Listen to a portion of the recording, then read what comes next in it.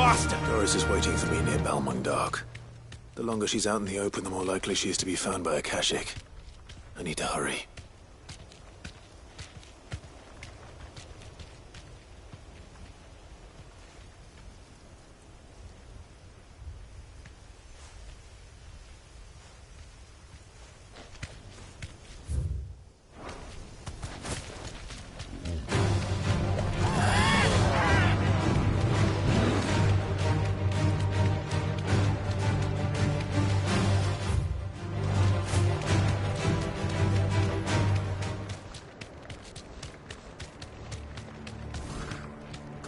Brother.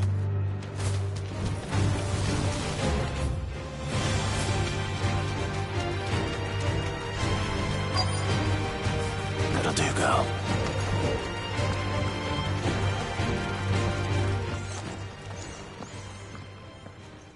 There were no guards, I take it?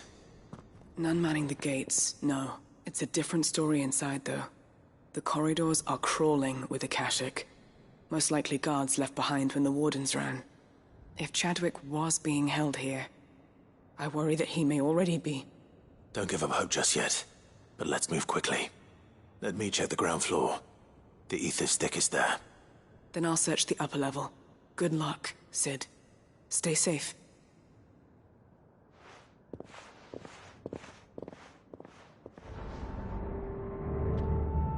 Just how bad are the floods inside the walls?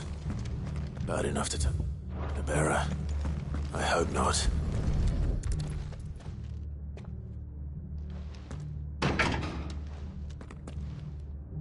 Locked up tight.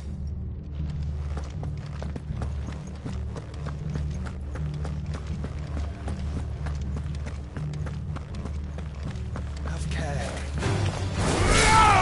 Vogel, kill!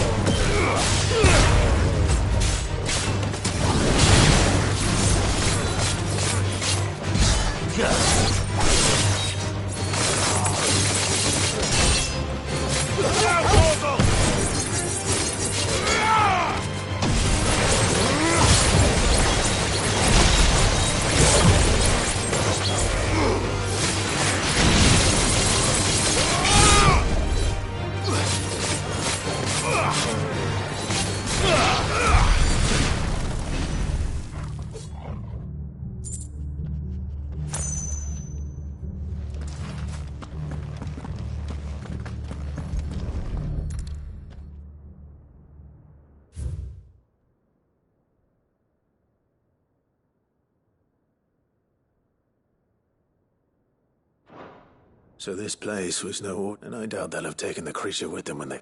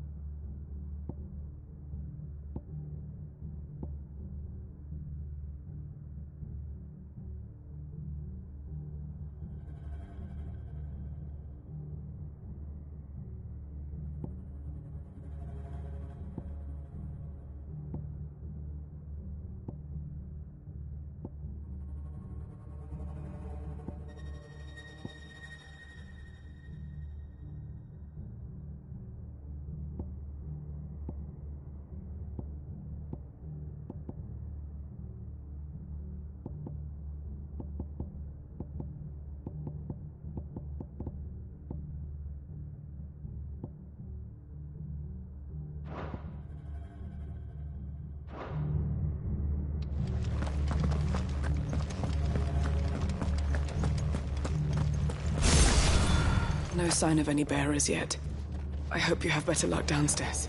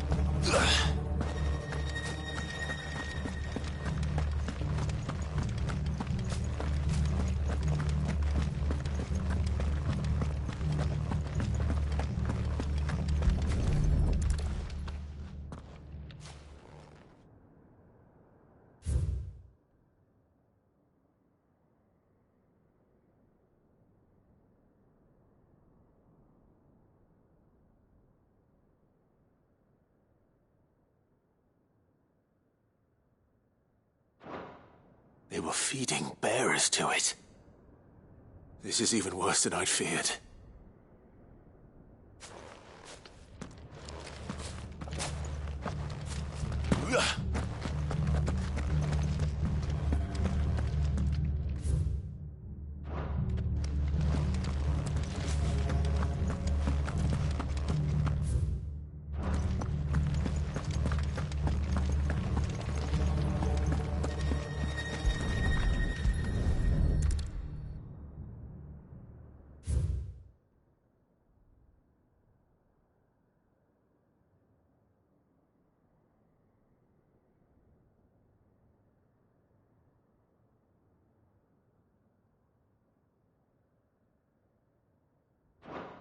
Minimal loss of Waluda lives.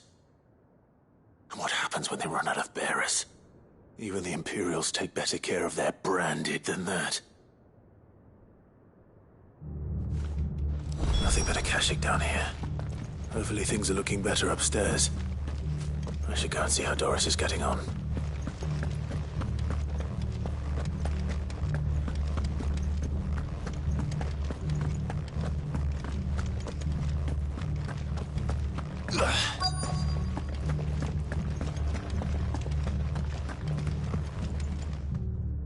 No luck downstairs. But I did find out that this place was more than just a prison. Something far more... I know. I've been reading some of these documents and... it can't be true, can it? Bearers die every day in service of their masters, but this is so much worse. Pitting bearers against a wild beast armed with nothing but their wits? And all in order to bring about more death. And not just those who could fight, but the elderly, children even. And those who wouldn't or couldn't were disposed of. Whatever that means. I'm afraid it means they were fed to the monstrosity they kept here. Then we're too late. And I was a fool to bring you here. Don't say that. Did you find anything else? A key. But it doesn't fit any of the locks on this floor. Perhaps it will fit one of the doors downstairs. There's a corridor I haven't searched yet. Finish up here, then come and find me when you're ready. All right. I'll be there in a moment.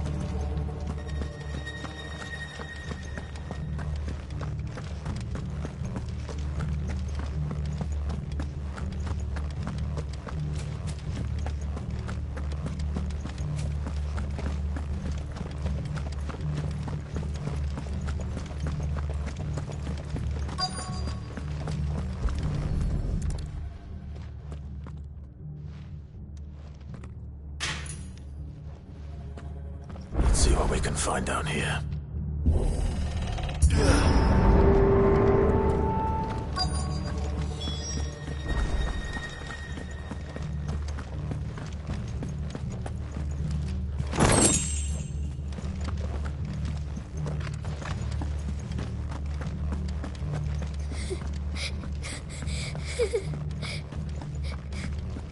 Survivor. She sounds close. There's no need to be afraid. Are you alone? Are there any other survivors? Some of the guards.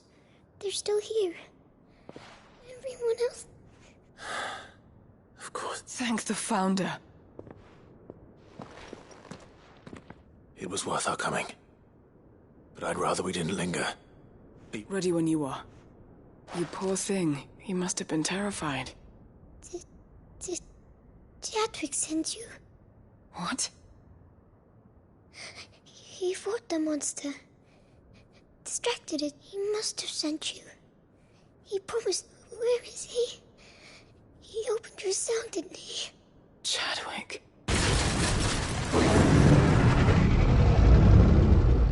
Was that? Monster's back! We have to get out of here. Doris, keep the girl safe. All right. You put that bearer-eating bastard in the ground. It's out there waiting for me. I can't let it live. Not if it's got a taste for bearers.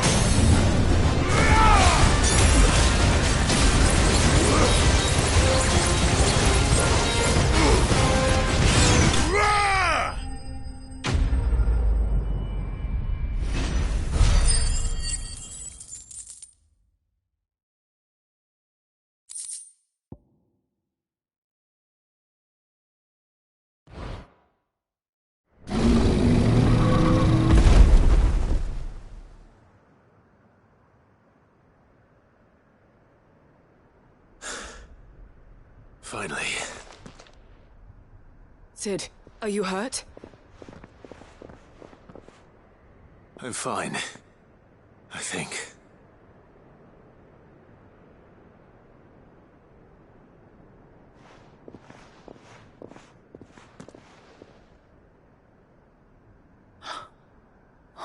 No.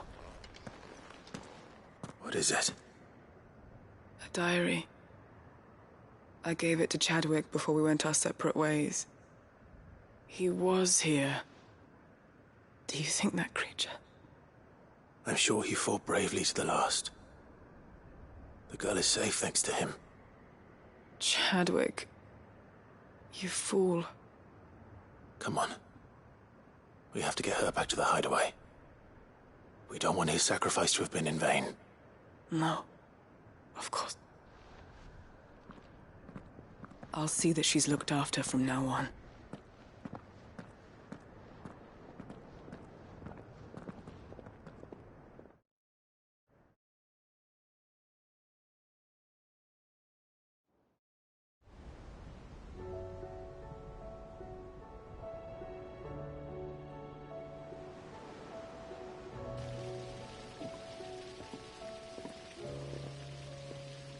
From what I hear, you've barely left the girl's side in days.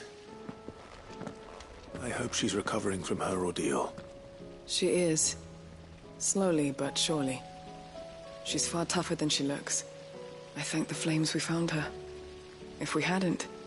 I know. But we did. I'm sorry we weren't able to save Chadwick. There's no need to apologize. Without your help, I would never have found out what happened to him. How he fought to the bitter end to save her. To save Haida Marie. That's the man I remember. The man I thought of as a brother. I wish I could have met him. I'd like to hear more about your past. If you don't mind, that is. Of course. You already met my former master. She trained Chadwick and I to do two things. Kill and obey. We were supposed to be sold to the highest bidder when the time came. But no bid was ever high enough to convince her to part with us. For years we were her daggers in the shadows. But we could never quite shake our doubts about the things she made us do. And then, one day, we just couldn't do them anymore. So we escaped. But staying together was out of the question. They would have found us too easily. After so many years of training, the pull to serve was always strong. It scared me to think he might have taken another master, become a dagger in someone else's hand. But even in captivity, the battles he fought were his own. And he died not as someone's tool, but as a hero. Haida Marie is proof of that. Bearers can cast off their shackles. And the Cursebreakers will show them how. I'll fight until my dying breath to see it done. For Chadwick, and for all of us. Thank you, Doris. We'll be counting on you.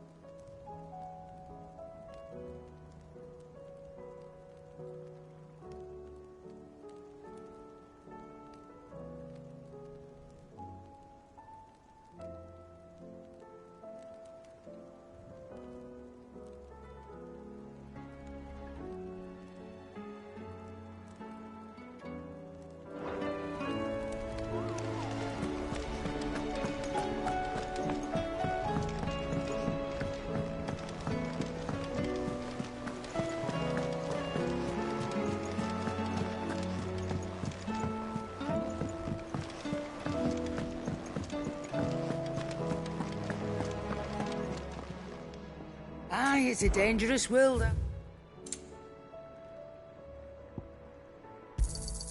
You'll not find a better price than that. It'd better all be here. Come again. Or don't. I'm not much bothered either way. Trouble with your gear, or... What do you want?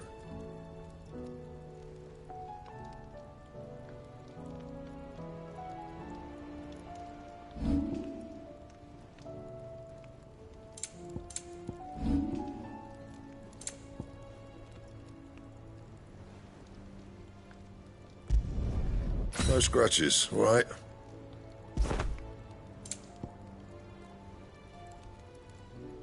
And?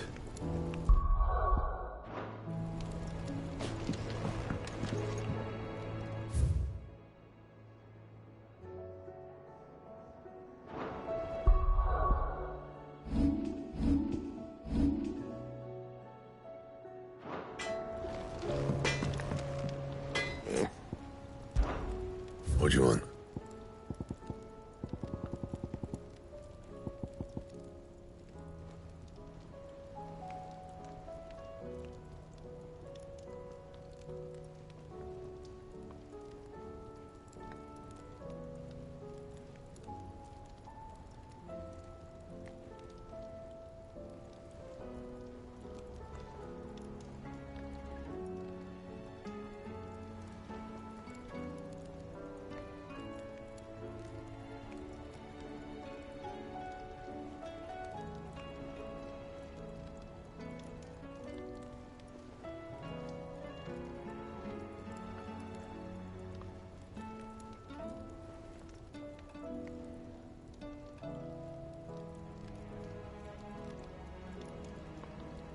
Anything else?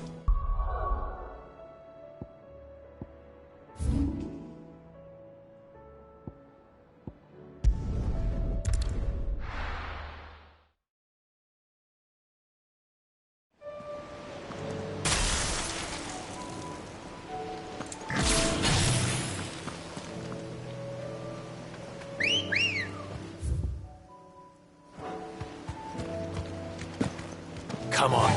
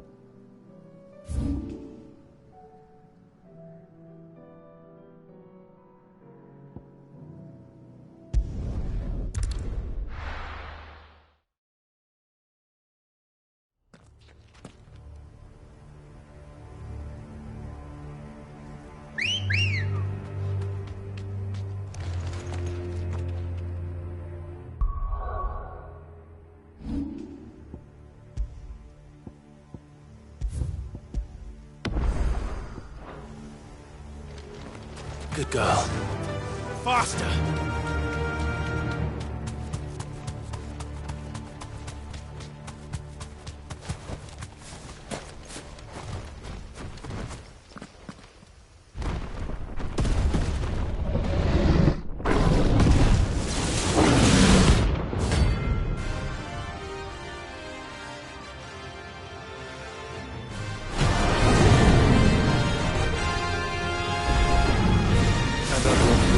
Guard dogs. Quite a specimen in his team.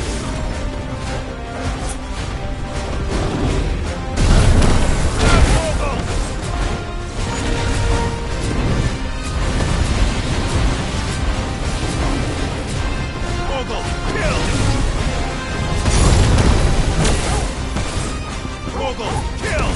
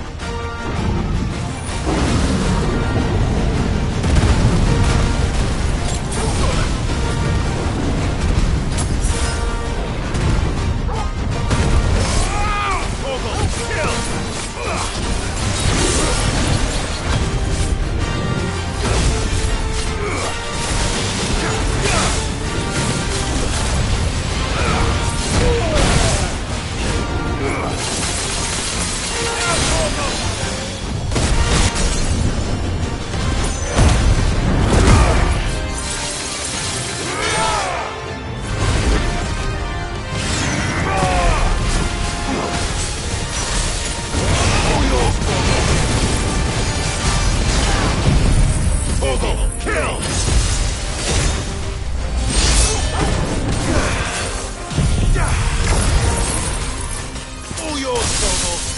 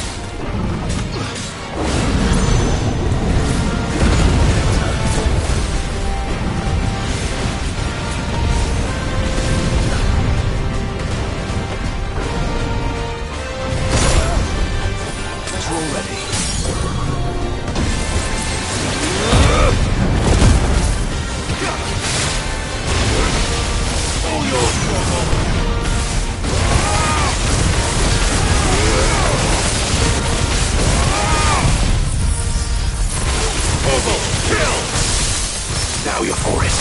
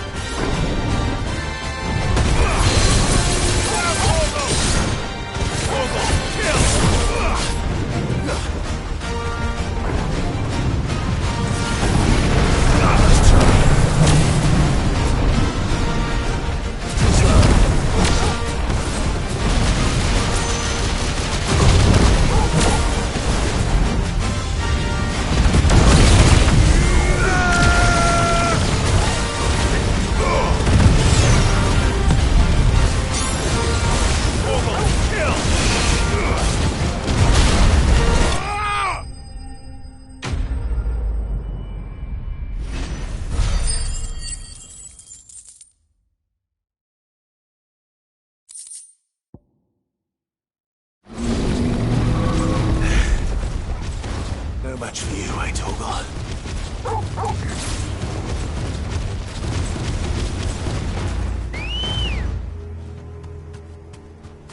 Let's go.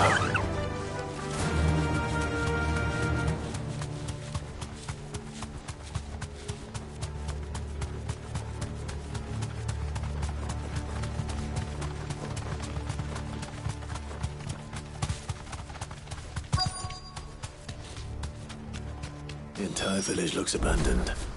Now, Which house would a bookworm live in?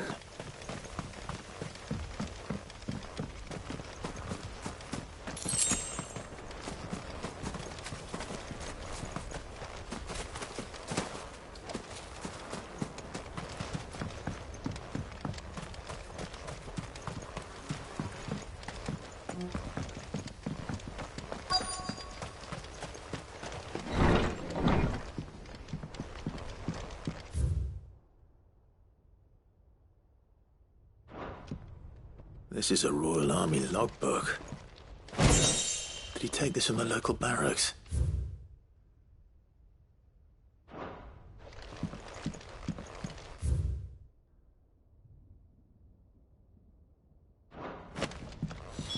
This is it. But if what it says is true, I need to get this back to the hideaway.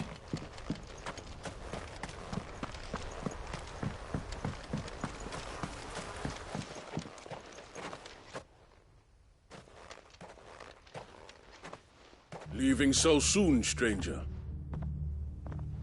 We've been watching you. From a distance, so to speak. Subtle. I know who you are. Then we need not waste time on introductions. Hand me the book. Leave it in our care and return to your life. Your care? Do you mean to burn it? That is not my decision to make, but by one means or another, its contents shall be removed. Then I'll have to politely refuse. I won't let you erase our history. Then we find ourselves at an... Very well. The book can just as easily be pried from...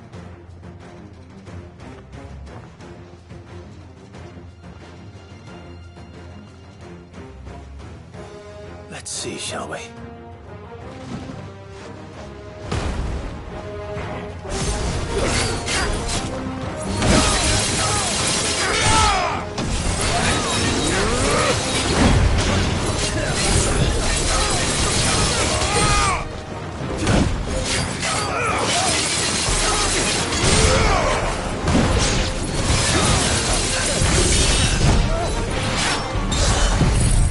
All yours, Torgal.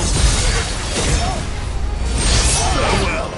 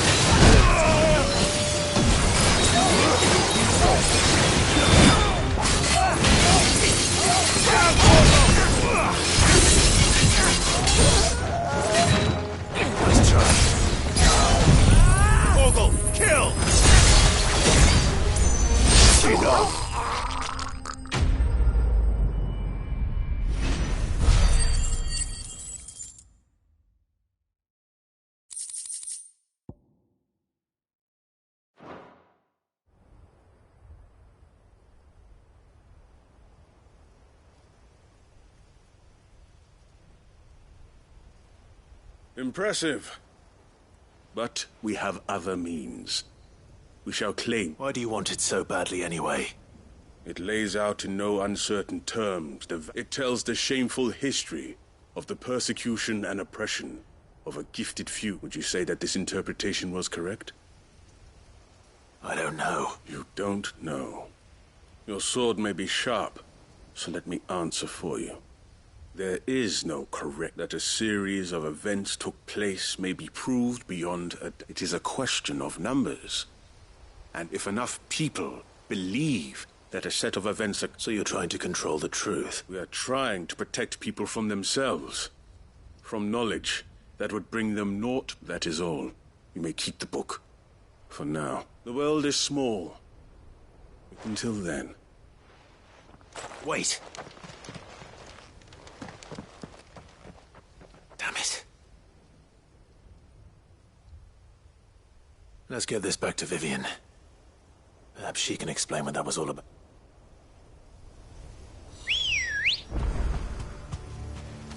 Come on.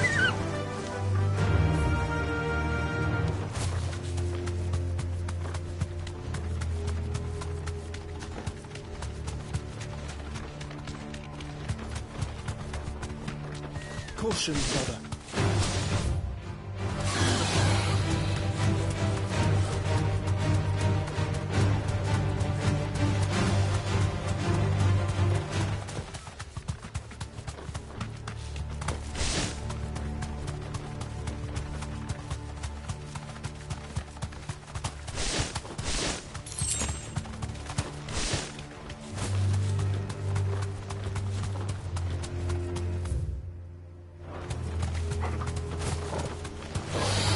Holding back.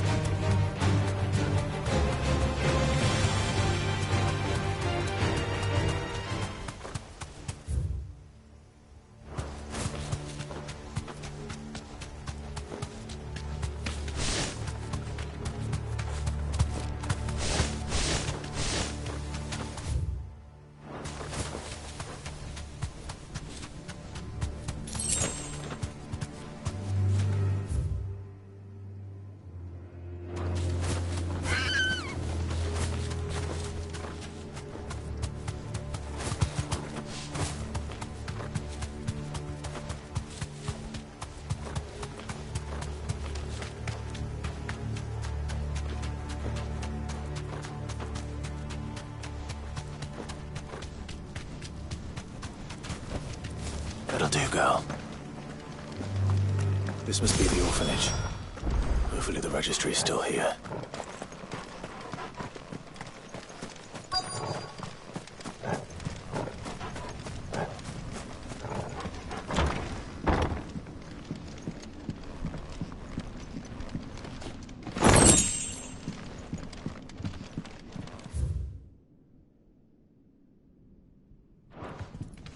Disposed of.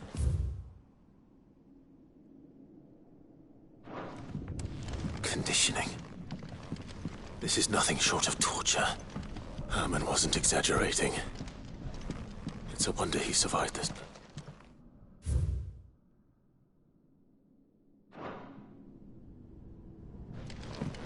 This reads like a suicide note. Did the director go through with his plan? There's only one way to find out.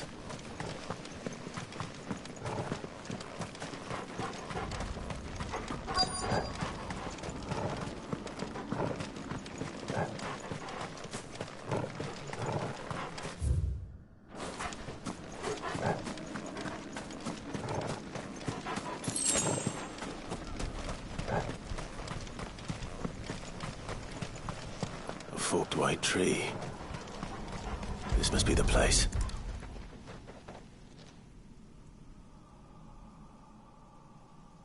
Could he really be buried here? There's something hidden among the roots.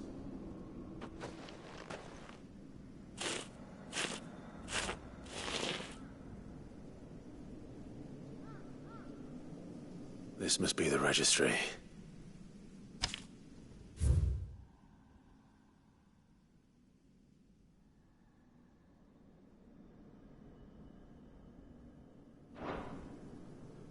So many names.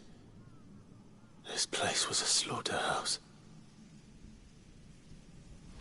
And where is the architect of all this misery?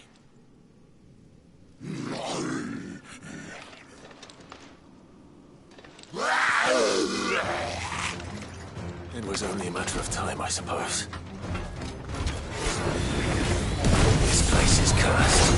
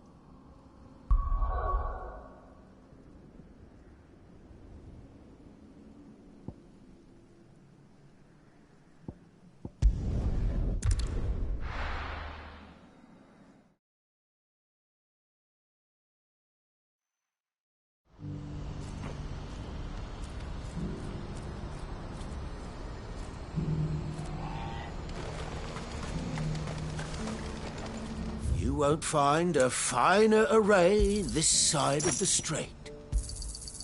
Many thanks. A fine choice.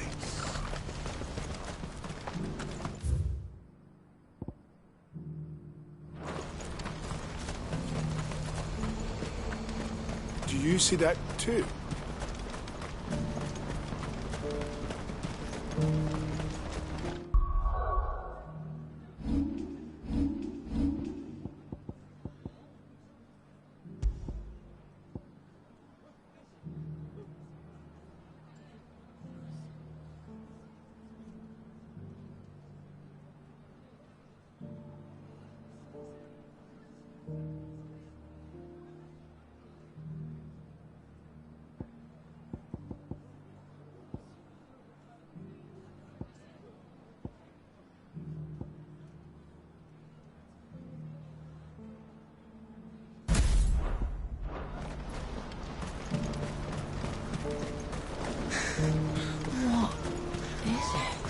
Please.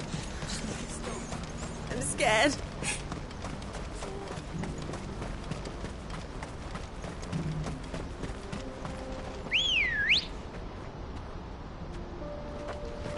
Come on.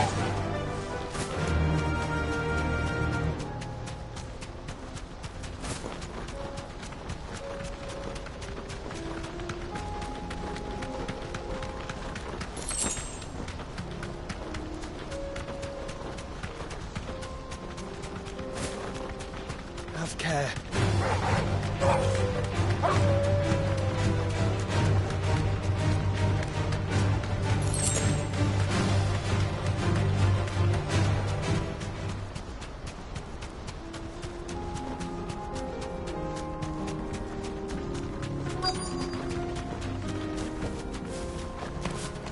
It can't be Rutherford, can it?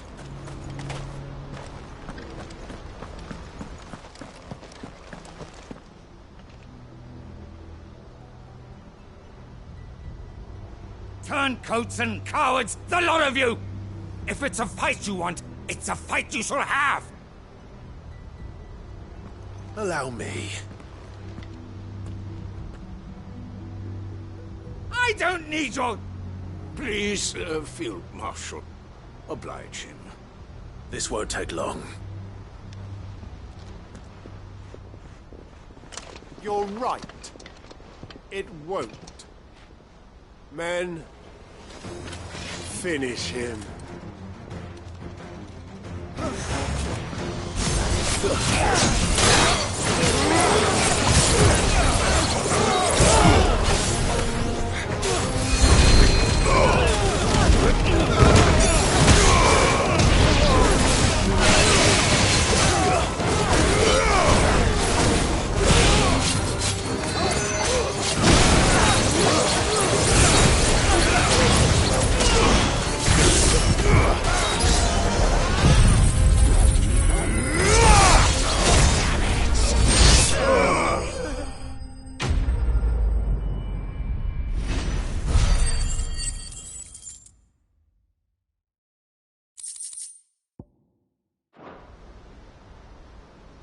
A little longer than I'd have liked.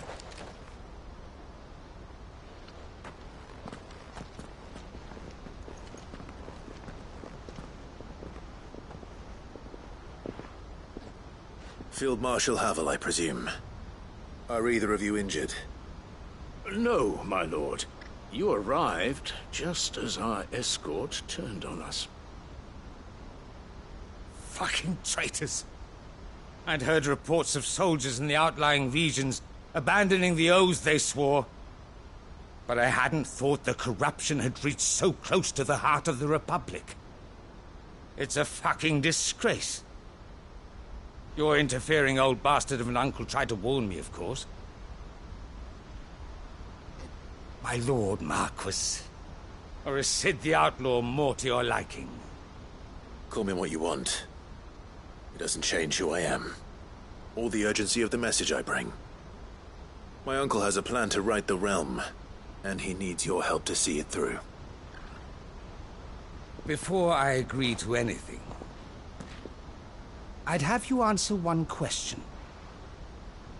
What do you stand to gain from all this? I won't deny that I might benefit from further chaos. But I seek a new beginning for all of us. And while the choices I've made may not always have been the right ones, I know I made them for the right reasons. For so long, so many of us have been told how we could live, how we could die, when it should have been our decision all along. Now we have a chance to put things right. But in order to take it, we must stand together. Even if it be beside those with whom we don't see eye to eye.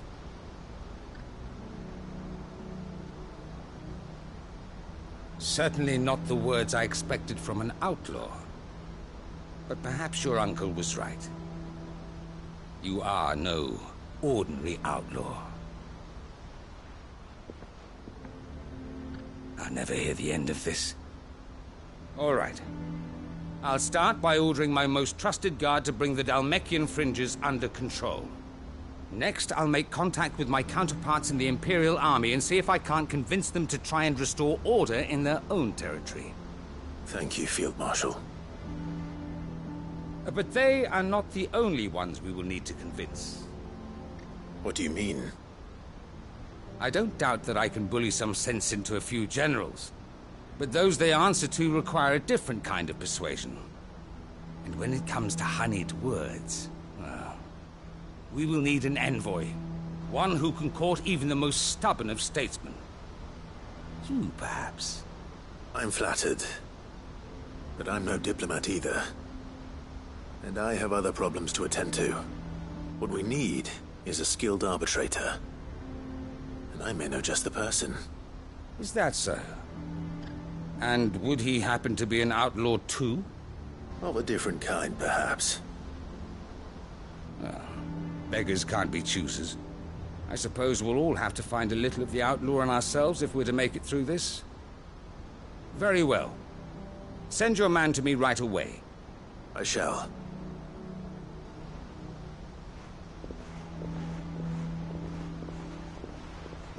My Lord Marquis,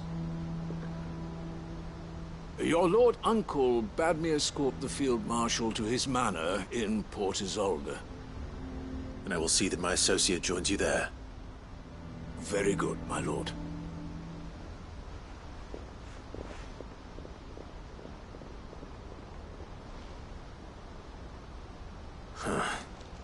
An envoy.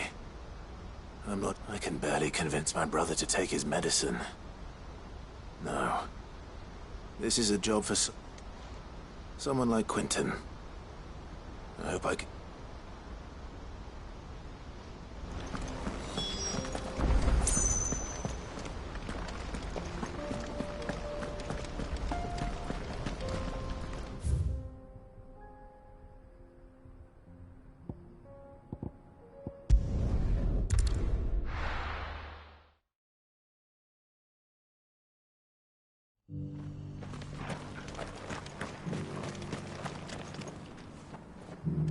Welcome, welcome.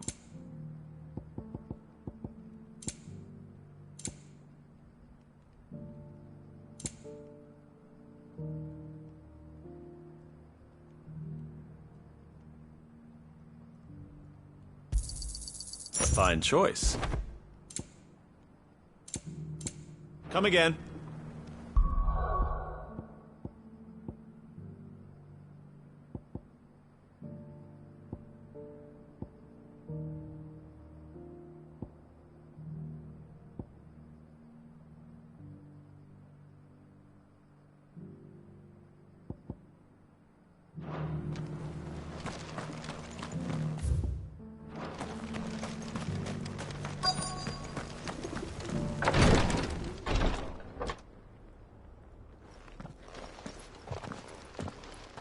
Your Grace, my lord, I trust your journey was not overly onerous.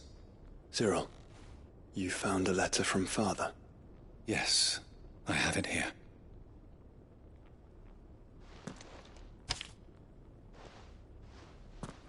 If you would do us the honor, my lord.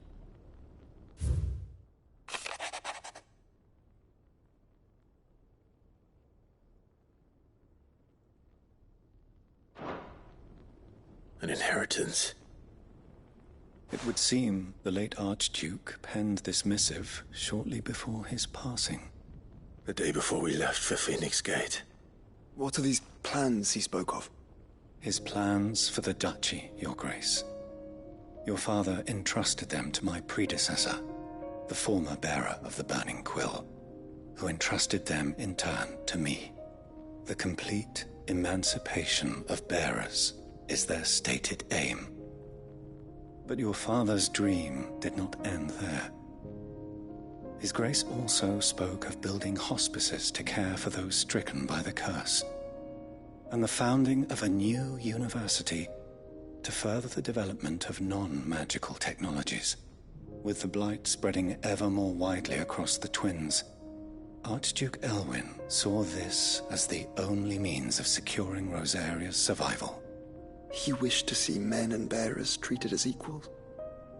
To see centuries of common wisdom overturned. Small wonder he did not think it achievable within his lifetime. But he thought it achievable nonetheless. Had he not, he would never have written this message. Nor would he have entrusted his vision to his most faithful aides, those who would have stood with you, shielded you from the machinations of the less benevolent personages at court. It's a pity only they are still with us. 'Tis true that those most loyal to your father were the first to suffer the Duchess's wrath. But one at least remains, and she has come bearing gifts. What do you mean? Mayhap it is better that she explain, my lord. After all, the duties entrusted to me by my predecessor extended only to recovering His Grace's will and arranging a meeting with the one who might execute it, or a part of it, at least. And where is this woman? She awaits you in the archive, Your Grace. Thank you, Cyril. Shall we then?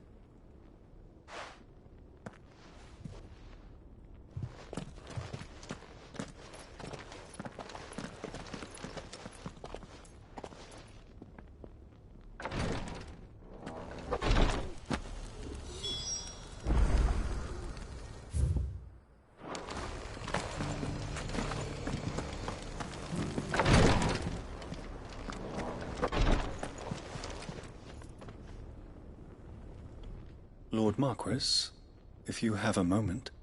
What is it, Cyril? One of our brethren lately journeyed across the strait in order to pursue a new avenue of inquiry in our ongoing investigation. He sent an owl some while ago, but we have heard naught from him since. Was he surveying another fallen ruin? No. The object of his study was a savior cult that has arisen in Ash in recent years. We believe it may have some connection to the Circle of Malleus, an ancient religion that worshipped Ultima as its god. By gaining an understanding of this new faith, we hoped to learn more of the Circle's original beliefs. And so you sent one of your brothers to Ash, a continent teeming with orcs and Akashic. Fully cognizant of the risks, yes. I entrusted the mission to one of the most able of our order, the Third Chair, a master of the arts of combat and survival both. Though he has been silent for some days now, I have thus far refrained from sending any others in search of him, lest they be lost in turn. Yet, it seemed only right to inform you of the situation, given your unique experience of the perils of Ash. For as you so earnestly advised me, it would not do to abandon a man to his fate, when he might yet be saved.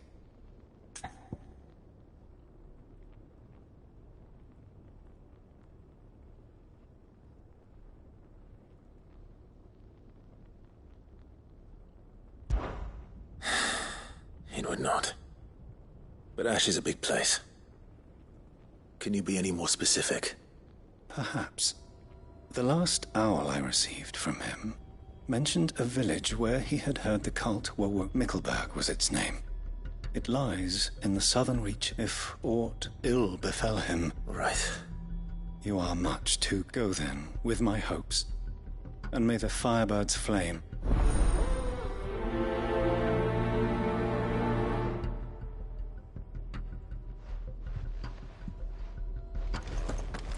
If this new faith really is an offshoot of the Circle of Malleus, then... Let's concentrate on finding the Third Chair first, shall we?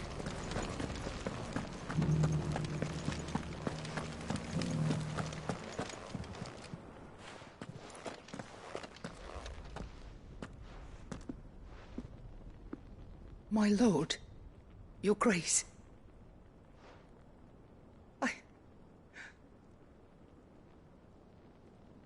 I am Goditha, retainer of House Rosfield, loyal servant to the Phoenix and his... Your father, the Archduke Elwyn, entrusted me with the delivery of a gift. I only hope... Lift up your head, Lady Goditha. You have our gratitude. For your service to our house. I merely did my duty, as any proud Rosarian. My lady, Perhaps you could explain what exactly is the gift? As I'm sure you know, it has long been the custom for the children of House Rosfield to be presented with certain keepsakes upon their coming of age. Indeed it has. Our father often spoke of the day when our turn would come. And had he lived to see it, he would have presented you with the treasures I bear. But alas, he did not live. Indeed, he was taken. He had intended to claim the Heartstone with which each armband was to be finished, but it was not to be. I see.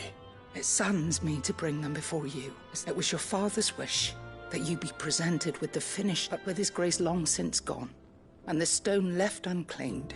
You are grown men now, and his house is yours. And while I would not presume to insist upon your claiming the Heartstone in his, I know that nothing would have pleased him more than for... Thank you. What say you, Clive? What else? Of course, my lady. Oh, I am much obliged. Do you know where we might find this Heartstone, my lady? I do. Though it may be a matter of a good deal, it is found in the bellies of elder griffins, you see. We do at least know where to find one. A certain specimen has made its nest... A certain specimen? You are most perceptive, Your Grace. In fact, this is the very same beast your father meant to... Were you to slay it in his stead, as men of House Rosfield... What say you, Joshua? What else?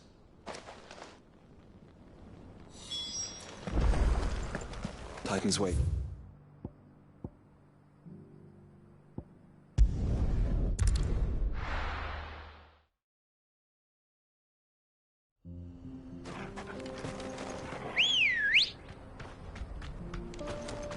Ready, go?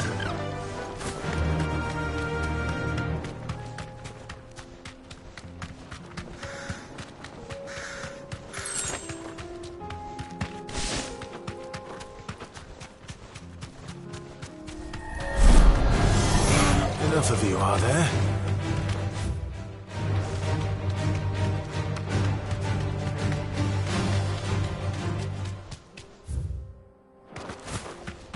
Eyes peeled, Joshua.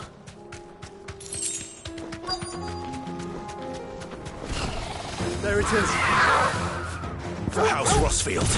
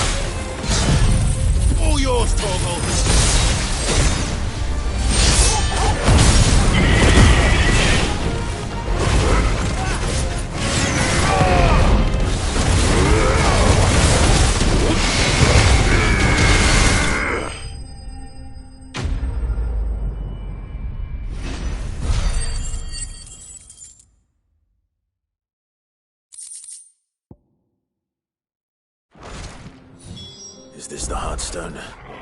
I expect Lady Goditha will know.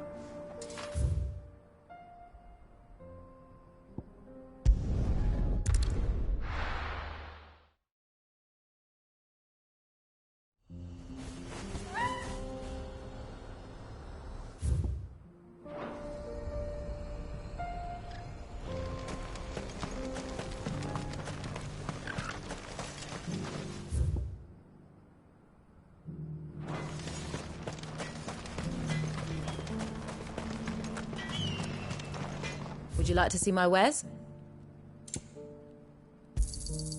Here you are. Thank you.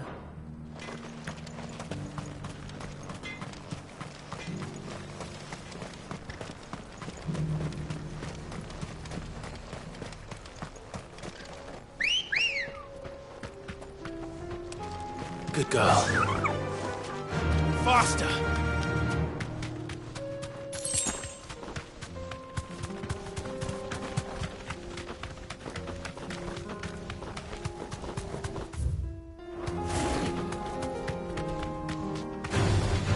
Holding back. Here we are again. Carava. If you were a tortoise, Torgal, where would you... Right.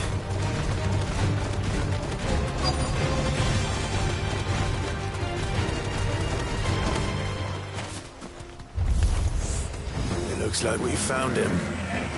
Torgal, kill! All yours, Torgal!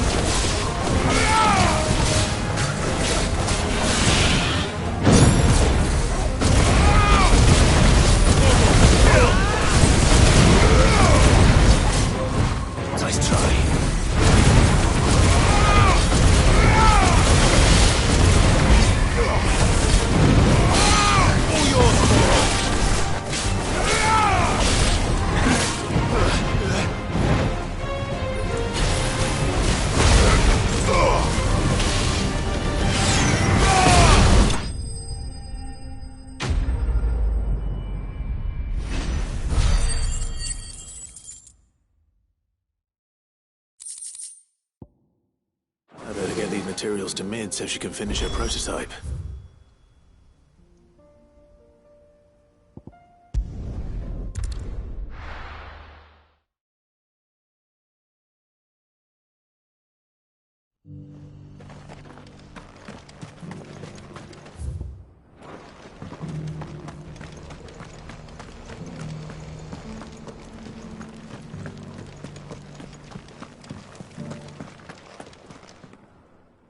Thank the founder, the griffin is slain now. And the Heartstone claim.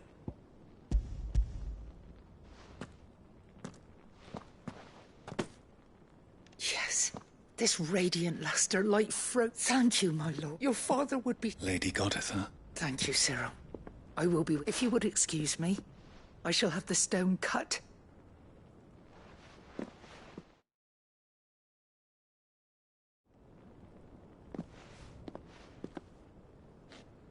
The armbands are prey. Heartstone is harder and more enduring than garnet. And the graven vines encircling the stone represent... It's a message. Father knew we had enemies, enemies who would thwart his vision. Only with unwavering... And only if we stood together. As Phoenix and Shield. As brothers in arms. Only then... Indeed. His Grace knew the enormity of the task he would entrust to you, his heirs. But this was more than just a message. It was a promise. That he would always be with you. Thank you, Lady Goditha, for remaining the steadfast custodian of our father's will. Forgive me, my lady, but there is something I don't quite understand. The Undying told me that after Father died, Mother claimed all of the ducal, even if the armbands were incomplete. She would so... How were you able to keep... Because I was the keeper of the vault. Though I was but a lowly servant, your father spoke to me of the deep love he had for both of you, and his hopes for you. In the days before the disaster at Phoenix Gate, I discovered that the Duchess had ordered her jewellery be sent away from the castle. I tried to warn your father, but it was when word of the fire reached Rosalith, I knew my time was short. So I took up the armbands and I fled into the night. And thank the Founder you did. Yet my duty to your father was incomplete. Not knowing what else to do, I followed the Griffin, thinking I might claim the Heartstone on its passing. And so my pursuit continued, until Lord Cyril appeared before me. He informed me that His Grace's will had been recovered. And that... Lady Goditha, on behalf of my father and all the people of Rosaria... As do I. Thank you, my lord, for coming back to us. For...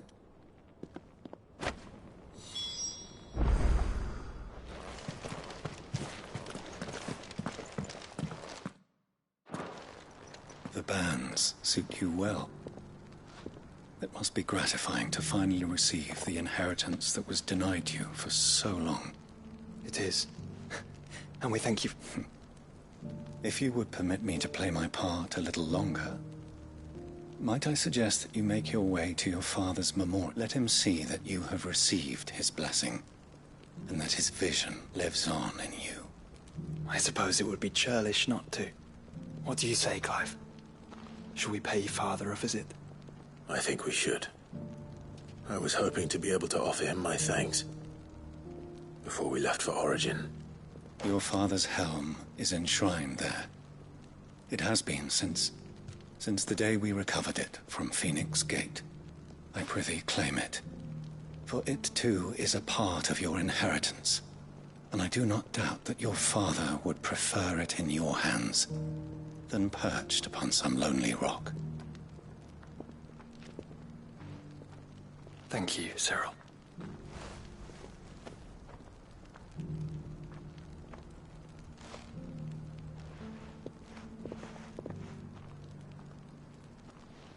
Come on, Clive. He's waiting.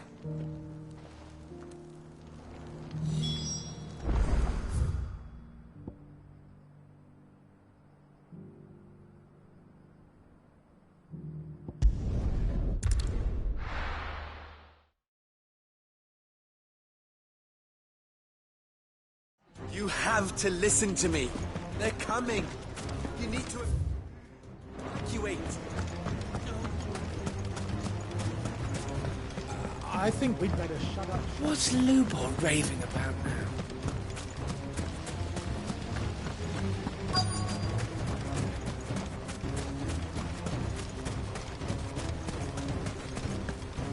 Anything I can interest you in?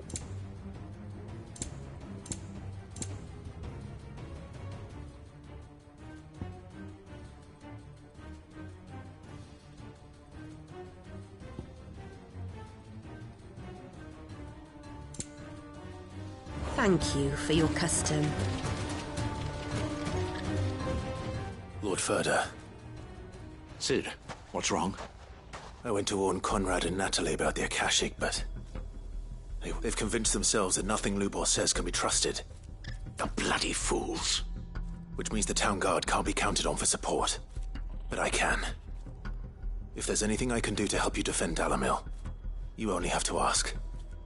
I appreciate it. Sid! Ferda! I've been looking for you everywhere. Victor? I thought you'd left. I couldn't abandon a friend in need. And Lubor is in need at this very moment. Come quickly.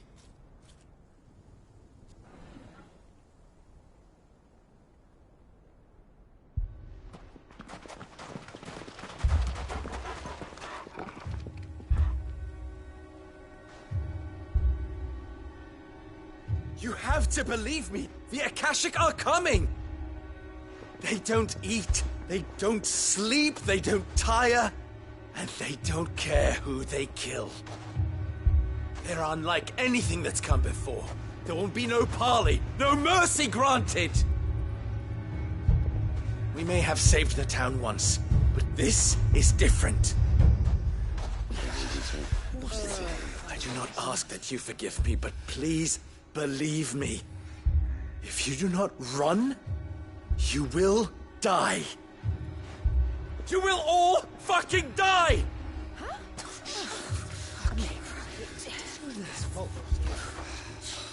You'd like that, wouldn't you, bearer? Yeah, with us out of the way, your kind will be free to claim Dalamil for yourselves. You who should run! Run, bearer! Yeah, run! Run! Far, far away! Run! Just go on! Yeah. Yeah. Yes! Go! Come on, then. Go on! Just go. Lubor. Wait. Someone's coming. Go. Come on. Stop! You're hurting him!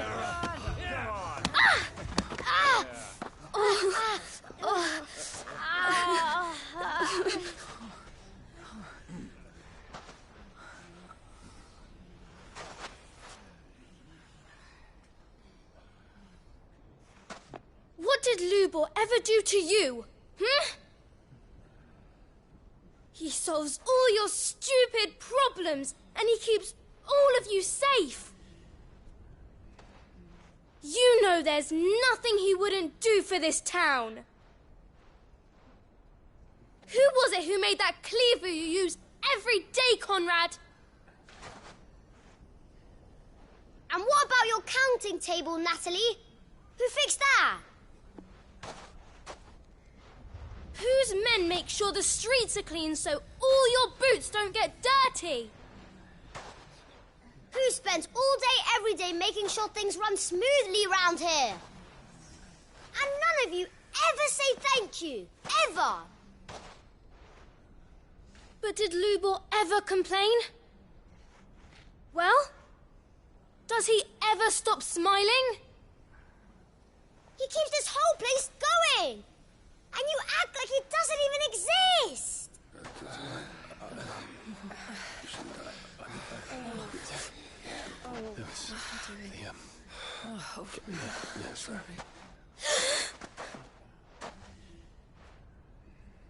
Lubor, we've heard enough. Wait! We will not run.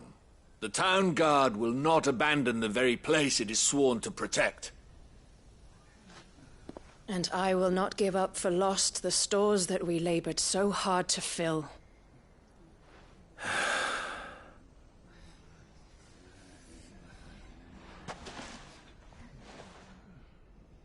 So tell us, how do you propose we deal with these Akashic of yours?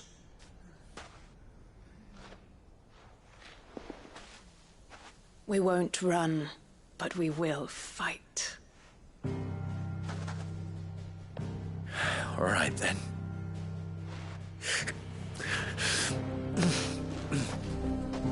Fine.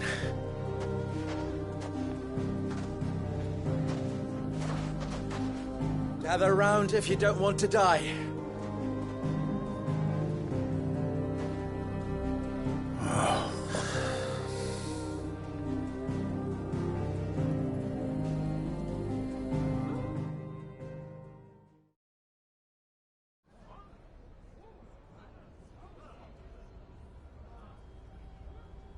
Allow me to explain the situation. The ether flood occurred near the village of Cheratina, deep in the Velcroy. The place had been abandoned for years, until the League of Outlaws decided to make it their base of operations. Now they're all turned, and if the scouts' reports are correct, heading in this direction. They are mindless monsters, driven only by hate and rage. And they are utterly unpredictable. With the bandits, we at least knew how and where they were likely to attack. When these creatures come, Dalamil will have the bitterest fight it has ever faced on its hands. The town guard will muster at the north gate. The rest of us will take the south. Both forces will provide men to serve as scouts and messengers, ready to spread word of the size and nature of the Akashic force as soon as it is spotted. And as soon as it has been, we will converge on its position and see that it is driven back from Dalamil at all costs. Conrad, can I count on the support of the town guard? Always. I leave the selection and coordination of the messengers in your hands, Victor. And the command of our men in yours, Ferda. If you would both be so kind. Consider it done. As you wish. Natalie, I would ask that you and your people have the townsfolk barricade themselves inside the bathhouse. And tell the merchant not to waste time securing anything beside the essentials. Preserving life is our one and only concern. As long as we survive, it doesn't matter what trinkets we might lose. Our riches can be regained. And if anyone doubts that, let it be known that the Briar's Kiss stands ready to cover any losses. Very well. I shall tell them. Where do I fit into this plan? Where else but the most perilous place of all? I would like you to travel to the home of our erstwhile League of Outlaws, Cheratina itself. The main host is most likely still there, and Dalamil will not be safe until it is eradicated, root and branch. A little gardening. How pleasant. I doubt it. I have a feeling these weeds will be particularly stubborn. Luckily, so am I. So you are. All right then, we all know what we have to do. Now it's simply a matter of doing it. For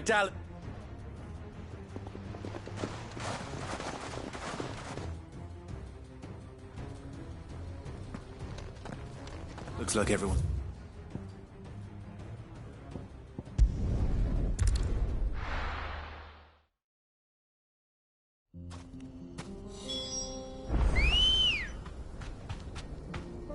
Let's go. Yeah! There it is. The flood. But what's waiting for us inside?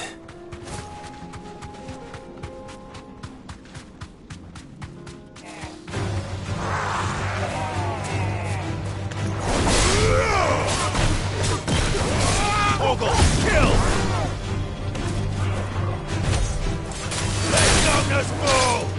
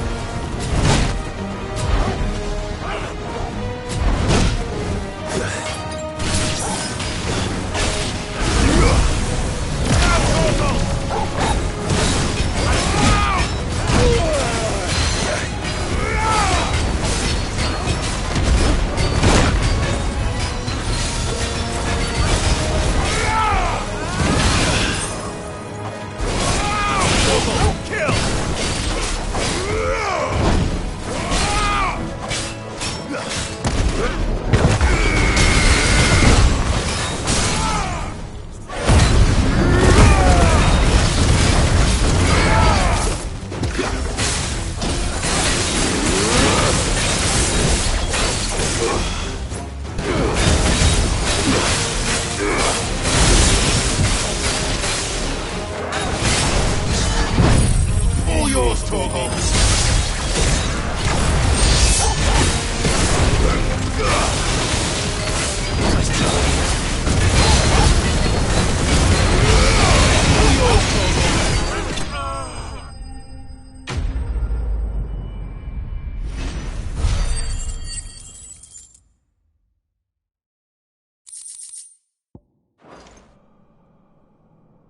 The League is disbanded. I should get back to Dalimil and see how the other...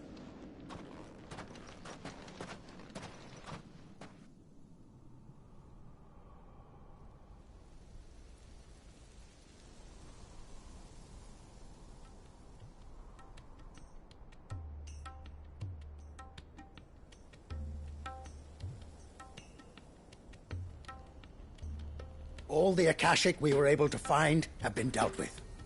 Seems that might be the last of them. Last of them here, perhaps. Lubor, Sir Clive has returned. Clive! What news from Charatina? It's done. Root and branch. I knew you wouldn't let me down. Thank you, my lord. Friends, the Horde has been driven back. The Akashic have been defeated. And we need not fear the arrival of any more, thanks to Clive. Victory is ours. We bloody did it! We saved Dalimil. Lubor, allow me to apologize. After all you have done for this town, we should never have doubted you. But we did. And for that we are truly sorry. We only hope that you can forgive us. We need you, Lubor. Dalimil needs you. So, if you would still like to be considered for the position of mayor, you have our backing. You do remember that I'm a bearer, don't you? We do. But that is not a stain on your character. It is a stain on ours. We thought only of what we perceived bearers to be, not what you truly are. The man who saved Dalimil twice over. I see. But I will only accept your proposal on 2 conditions. Name them. Firstly, that you will both do everything in your power to rally your people to my cause. If the Town Guard and the Merchants League do not accept my leadership, it will be doomed from the start. Unity is the key to defending Dalimil, and I do not doubt that we shall need to call on our combined strength again. When that time comes, I will expect us all to pull together, just as we did today. Of course. You have our word.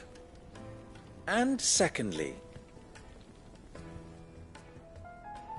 you will accept that if I am to lead you, the mistreatment of bearers must end here in Dalimil. Any bearer within our walls shall be afforded the same rights as any other citizen.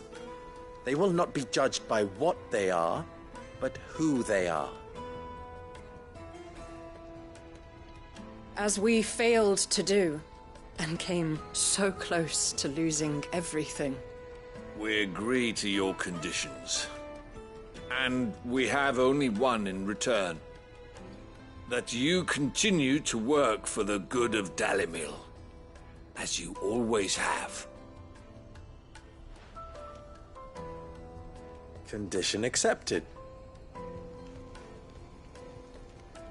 Well then, it seems my mayorship is all but confirmed. Do I get some sort of special hat?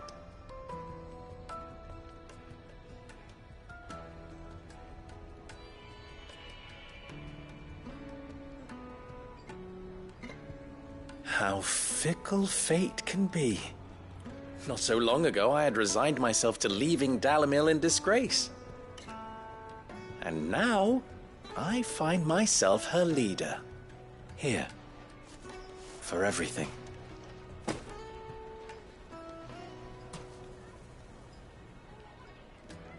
Lubor, about the children. Fear not. You are, of course, relieved of your responsibility. I would sooner face another horde of Akashic than see them brought up as outlaws. I'll make sure they're safe here. I don't doubt that you will. And not just the children, but everyone in Dalamel. I'll do my best. Can't have all your hard work going to waste.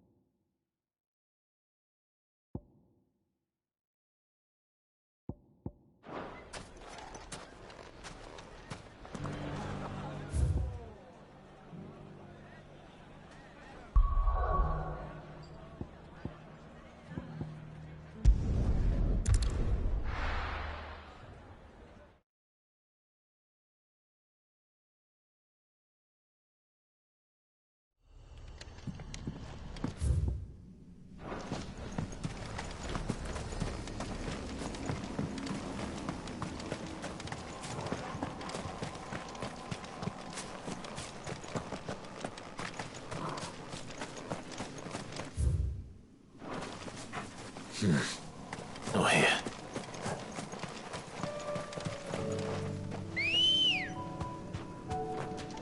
Let's go. Run like the wind.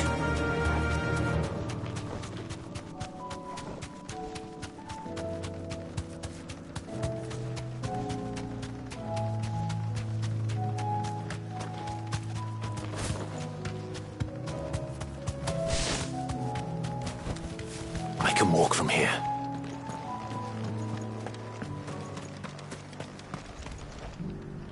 Quentin, I have a proposal for you. Do you now? Something tells me you'll be asking more of me than a cask of Gotand gold. Go on then. Propose.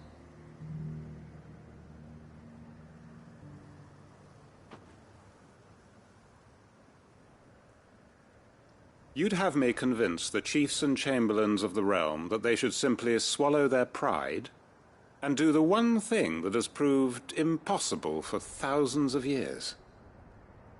Was there anything else? Perhaps I can fetch you a meat pie as well. I know it's a lot to ask, but I can think of none better suited to the role. And you'd have me give up what little I have left to do it. I told you, Clive. The people of Lostwing are my family, and I cannot abandon them. You'll have to find someone else. I'm sorry to hear that. So am I. And why might that be? What he's asking. How's it any different to what you've done so far? They want you to speak for those who can't speak for themselves. That's what you do best. If it's the vineyard you're worried about, we'll see that the grapes are picked and the tons filled. You know we will. It's not that. Then what is it? You said yourself we're family. Don't you trust us? You know that's not what I'm... Then what are you saying? That only we are worth saving? Why turn your back on everyone else? You convinced us we could build new lives for ourselves, and if you can do that, who's to say you couldn't convince the entire realm? A stirring argument. I fear that any rejoinder I make might fall somewhat flat by comparison. So you'll join us? Where do you need me? Field Marshal Havel will want to speak with you in person. He's currently in Port Isolde. I can arrange for a party of Cursebreakers to accompany you there. That would be very much appreciated. I hear the roads are far from safe these days. Hopefully not for long. My uncle will want to know that his plan is taking shape.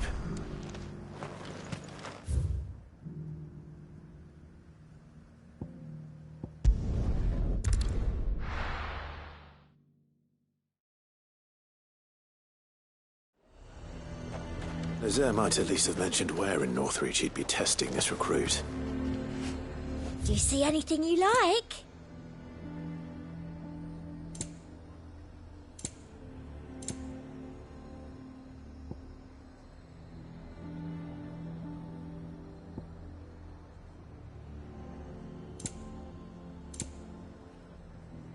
And a fine, fine day to you. He'd have our coin.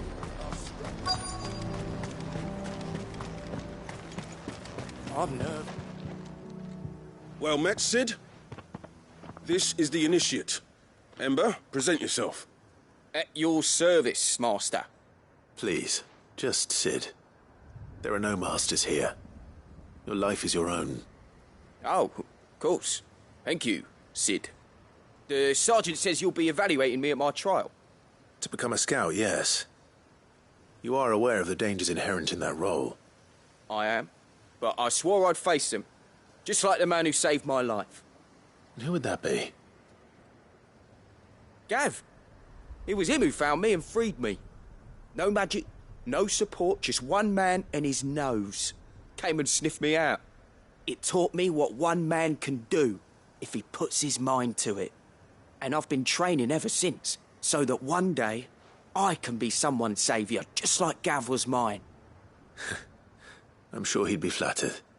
You clearly have good intentions, Ember. And it sounds like you're under no illusions. Stick to this path and you'll make a fine cursebreaker. So, what? Have I passed? You haven't even started yet. Now listen.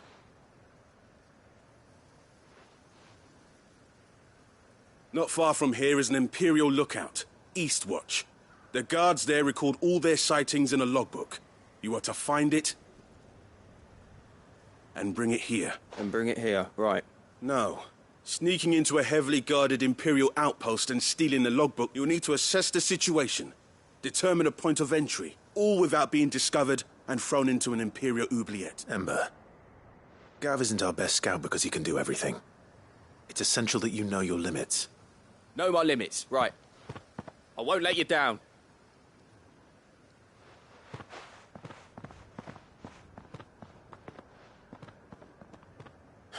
On my way.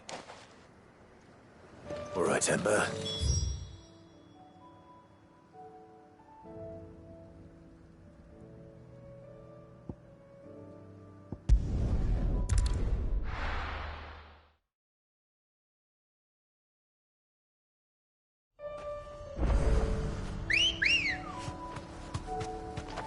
Come on.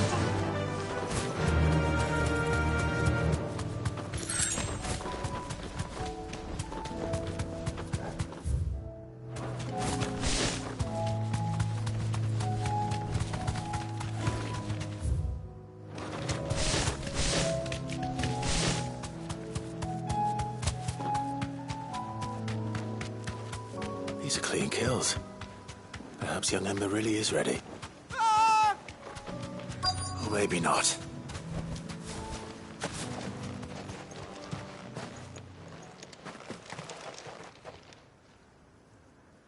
Damn it. Ember, draw your sword! I can't! Then run!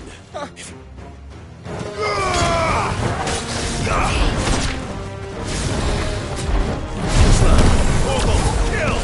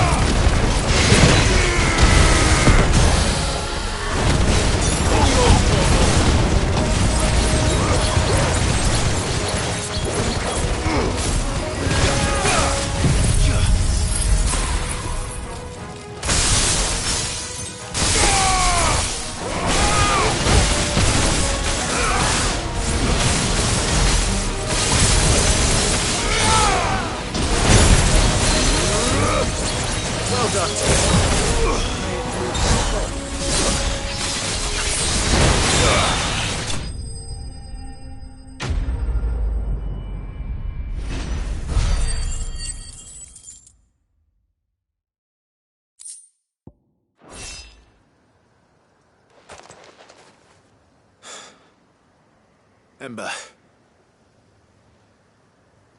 Gone. Of course.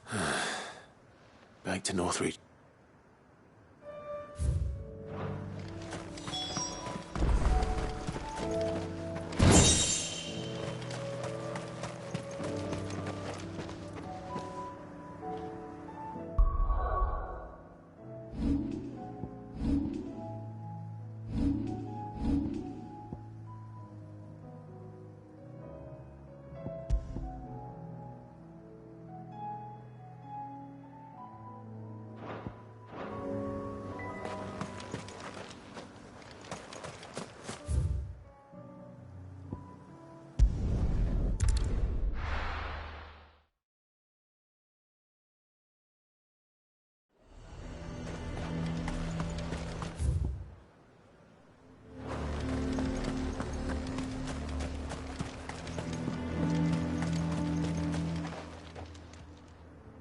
I didn't expect... Where is Ember? How did he... He must have fled. I followed. He was just standing there. Didn't even draw his sword. I had to step in and take care of... He was nowhere to be seen. I assumed he'd set off in your direction, but... apparently not. Oh, I'm sorry, Sid. I knew the boy had a nervous streak, but he seemed like... The right man for the job? I believe this is the logbook you tasked me... Eh? How did you... Don't you tell me you breached the tower while Sid was... What? Wasn't that what you asked me? To bring the thing back without getting caught? He has you then, his heir. And he did it all on his own. But Sid, he... He did what he thought was best. And now I have to decide whether I agree. Of course. We'll await your evaluation back at the hideaway. Don't you leave my sight. Yes, Sergeant.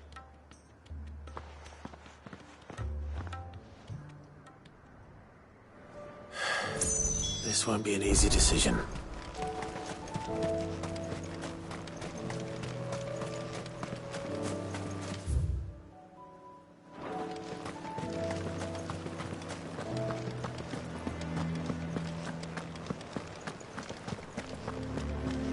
What does the dame have to say about all this? I would speak with this Duke.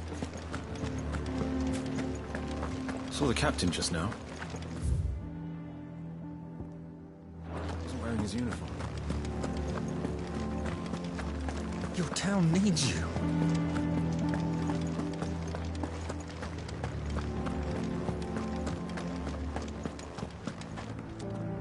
Do you have a moment, Clive? What is it? It's the Duke, unsurprisingly. His Eminence has assumed full control of the garrison. The town was left all but unguarded, so Philippe was compelled to form a citizens' watch to fill the void. And though my dear boys have been characteristically willing to assist him in this, they want for bodies. So I was wondering if you would lend them your strength, that the people of Northreach might sleep easier, if only for a few nights.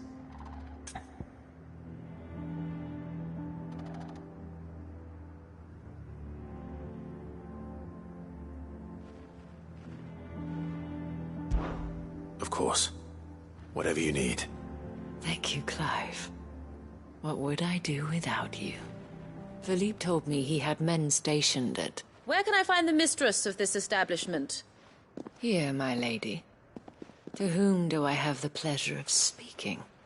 My name is Sabine, and it is my displeasure to be the daughter of the Duke of Oriflamme, who I understand is causing you and your town no small amount of trouble. I wish to speak to you about what might be done. Very well. Let us speak. I trust you'll forgive me, Clive. Absolutely. Our conversation can wait.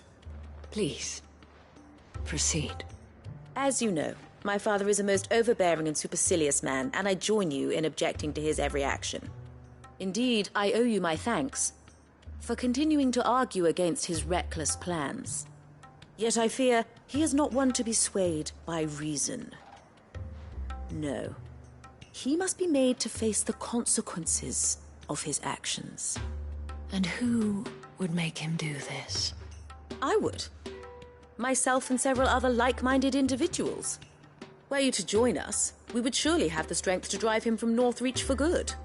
Does that not seem a trifle drastic? Drastic action is precisely what is called for. Unless you are content to see your people downtrodden and dispossessed. My father would have it that citizens exist only to serve the Empire. That they should be forced to make every sacrifice to ensure her revival. But he is wrong. It is not the people who must serve the Empire, but the Empire who must serve her people. He's always been like this. Scornful of the opinions of anyone he judged beneath him. But he cannot be allowed to ride roughshod over the common folk any longer. We must fight him. By all possible means. Fight him? No. My purpose is to quell the tension in Northreach, not to stoke it. Respectfully, my lady. Our only chance of saving this town depends upon every one of us uniting against our common enemy. Your father and his followers included. While I understand your frustrations, I cling to the hope that he may yet be won round. False hope, I assure you. But I see that your mind is made up. I shall bother you no longer. If you will extend me the same courtesy, I bid you good day. She certainly has spirit. Indeed. But unfortunately for us, that spirit is only likely to harden the Duke's resolve, which may be enough to seal the fate of this town. Not that she cares. This is all about her and her father. Families. I'm sorry, where were we? Ah, yes. I was about to tell you of Philippe's plans for the town watch, but perhaps it's better that you heard them from him. I believe he's in the market, if you'd be so kind as to seek him out. Right away. It's just a pity I cannot join you. I'd like to see the two of you in action together.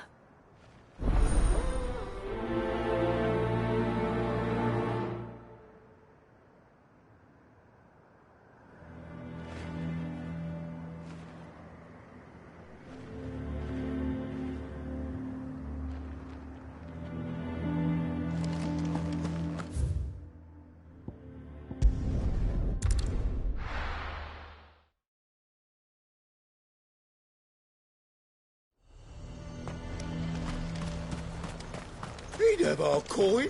I'm strong enough. So you are content to abandon... Please, I beseech you. If you are a true son of Northreach, you must fight to defend your home. That's exactly what I am doing, milady.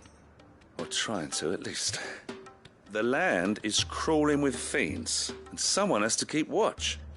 Even when our true enemy is hiding in the garrison? Fine. You're not the only able-bodied man in Northreach. Thank you so much for your help.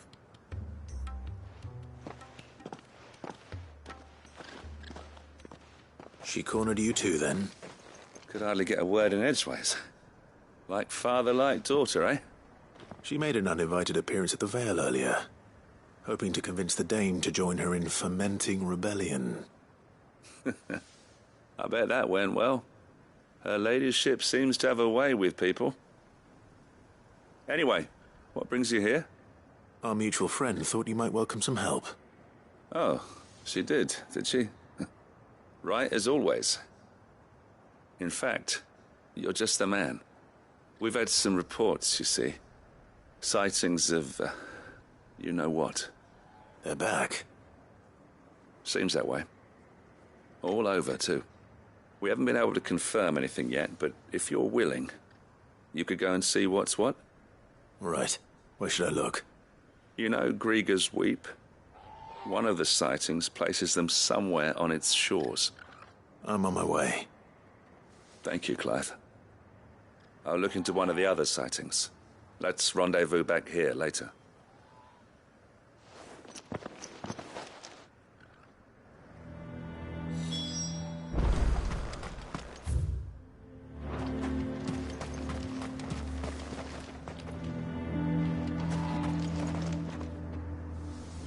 No use calling Ambrosia now.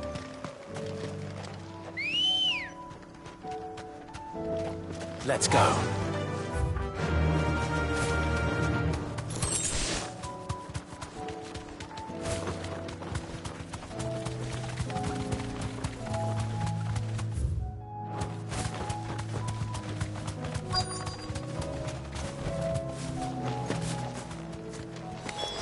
Damn it.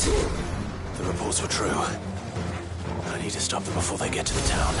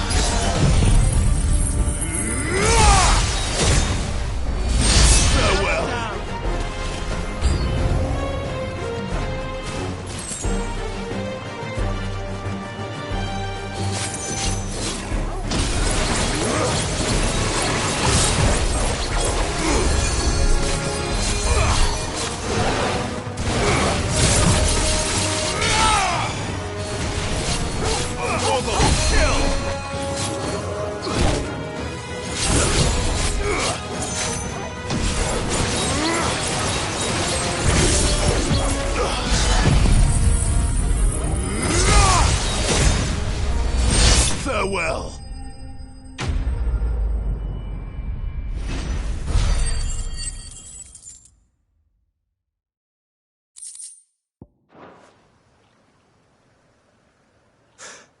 Clive!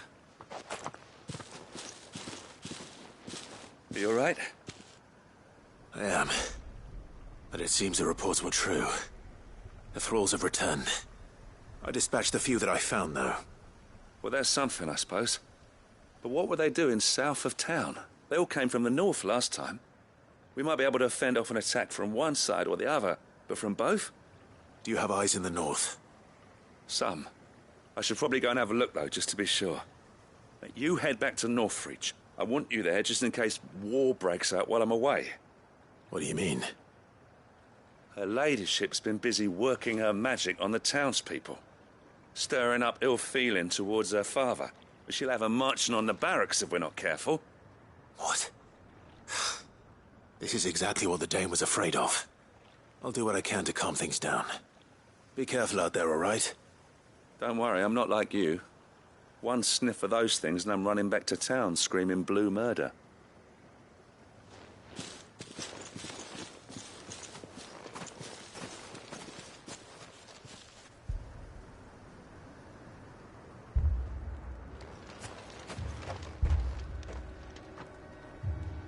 Do you not see, Father? The people of Northreach have given enough, and only a fool would ask for more. Listen to me, Sabine. Where would our people be without their country, hmm? The Empire is their sword and their shield. It is she that ensures they can live without fear. And now she teeters on the brink. Without their sword, how will the people fight? Without their shield, how will they protect their kin? Can the unarmed stand against the advancing hordes? No. But there is yet hope. A new shield, a new sword. A new empire.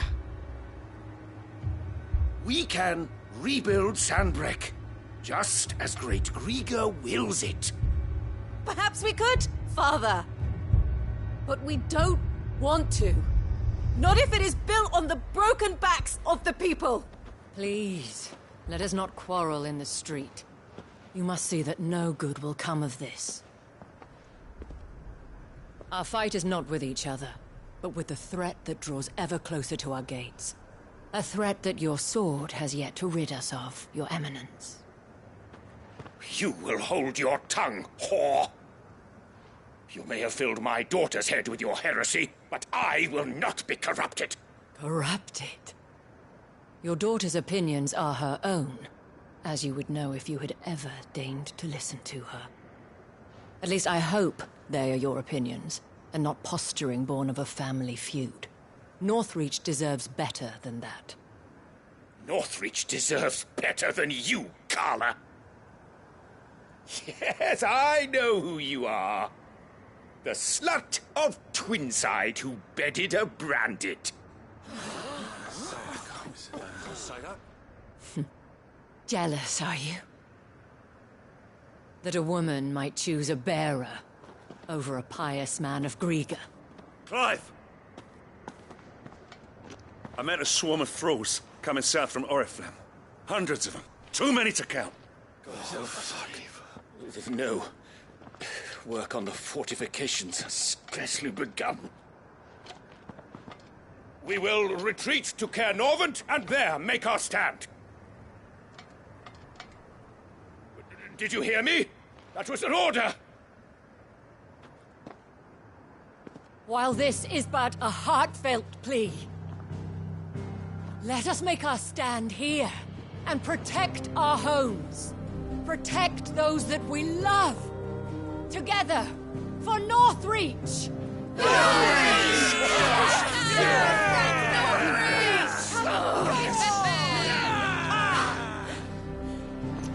You heard the dame. What are we waiting for? Pikemen to the gates. Archers to the roofs. Quickly, come on!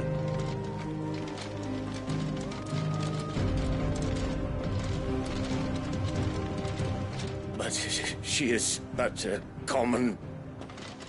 whore, yes. And we'd follow her to the gates of hell.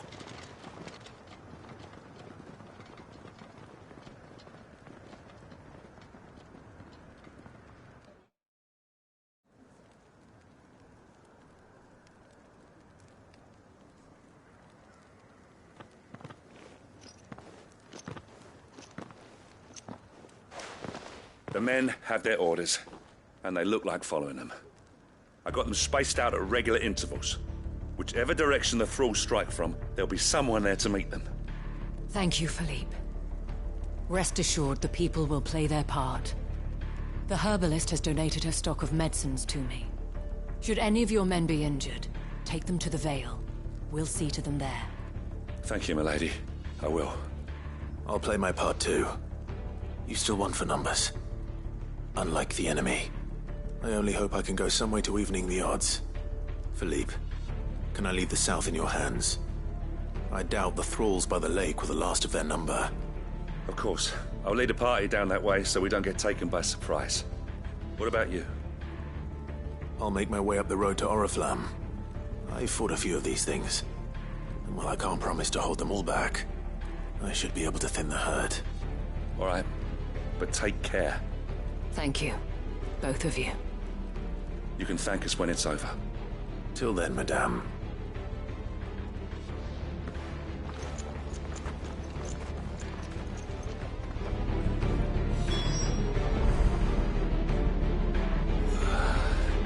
Captain said to bring our wounded.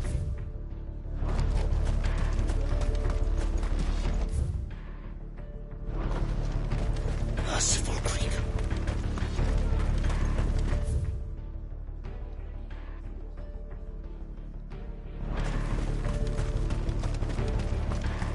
I want steel in the hands of every man.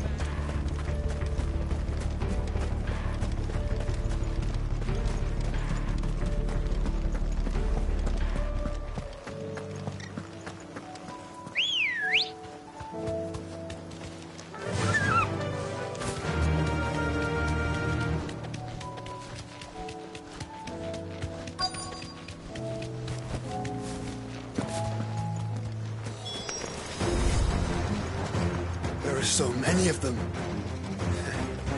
Not for long.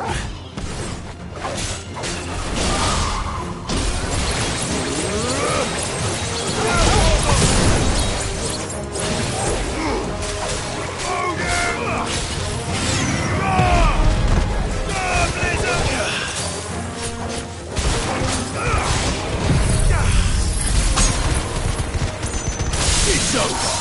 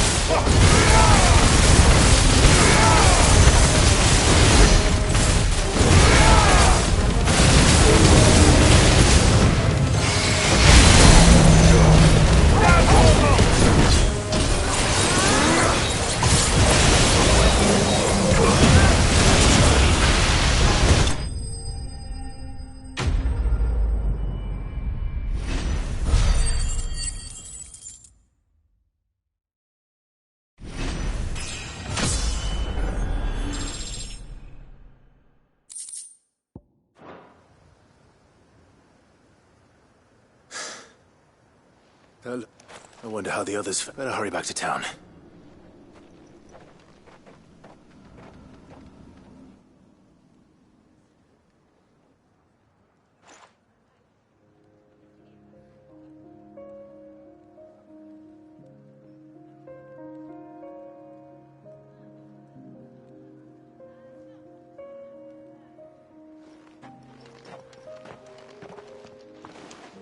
Clive, it's good to see you.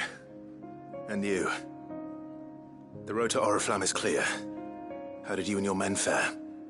Well, we ended up fighting for our lives down by the lake. Took a few nicks, but nothing the girls of the Vale can't put right. Glad to hear it. Well, it seems we've survived. For the time being, at least. I thank you both for answering the call. You were right. And I was wrong. About everything. I had thought that the only way to unite the people was under the banner of Empire. That without a strong hand to guide them, they would drift apart. To be borne hither and yon by the eddying currents of fate. But you brought them together. Not by force, nor by the exercise of goddess-given authority, but by simply being one of them. By knowing what they feel, because you feel it yourself. Our purpose was ever the same, Your Eminence. You were merely distracted by a loftier vision of empire and glory, while our eyes beheld matters closer to home. You have the right of it again. As did you, Sabine. His radiance said it himself. Sanbreque is naught without her citizens. I forgot that, and I am sorry. I'm sorry too, Father. I should never have taken things so far. I only wanted you to understand how the people felt.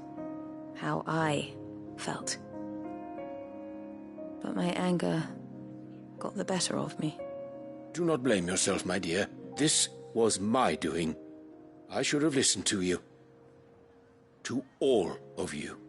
Your Eminence, your Ladyship, I do not doubt that you came here with the best of intentions. But I believe the same could be said of us all. We all want safety, security, prosperity. Not just for Northreach, but for the entire realm. And we may yet achieve it. If only we work together. Will you join us in this? Yes. We shall. Thank you, Your Eminence. Now that that is settled, I must go and see to the wounded. The Vale's doors are always open to any soldier in need of relief. And today there are more than ever before.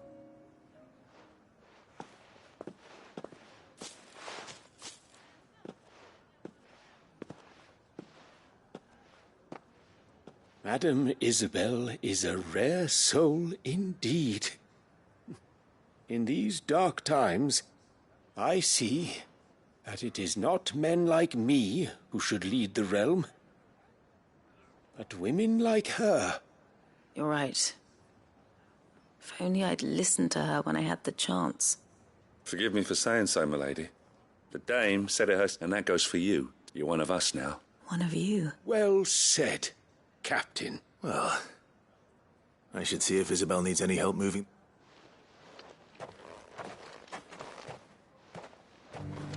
Can we get anything?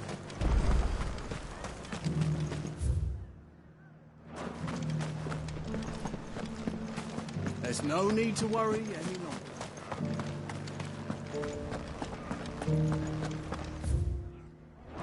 I saw several soldiers being carried to the Vale.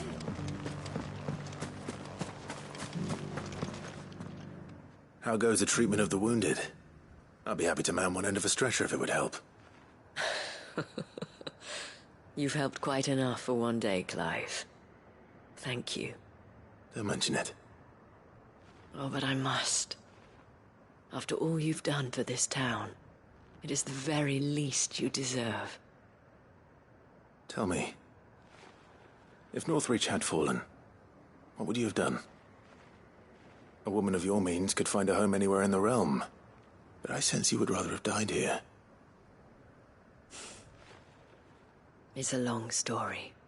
For you, madame, I have all the time in the world.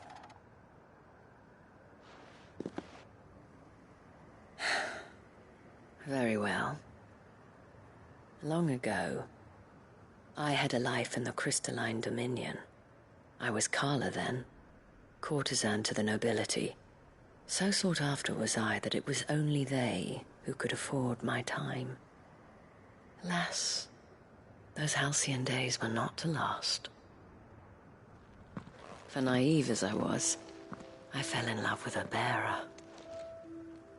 He was my master's guard, the gentlest man I have ever known. After they discovered us together, he was whipped bloody and forbidden from ever looking at me again. And so we fled. Not that we had anywhere to flee to. We wandered, aimless and starving, half dreading, half praying that the next day would be our last. Until we found ourselves here, in Northreach. It was the veil that took us in, that fed us, clothed us, and healed our hurts. Those that could be healed, at least. My love was already too far gone. He passed away. He did. Not long after we arrived. But at least we were able to share a few moments of peace before the end. It was the greatest gift I have ever received. But the generosity of this town and her people did not end there. The men and women of the Vale supported me through my grief. Shared in it, though I was still a stranger to them. They treated me like a sister.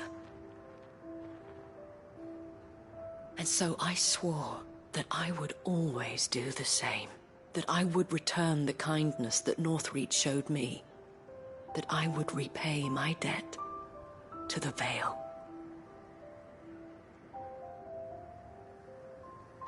Thank you, Isabel, for sharing this with me.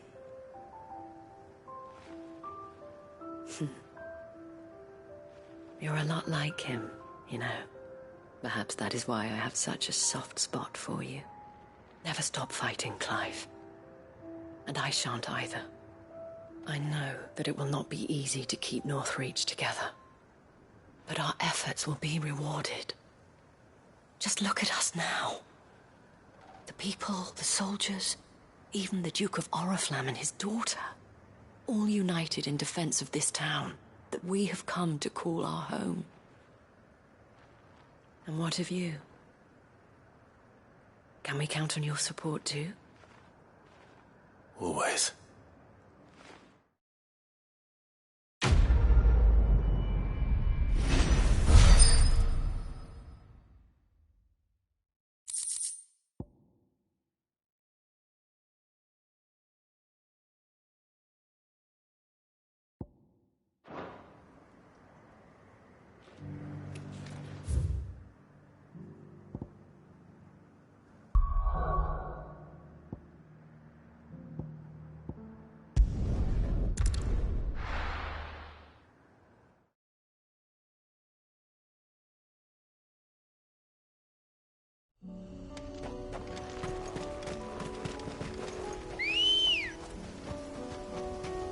Good girl. Unwavering will and an unbreakable bond. Do you really think we're strong enough? To save the world? Of course. To have overcome Father's political enemies? That I'm less certain. Especially knowing what we know now. What Mother was truly capable of. But perhaps these bands would have helped. Knowing he was with us would have made all the difference.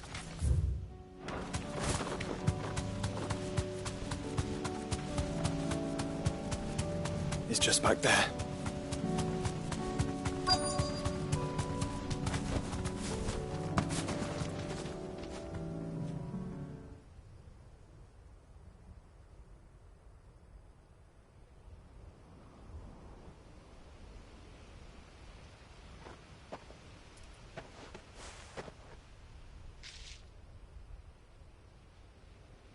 Father always fought for what he believed was right. It wasn't until that night at Phoenix Gate that I realized I had never fought for anything. I always had someone else to do the fighting for me.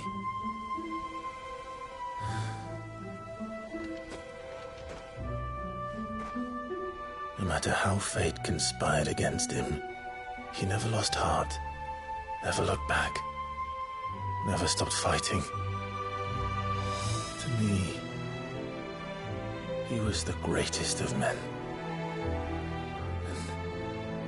And I've been trying to live up to his ideals ever since.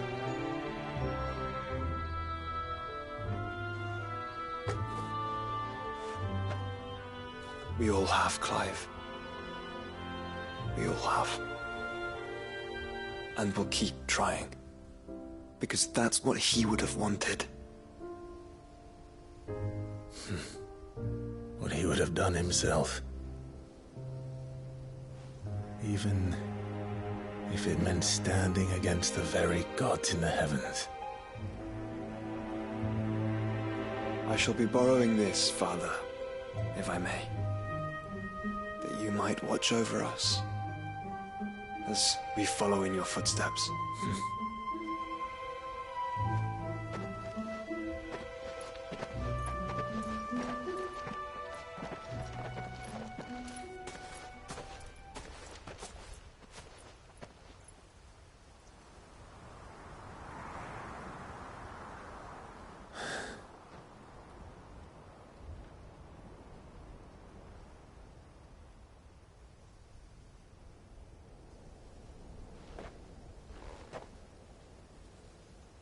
We won't lay you down.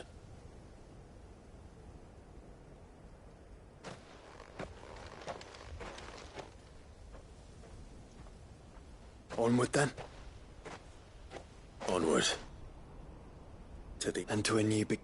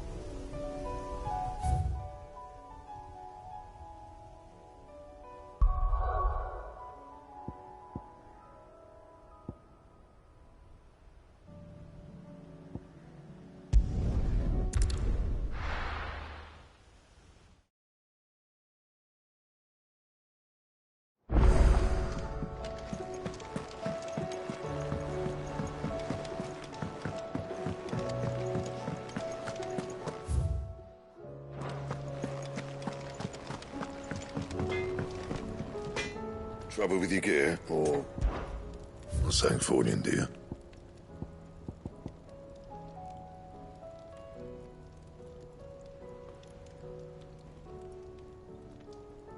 And? First the skies, then the crystal.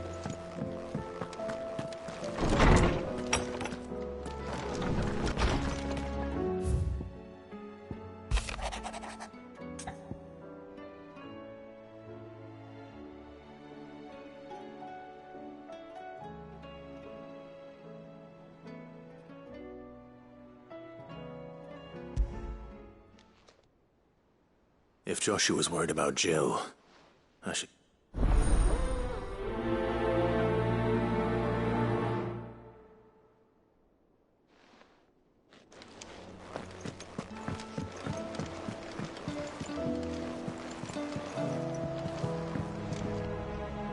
Clive? Of course. I wanted to give you something. Is this? I stitched it from the cloth you gave Hortense. The piece she said you liked best. I told her I used to enjoy needlework, but I didn't think she'd... It's beautiful, Jill. You didn't have to. When I was very little, I recall my mother telling me that young ladies of the court would give knights ribbons from their hair. I still wear mine, so I made you this. Black is the color of eternity. It cannot be stained. It is unchanging, unwavering. And may it ever bring you back to me. I will always, always be here. Thank you, Jill.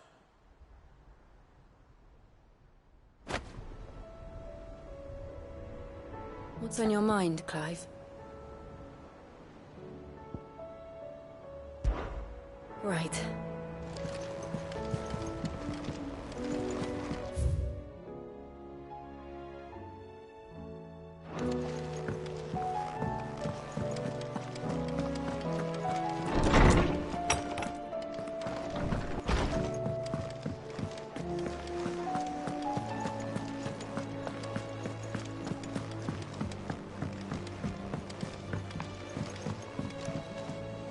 Joshua, I read your message.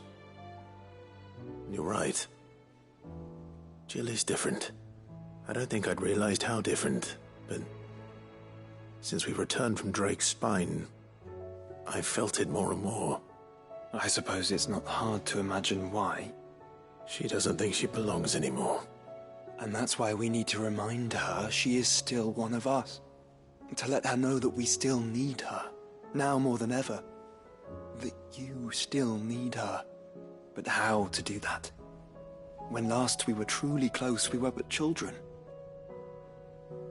Of course. Do you remember the time we accompanied Father on his annual tour of the Duchy? And Jill and I broke from the procession to see the snow days. It was the first time Father had allowed. And when he realized you were missing, he had the entire... In the rain. It was the Lord Commander who finally found us, and needless to say... Then it seems you and Jill have unfinished business. Man's Hill. Oh, true. Though I suspect it is also much changed. You're saying I should go and scout the... I'm saying we should first go and see if there are actually still any snow daisies left. What would you do without me, Clive?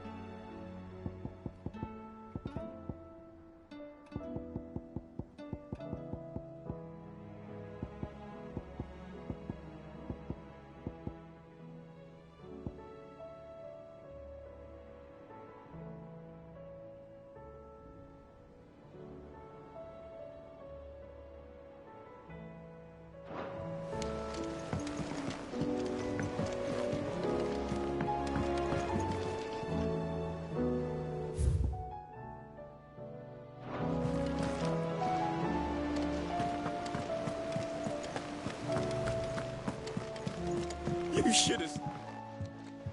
Welcome back, Sid. Welcome back, Sid. Yes. Welcome back. Trip wasn't too much of a... Truth be told, but from what... No.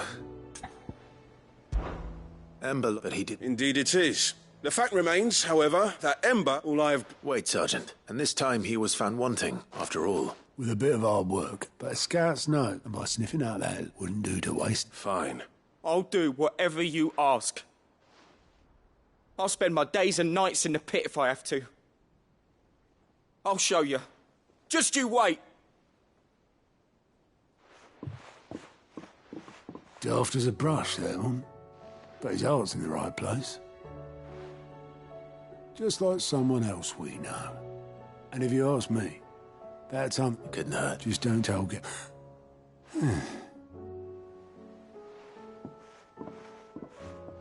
Forgive me, Sid. But that's why we need men like... Remember that. I will, Sid.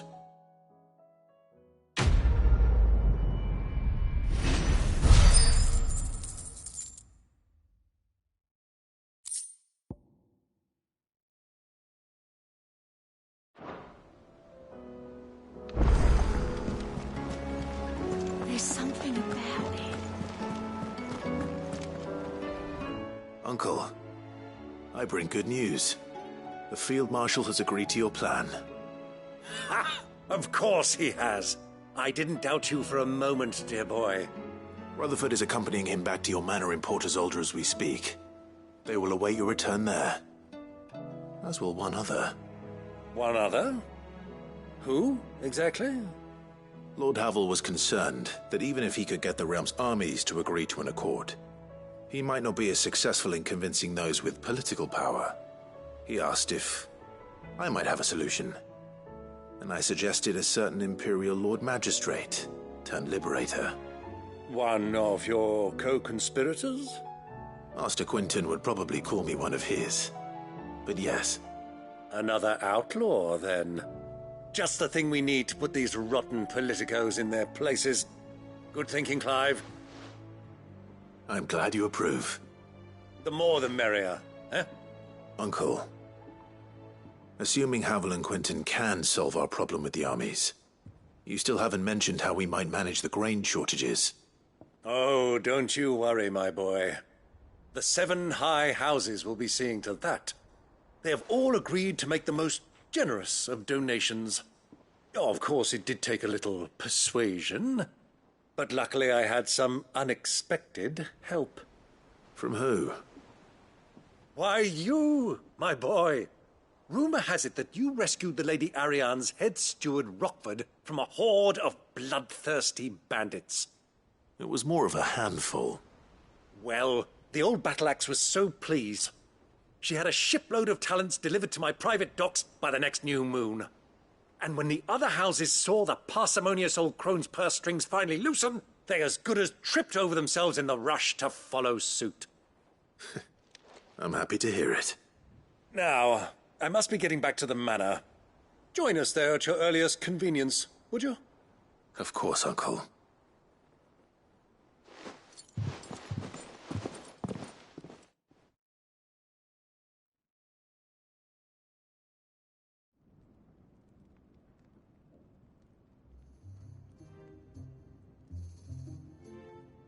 And how, pray tell, will we get that grain to the capital if the roads are still overrun with Akashic? You'll find another bloody road. I only have so many men, and I'm not about to send them headlong into an ether flood. That is, unless you'd have them turn as well. Well, I'd certainly eat less.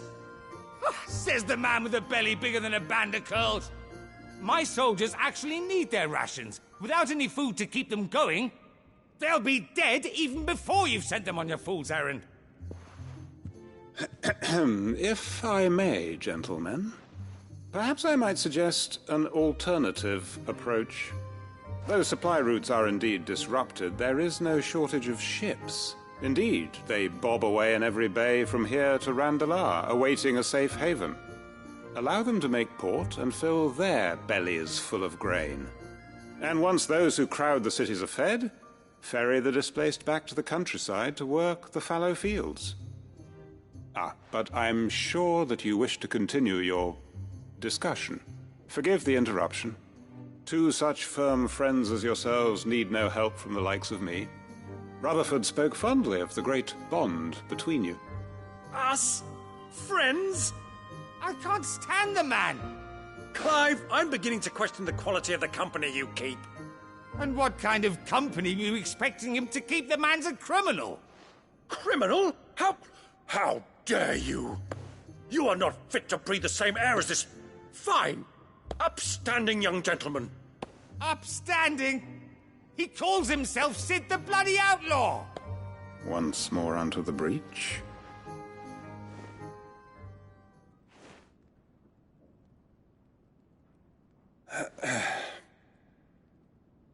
Shall we begin again? What we seek here is not to create a new nation, nor to claim the thrones of those that already exist. We wish simply to bring stability to the realm that mankind might weather the current storm. And to do that, we must convince those in power, the generals, the statesmen, the nobles, that our cause is just. There will be disagreements, yes, and I imagine some resistance, much resistance. But we cannot let that deter us. If we show them the path, show them that we walk it ourselves, then I am confident they will follow. The fate of the world lies in my nephew's hands, but the well-being of her people lies in ours. And we must not squander the chance that Clive has given us. Uncle Byron, Now, with that settled, let's move on to the signing of the Accord. For what great moment in history hasn't been accompanied by a little ceremony?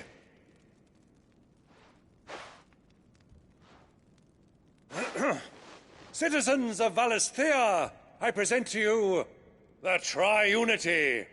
Rutherford, Mike Will.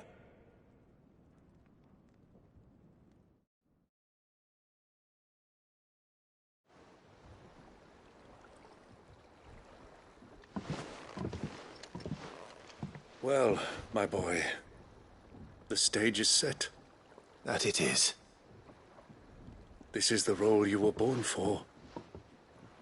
Now I ask only that you trust in the talents of your supporting cast. We shall play our parts to the realm needs its Sacran. I want you to keep this signed accord. I will.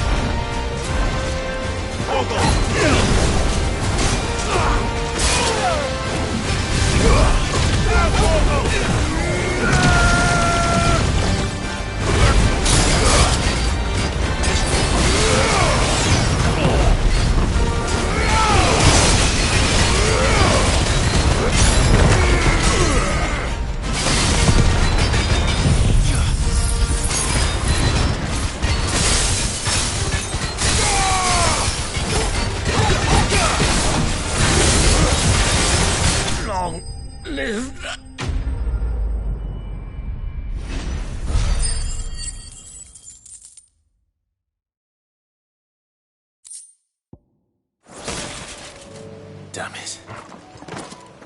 Dion would have been glad to have you back.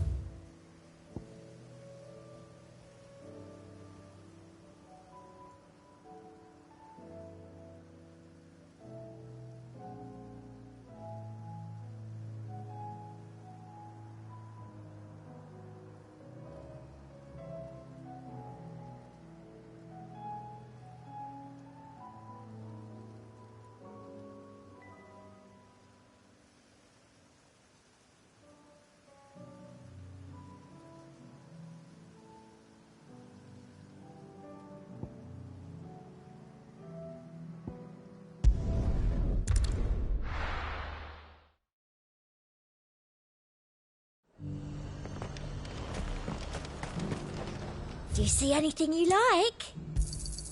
I do like a customer who knows what he wants.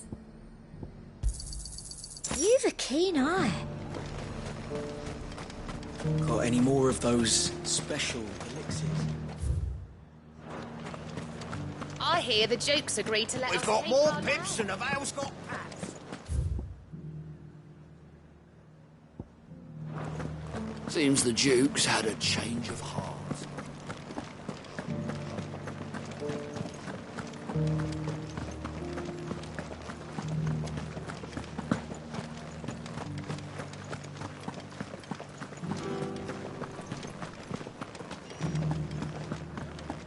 Haven't seen any of those beastly blue.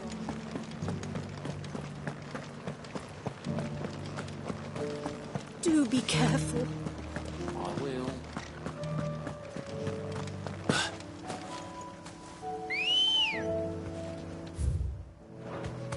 Come on. Fly, Ambrosia.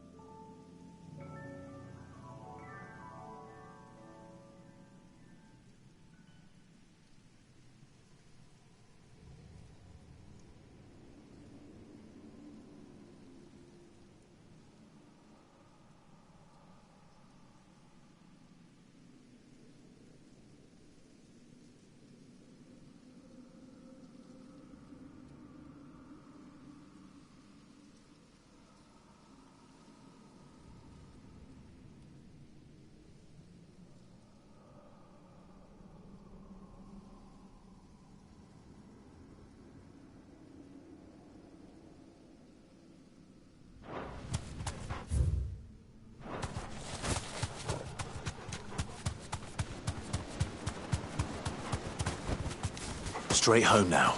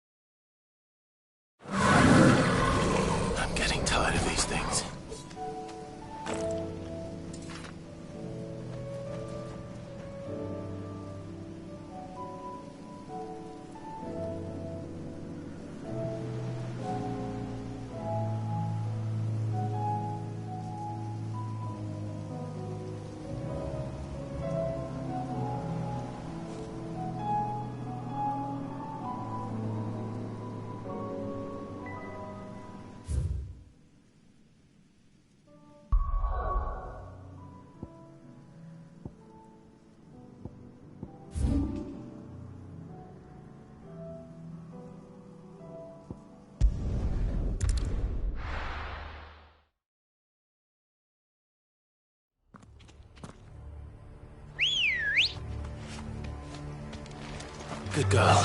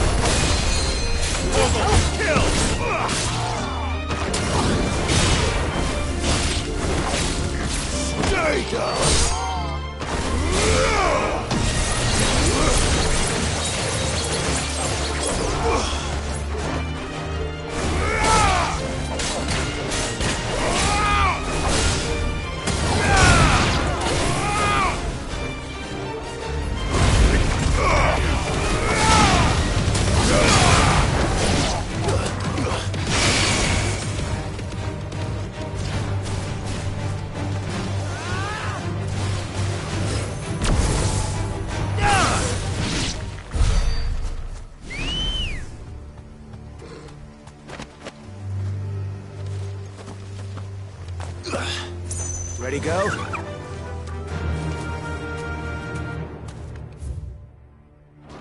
Faster!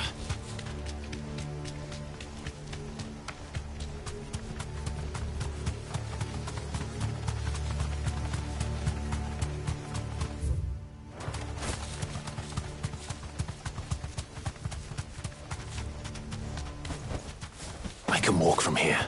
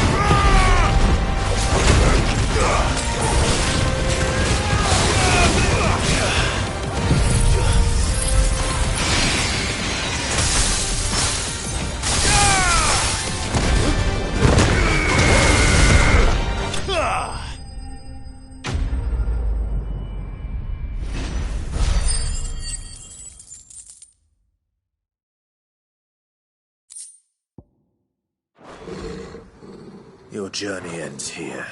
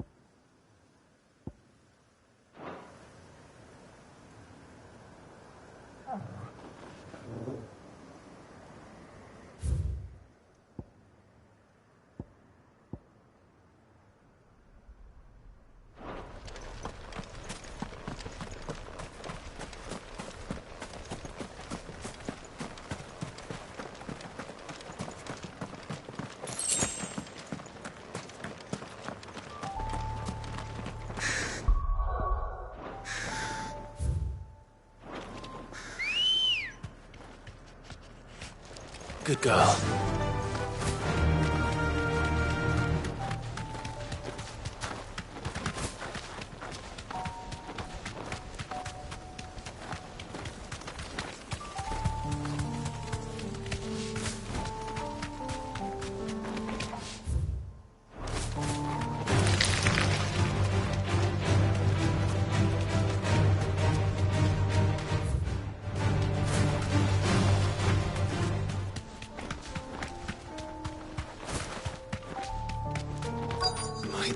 Be Nickelberg. Be safe.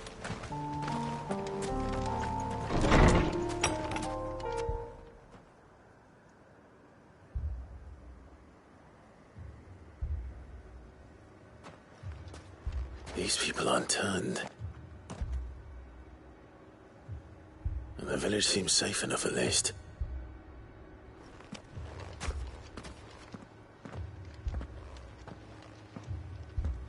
What is going on here? Ah. Did you, too, heed the call? Heed the call?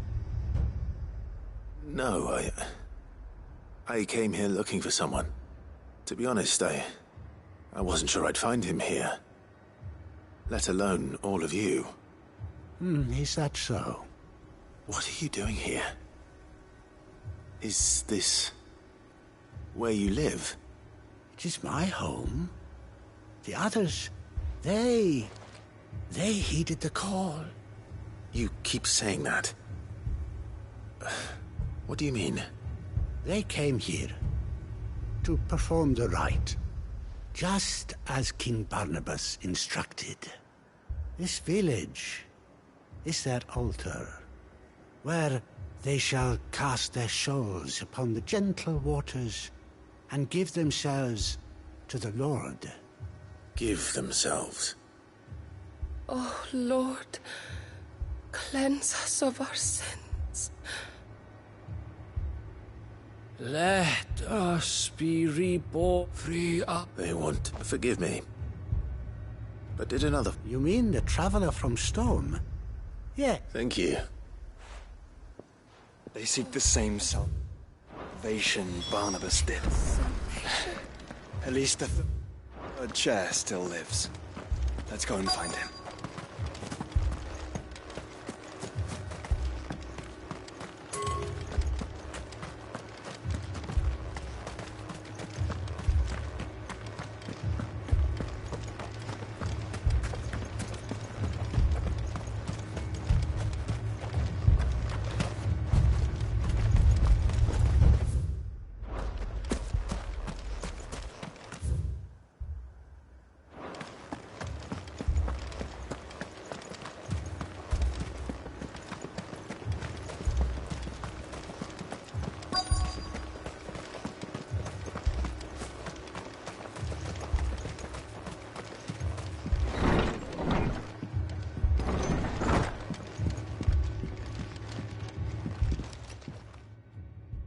Excuse me. Lord Rosfield. That's right, and you must be the third chair. I am. Cyril was worried for your safety. He sent me to find you. Then I must apologize. I did not mean to trouble the bearer of the burning quill. Much less you, my Lord Marquis. He said that you had failed to report. Is there a reason for that? I came here to study the followers of this new faith. But the more I learned of them, the more my own faith began to falter. You have seen them at their prayers, have you not?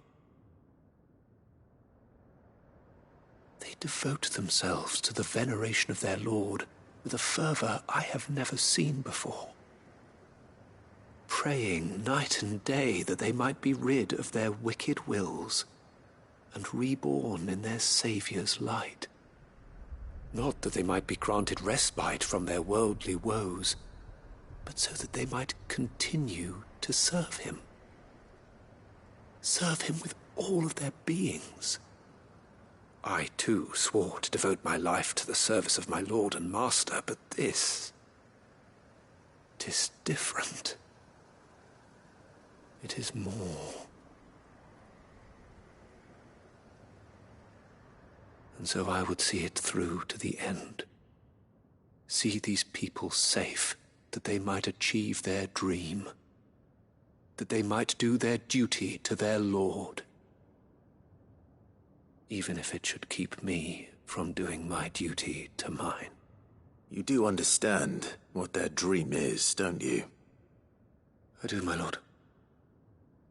They would cast aside their wills and become a Kashik. I know that it may be hard to believe, but to these people, that is the very essence of salvation. Forgive me, my lord, but I must remain here. If you are to return to Master Cyril, I would consider it a great... Did you hear that, my lord? Something is happening. I'll go and find out what.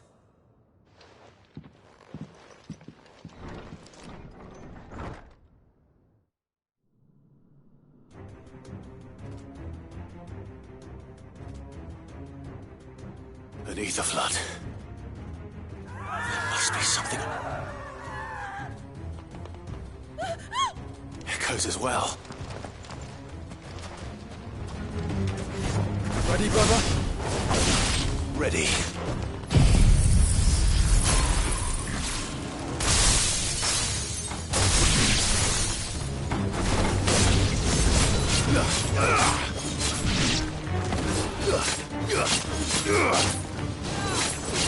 All yours, Torgal.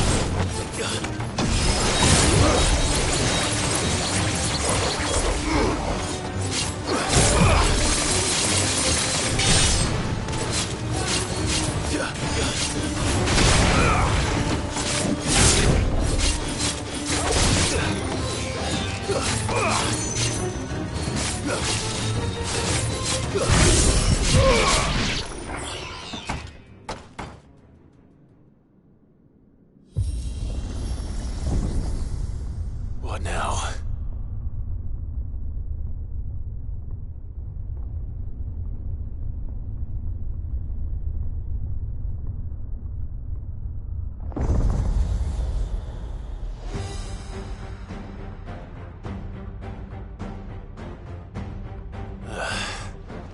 We meet again.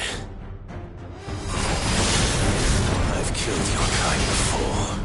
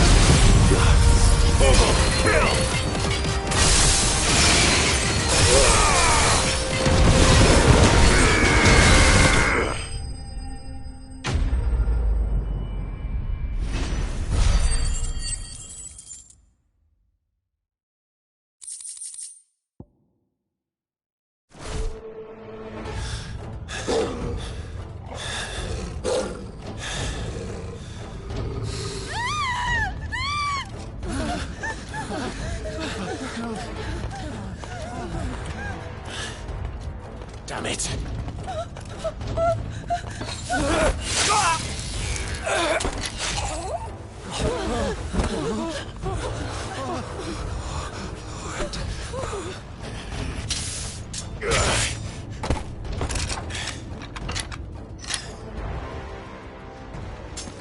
Don't you die.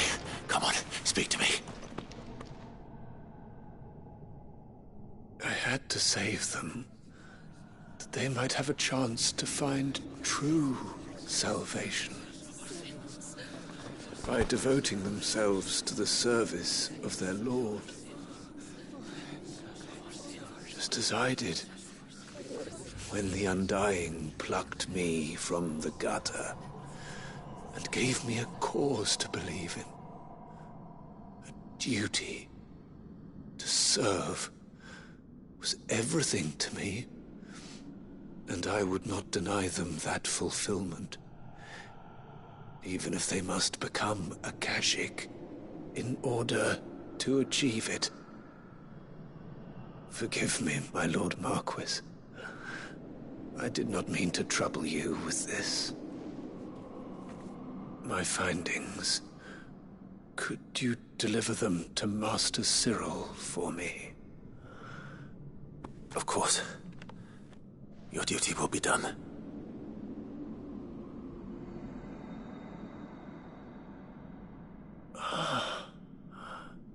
Look, my lord. They are saved.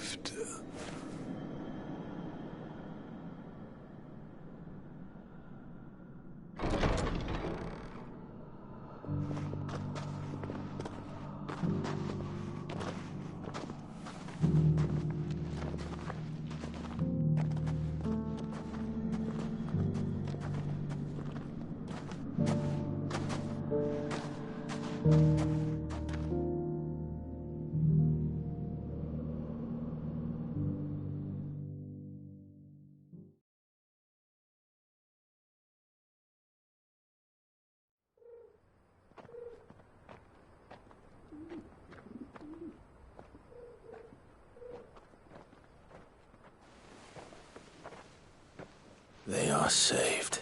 I should get this report to Cyril.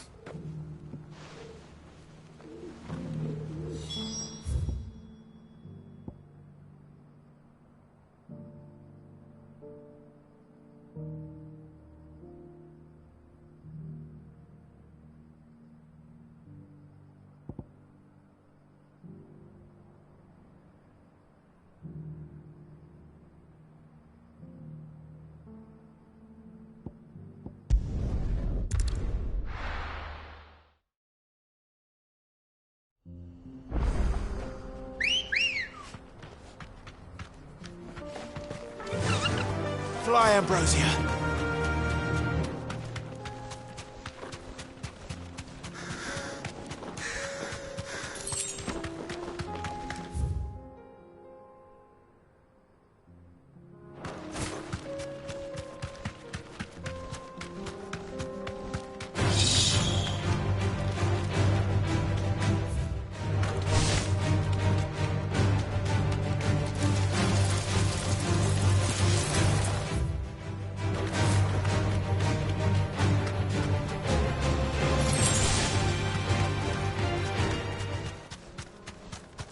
Brother. No holding back.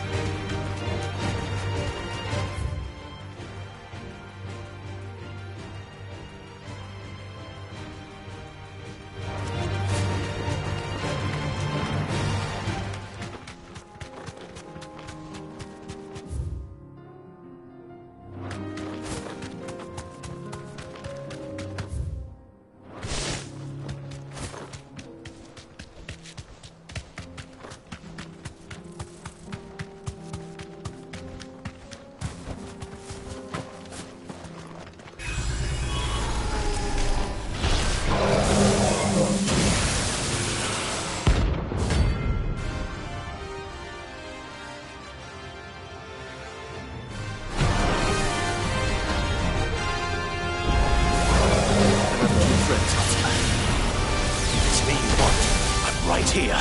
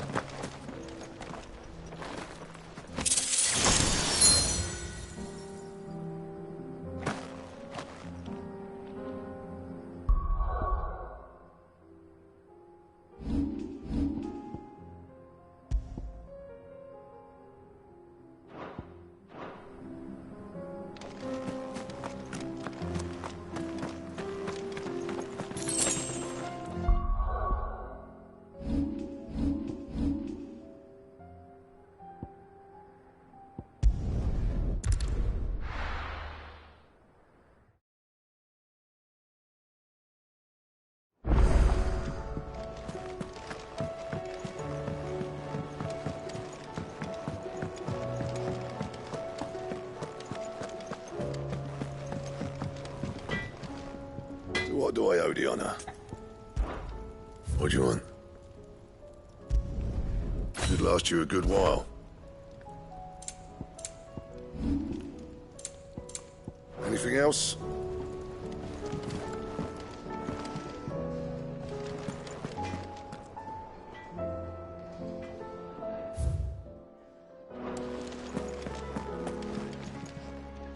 Still alive, are you? Coin purse weighing you down? You'll not find a better price than that. It'd better all be here. You'll not find a better price than that.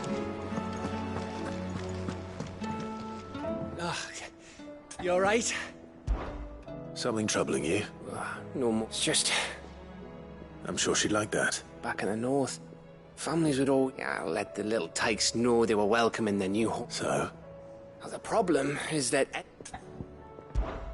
Is there anything? All right, then. A good look? Not just any. No. There's an outlook here, and all the thing is, they're hard to come by. Had Otto and Karen Only the big day is fast approaching. That or the bird whose horse it's attached to, aye. Well, there's no shortage of those passing. I think I might make that my first port of call. You're a good friend, Clive.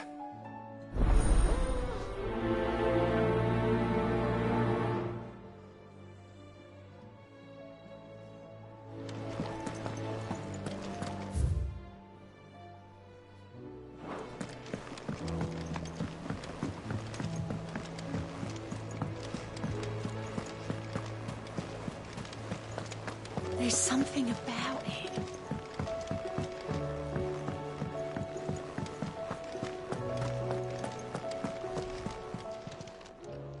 Oh, I wasn't expecting you back. All yours. All done?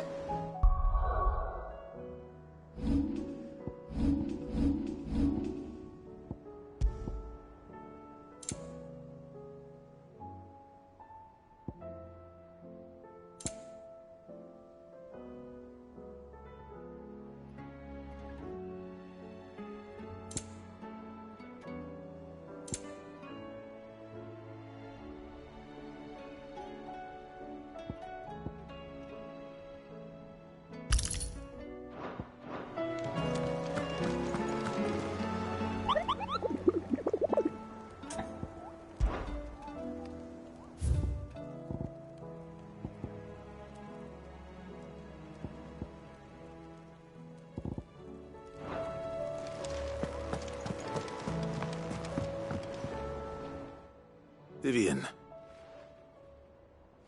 I found it. The book you lost.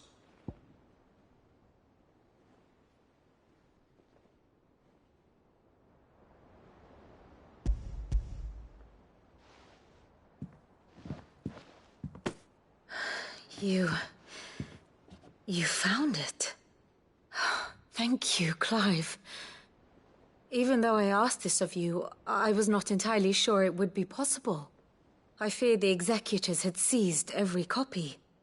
I met with one of these executors, and I convinced him to let me keep it.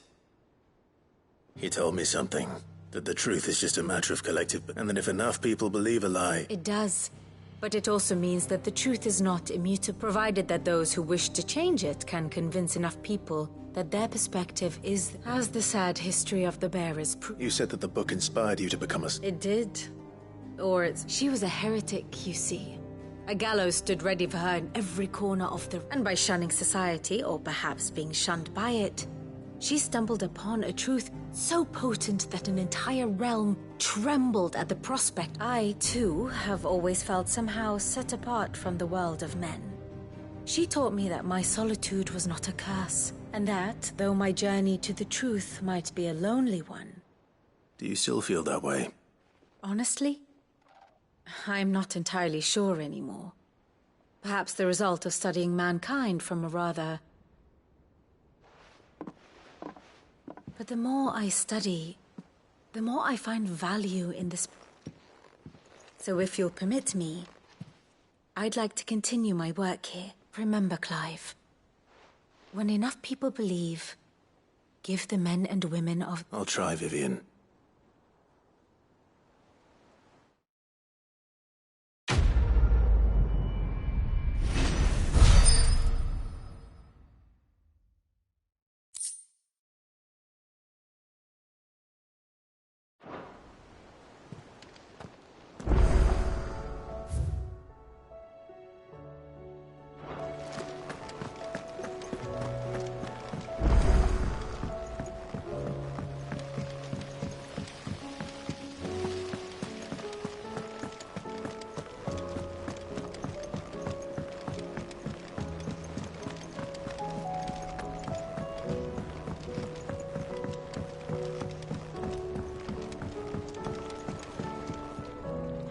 Mid.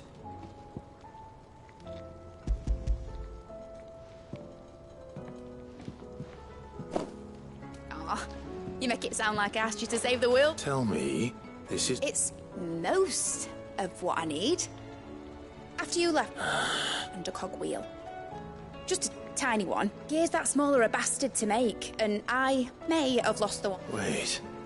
The children. Now that I think about it, They... The young'uns? But why would the... I'll keep working on the model. You go and...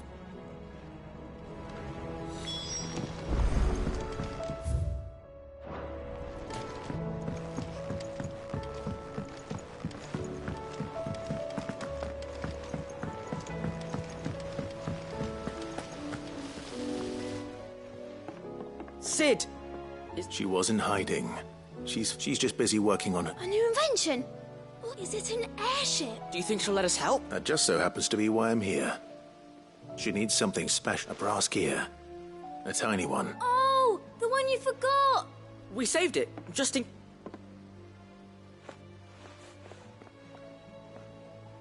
Since your lesson, we've been disassembling, then all the pieces that are left over, we keep under our beds. Just in case. That's... good to... Look! I found it! Is that all? Just a gear? That's all for now. But I'll let me... Thanks, Sid.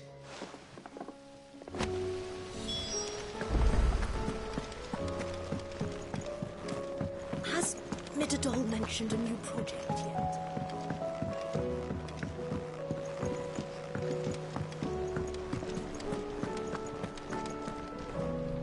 I hear that you traveled. Did you by any chance recover the name? I did.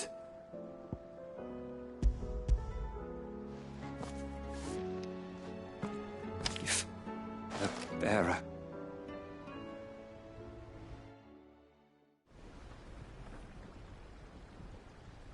The director was a brutal... The registry was all there was no sign of a body. Nor any record of what happened to the children. I pray that at least all their names are here. My friends, I can still remember their children who were taken from their bunks in the morning.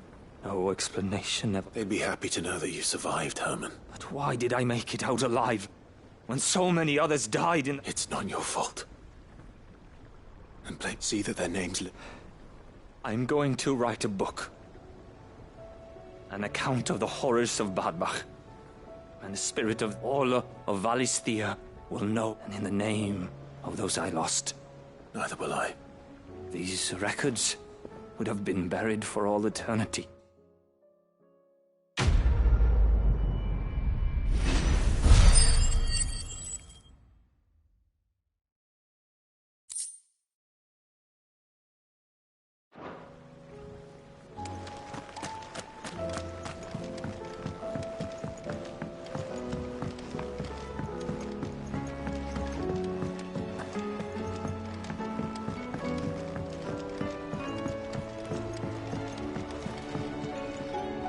Well, did they have...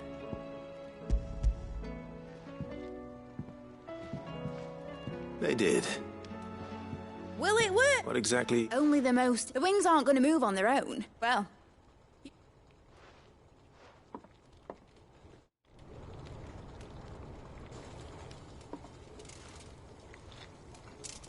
That should do it.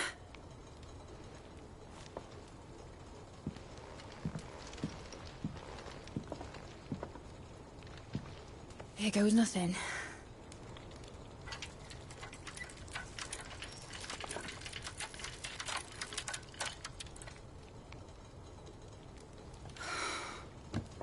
Titan's tits. It wasn't supposed to fly, was it? Of course it was supposed to fly. Wouldn't be much of an airship if it didn't.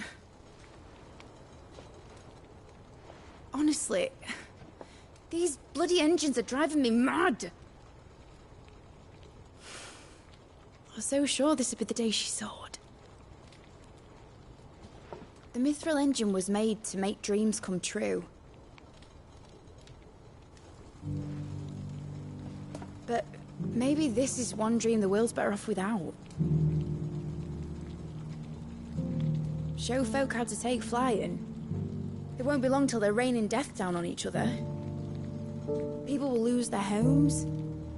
Children, their mums and their dads. Like I lost mine. I'm sorry.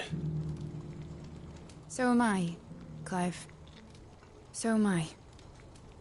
Sorry that I have to choose. Do I follow my head, or do I follow my heart?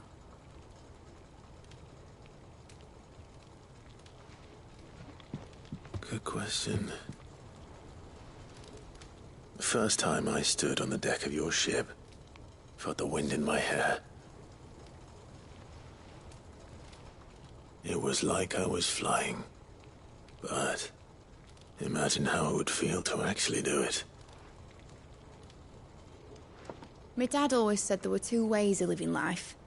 Chasing a dream or shuffling to your grave. And he were right. Right about a lot of things.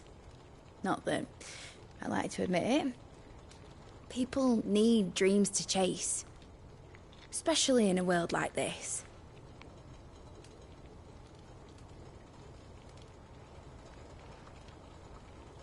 Right. When this is over, I'm gonna take all my Mithril engines to Zemeckis and sling them over the edge. I won't have my dream end up turning into someone else's nightmare. But all that hard work... All that hard work will not be used for war, Jamie. But it ain't like it'll be gone. Tell me, Clive, have you ever been on a treasure hunt? Not since Joshua and I were boys. Why do you ask? Because I'm going to bury the engine schematics and leave behind a little riddle telling people where to find them. A really hard one, so that only the most dedicated dreamers will ever be able to work it out.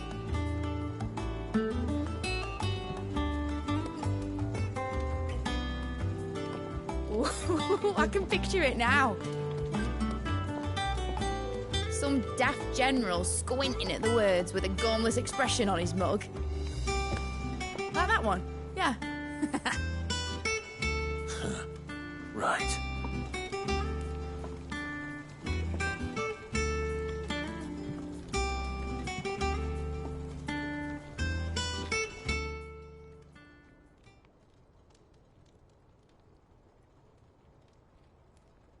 Of course, if I'm putting this engine at the end of a treasure hunt, won't be much of a prize if it couldn't even make a toy boat fly after all. My dad'll, but it ain't the size of a dream that's important, is it, Clive? Only that, and I reckon I've got a fair few good uns left in me. I'm sure you do.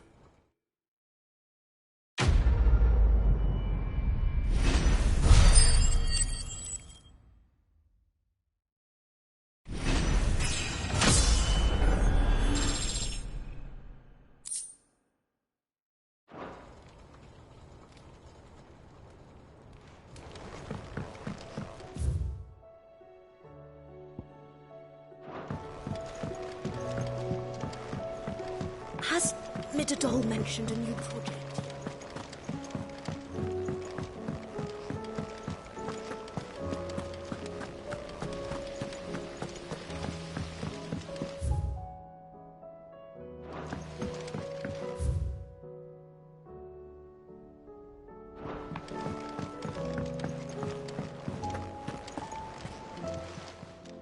How may I help you today, Clive? Come to claim your just desserts? All yours.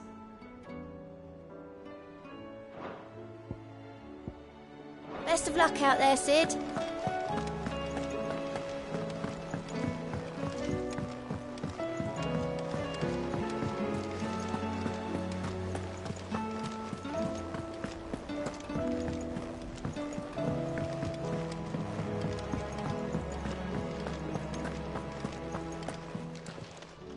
Clive.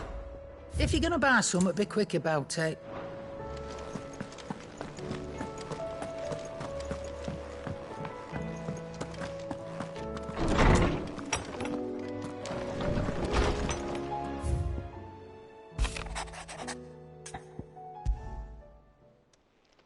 It's usually me making demands of Hippocrates.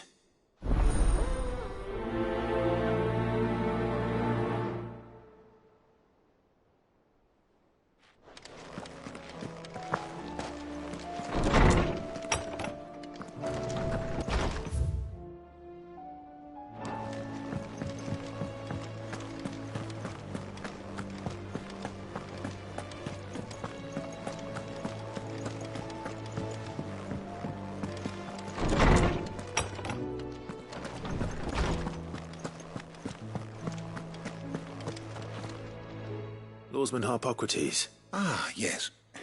You spoke of making amends with Dion. But I can't... Then I should begin by telling you. This was some years ago, of course. Before I joined... At that time, I was counted among the foremost scholars of Oriflamme to supervise the young... All to ensure that the future emperor had a firm grounding in... Well, alas, our time together was cut short. When Dion left, I had not expected to meet with him again. Have you spoken with him? No, His Highness always seems so preoccupied.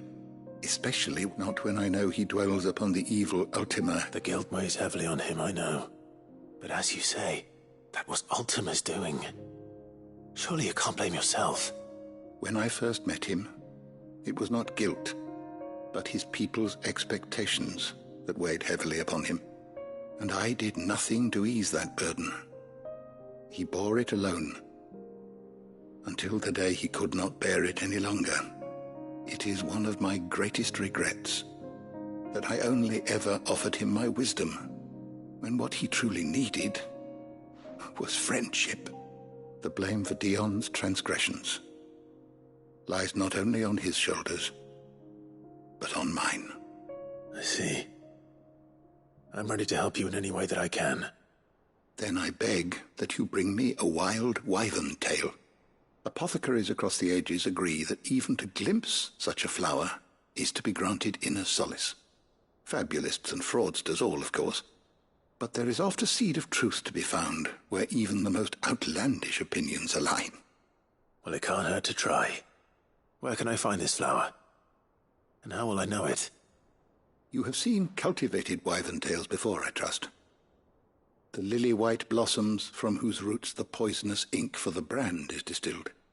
Well, those which grow in the wild differ only in their purple hue. The harsher the environment in which they are raised, the deeper the colour. There is a waterfall in Rickmal's roost across the strait, where the flowers once grew in abundance. Whether they still survive there, I know not. But try as I might, I can find no likelier location. It's all right. I'll find you a wyvern tail one way or another. Thank you, Clive. And please, be safe.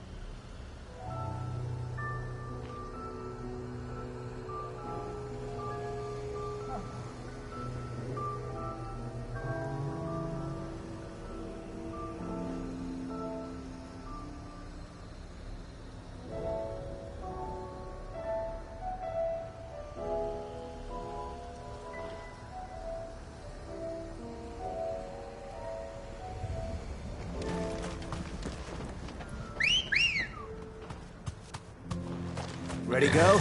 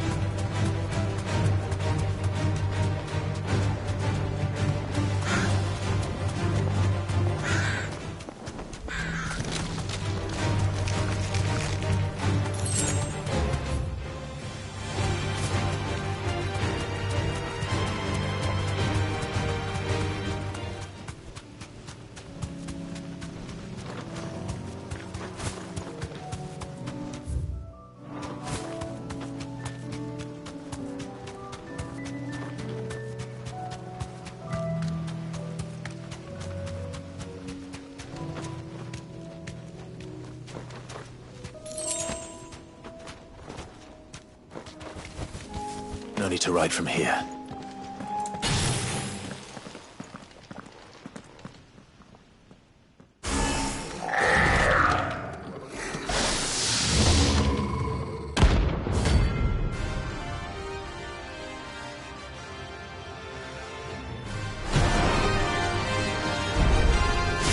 Looks like we've woken something up. Only one thing for it. Kill!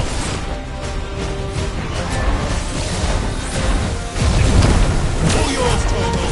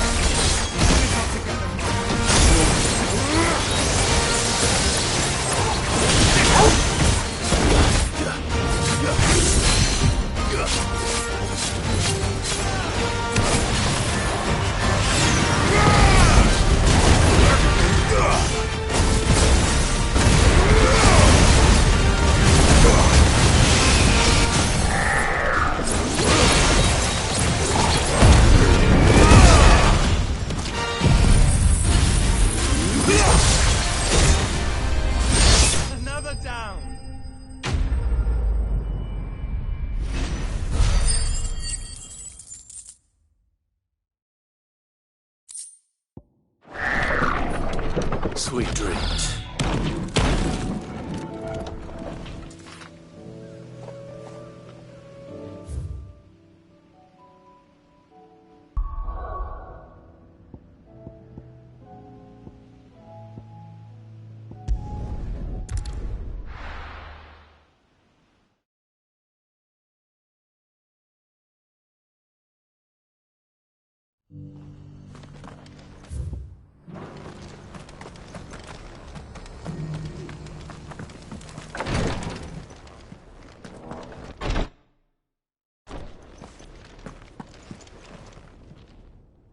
My Lord Marquis, welcome back. I am glad to see you hale and whole. I met with your third chair, Cyril. He bade me deliver his findings to you.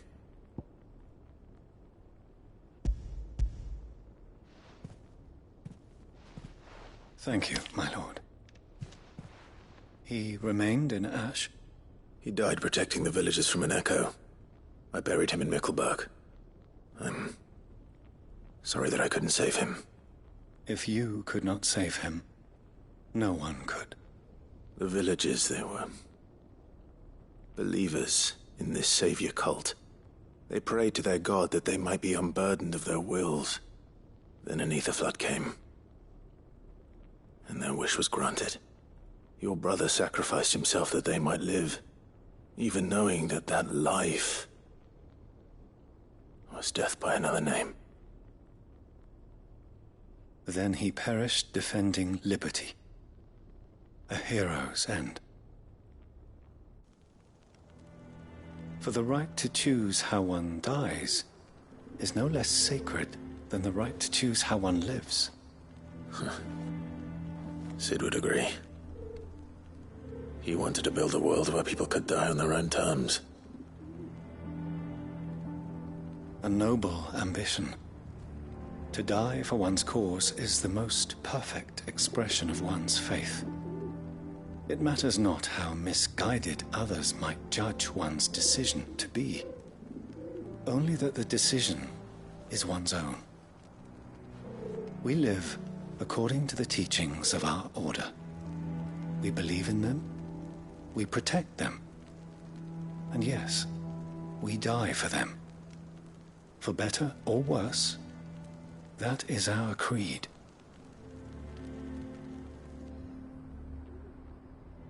But he didn't die for your creed. He died to save them. And you still believe that what he did was right. I believe that he believed it was. We of the Undying are not slaves, but willing servants. And this was his will, the ultimate expression of it. All right. I'd like to know this man's name, Cyril. To know the names of all the Undying who've fallen in the line of duty. They died serving my house. It's only right that I remember them. That is my duty. Of course. I shall fetch the Book of Martyrs at once. My lord, it has been, and shall ever be, the greatest honor of my life to serve House Rosfield. Though our duties may differ, yours is no less important. I pray with all my heart for your success.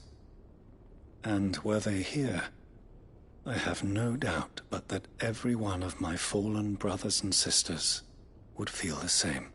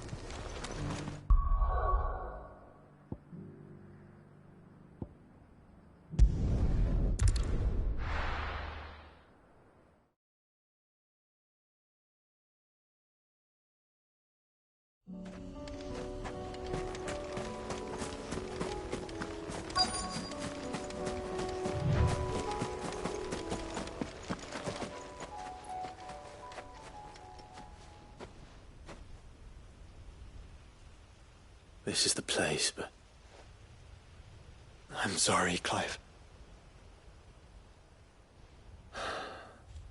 There's no weapons. We keep looking. Man's Hill cannot be the only place where Snow Daisy... Perhaps, but it's the only place I know of. Then why not ask someone who might know of it? Someone at the backyard? To the hideaway, then.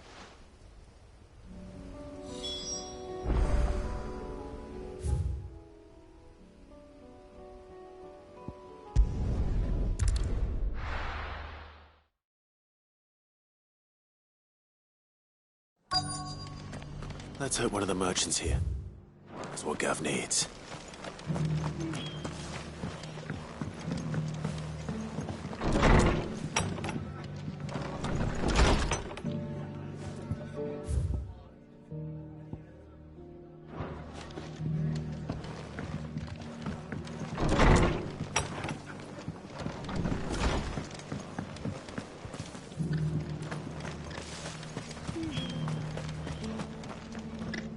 Excuse me.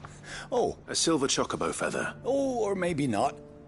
Though there was a man stopped by the rest not long ago, near some guyed hovel, not far from... Most took him for a braggart and a liar. We'll see. Thank you.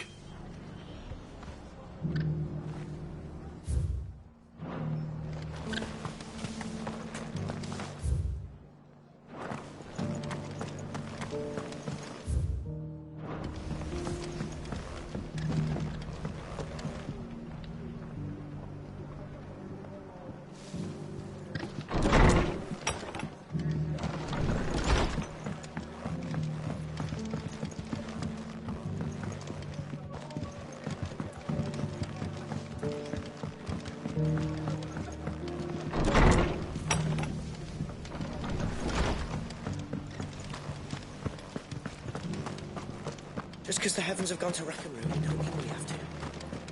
Yeah. How do? You've the look of a man who could do with a new whetstone. I'm looking for a silver chop. If that's the case, no one has seen us. Word is they were all hunted for their feathers. Some northern nonsense about if any are still out there. You're probably right.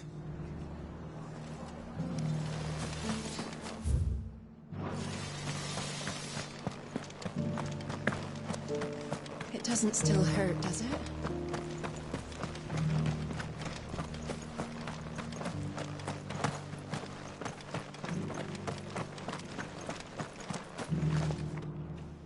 Can I help you with something? You wouldn't happen to sell silver chocobo for... But if it's fancies you're after... Was a silver chocobo seen? Oh, yes. It wouldn't be the first time. A silver chocobo sighted in the hills near Rhiannon's Ride.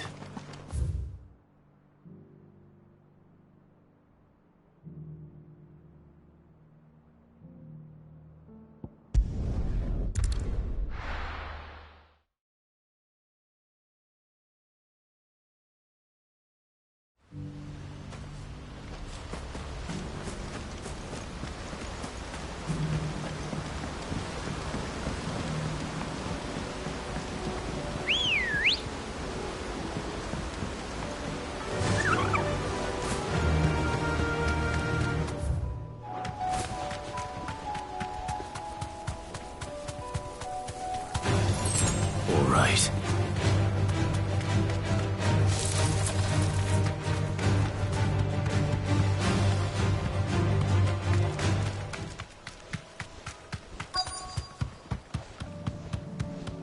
Tracks. They're not left by bandits for a change.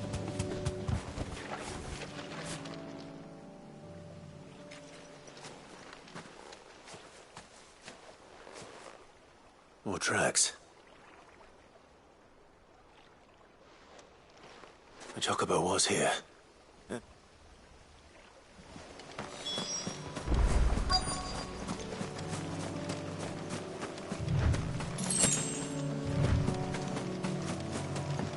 I don't hear anything.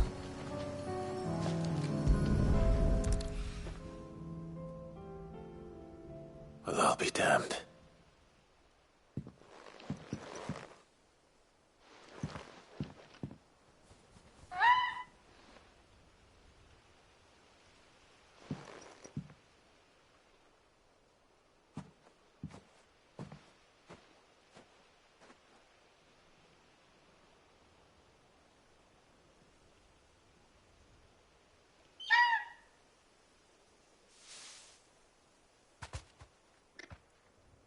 It's all right. I'm not going to hurt you. Just borrowing a feather for my friend.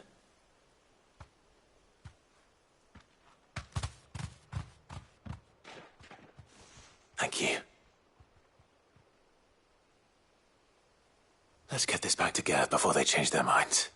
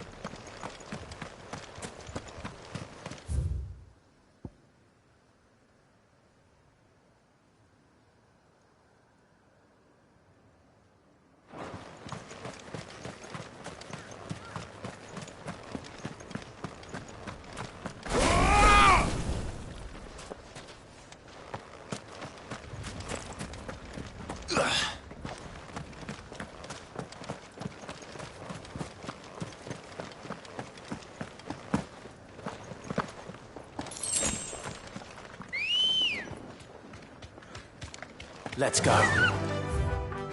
Fly, Ambrosia.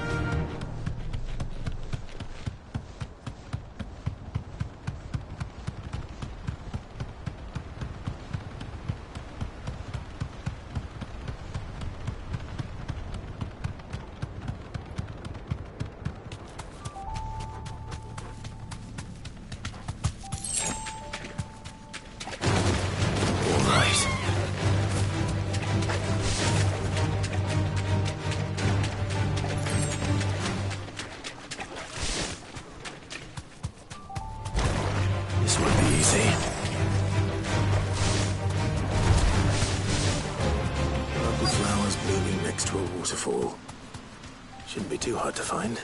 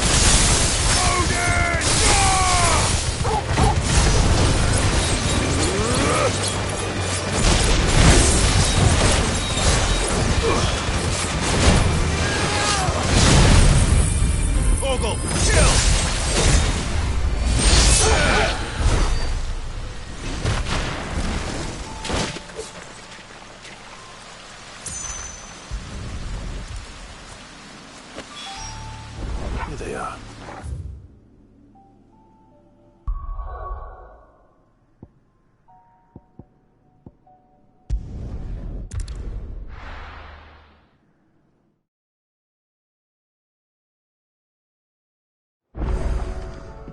Let's hope one of the gardeners knows where to find snow daisies.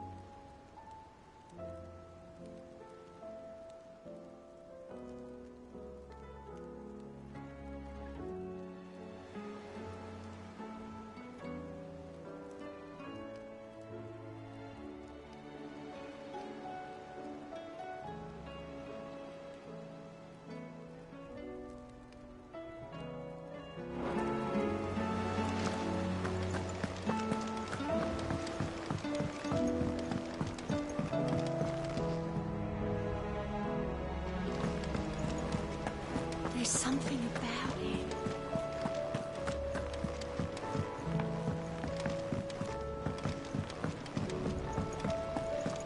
It was no trouble. Clive, you're back. How'd you get on? Any luck? Any luck, you say?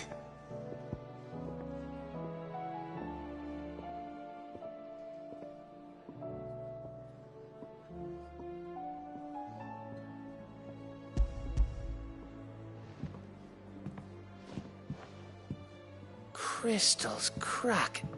Is this what I think it is? Where in the hell did you find it?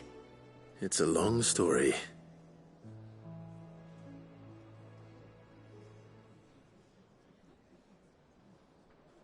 Right there on the... Everything up there's been abandoned for years. The empty cabin made for the perfect shelter. Though I fear my presence may have forced the poor creatures to look elsewhere. Don't blame yourself, Clive. The Blight's right on Eastpool's doorstep. They'd have had to move on before long, even if you hadn't have turned up. They'll find a new home. Trust me. After all, that's what us endangered animals do. Anyway, what matters is, you managed to nick us one of their quills before they could run off. And now all that's left is to fix it to the carving. I didn't know you could carve. Reckon there's a lot you don't know about me. Like the fact I'm as good with a whittling knife as I am with a sword. And that bone Ember gave me's a dream to work with. What did you say it was from again? An Avis? But it weren't your Avis, Sid. I slew one of my own at last. So all those long nights in the pit finally bore fruit. I'm proud of you, Ember. Don't speak too soon. I ain't done my trial yet. There we go.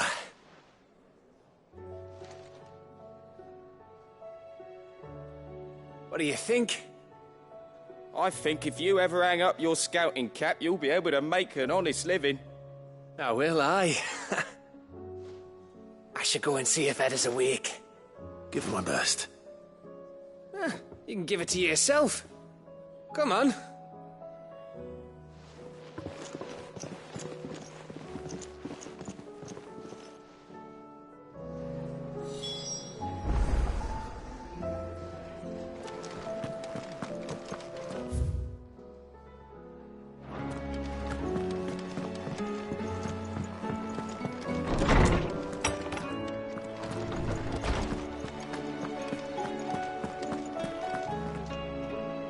Oarsman, I found the flowers you were looking for.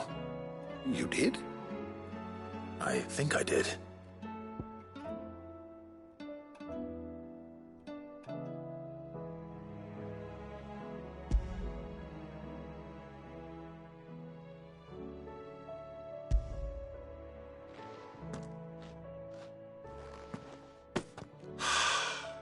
You did indeed.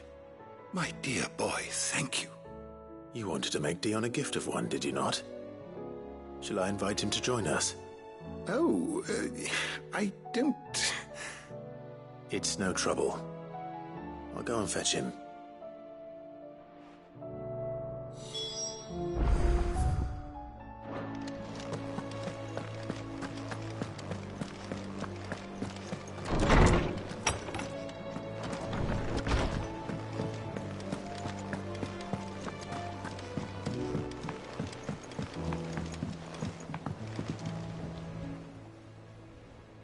Your Highness. No. Our lawsman has something he'd like to give you. Master Harpocrates. No. I dare not show my face before him. Not after everything I have done.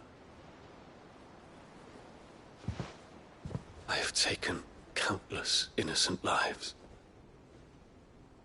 And ruined countless more. All because I was weak. I have sworn to atone for my crimes or die in the attempt. But were I to meet with him again, and see in his eyes what I have become, I fear that my resolve might... Then that is all the more reason to test your resolve. Prove to yourself. I must, at the very least. Very well, then. Follow me.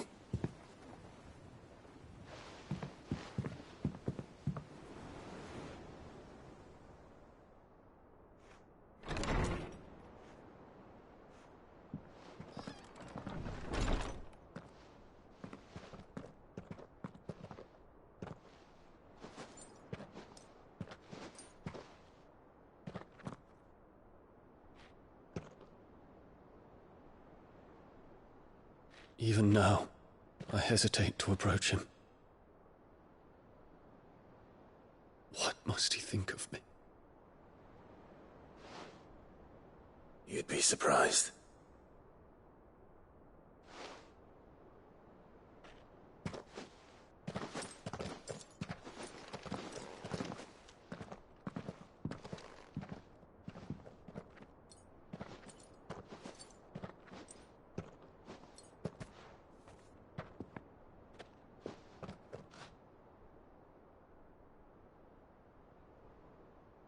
Master Harpocrates, pray, accept my apologies for leaving your tutelage before my studies were complete.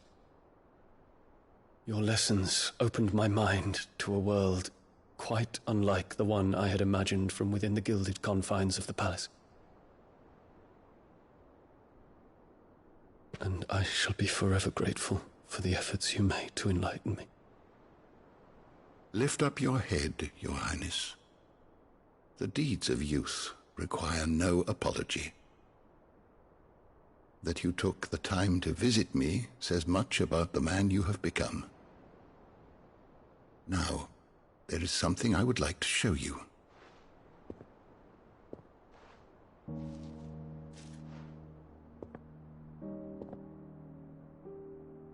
Is that a wyvern tail?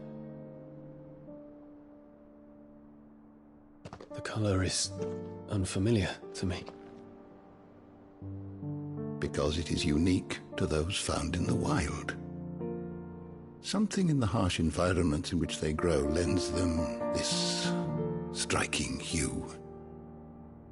Their roots are indistinguishable from those of their hothouse cousins, but once they bloom, the difference is immediately apparent. In this flower, I see you, Your Highness. Its roots were the roots of a wyvern tail, with all that implies. But they do not define it, just as yours do not define you. I want you to have it, that it might remind you of this truth.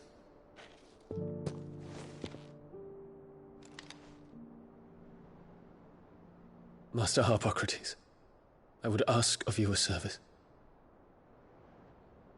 Keep your gift until I have fulfilled my duty to the realm, for only then shall I be deserving of it.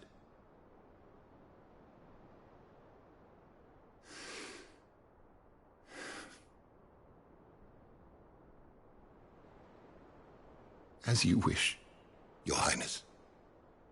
I shall await your return.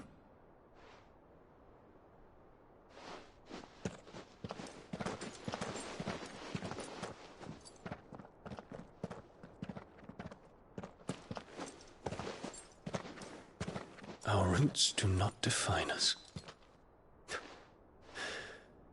No wonder my stepmother didn't like him.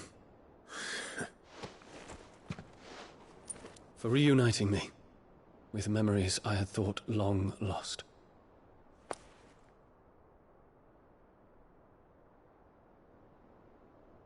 I shall not forget this.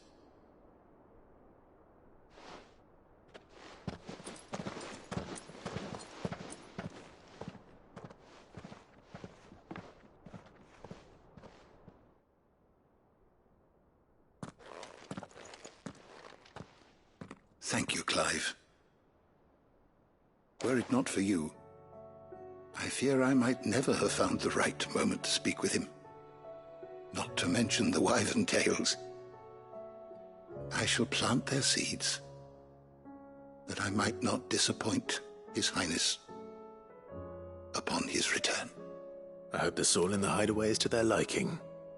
Why, these flowers bloomed in the bleak, black wastes of Waloed.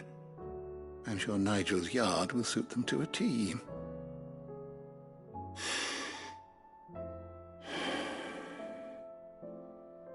When it comes to expressing one's gratitude, I find that words are seldom sufficient. Here. What's this? A stolus quill. or more precisely, my Stolas quill. 'Tis said that an owl's feathers are steeped in the wishes it hears over its long lifetime. All those words just waiting to pour out onto the page. So consider this my wish for you. That one day you may put down your sword and pick up that pen. Well, when that day comes, I'll certainly have a lot to write about. Thank you, Harpocrates. It shall have pride of place in my chamber.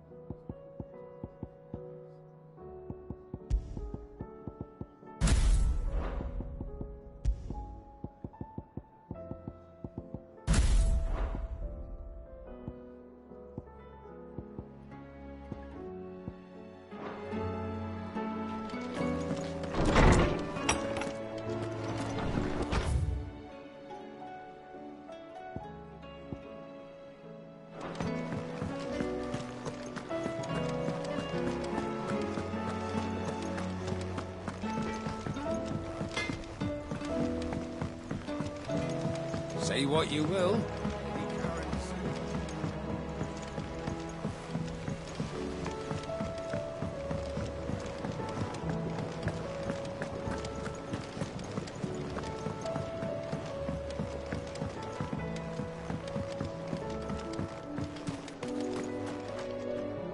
Oh. What brings you down from the heavens, Sid? I need your advice. Joshua and I are looking for a place where snow daisies grow. Preferably in abundance. I reckon Man's Hill would be a good place to start. Both have similar climbs and the right elevation. If the Blight hasn't claimed them yet. Right.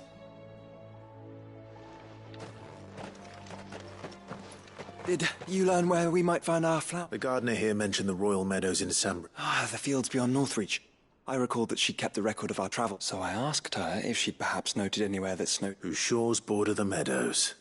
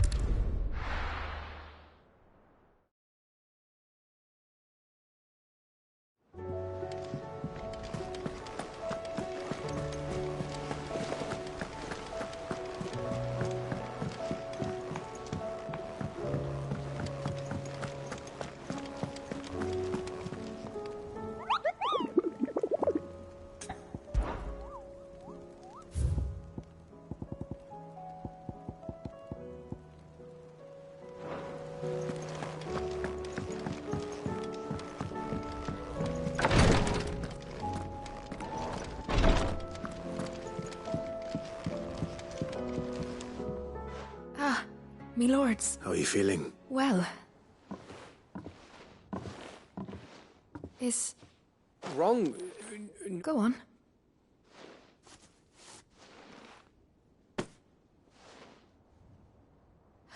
Did you make it? We did. Aye. It's a good luck charm. I mean, I thank you, me lords. If there's anything you need. I will. Fancy a swift off. I could be convinced.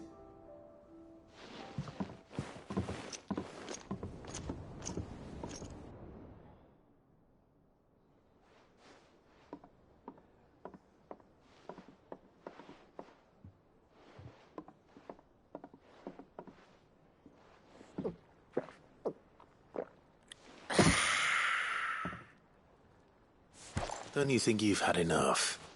Oh, we're celebrating. I'm gonna be a father.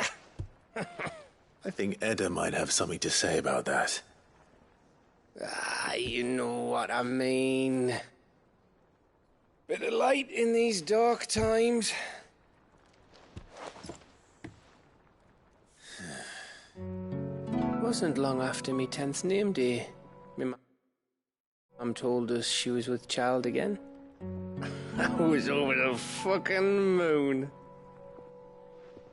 I was looking forward to having a little one to lord it over, what with me being the runt of the litter. Thought I'd finally have a chance to prove to the world that I could be a big brother. Imperials came the day she went into labour. Had myself a baby sister. And then I didn't. Me whole family gone in a blink, while I hid in the cellar like the spineless little arsehole I was. Great brother I turned out to be.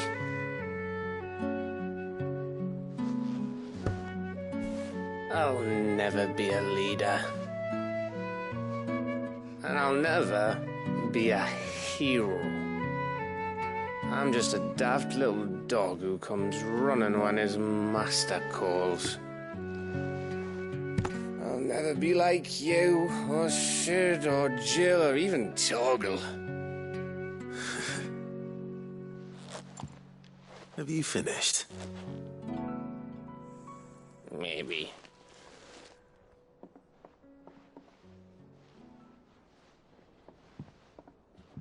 Do you know why you're our best scout? Yeah. Because you don't need anyone to hold your hand. Without your resourcefulness, your courage, your determination, I don't know where we'd be. Maybe hanging off a cliff like, That was only the once. Exactly. You learned from it. And here you are, after Founder knows how many missions, stronger for everyone. And let's not forget Rosalith. Who was it who freed me from the dungeon? Who was it who ran to Jill's rescue? That would be me. Because you're our brother, Gav. My brother.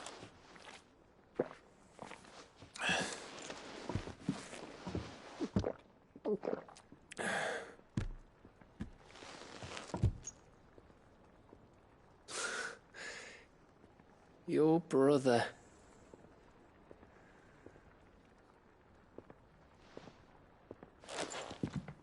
Which means that when the time comes, I get your room. And your sword.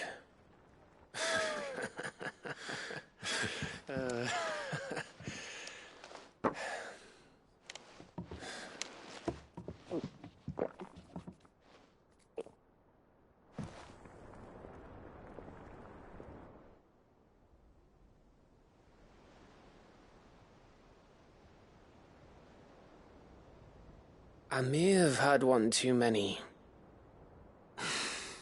You may have had 10 too many. I said I was thirsty. Better get back to work anyway, after I walk this off. Clive? What is it?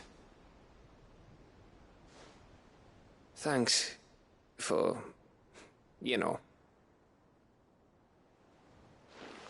I know.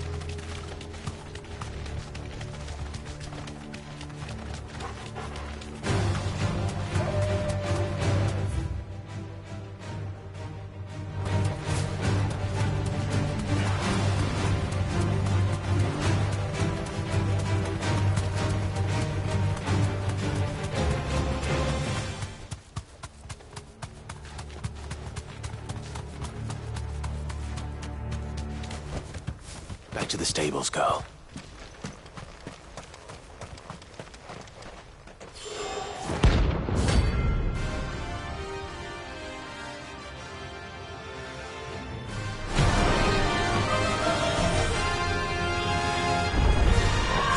Harmon's madness lives on.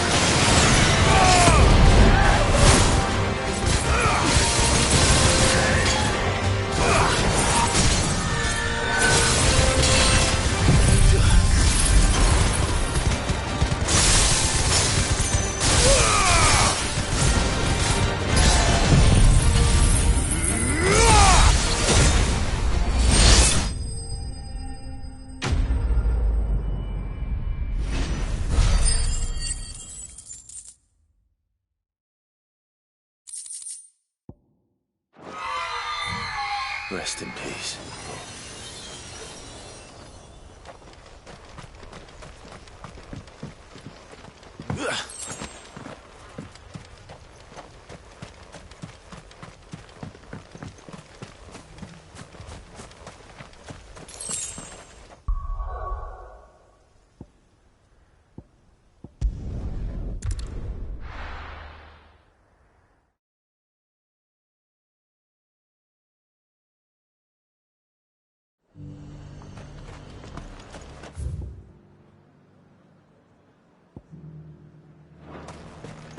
And how might I help? Harrison today.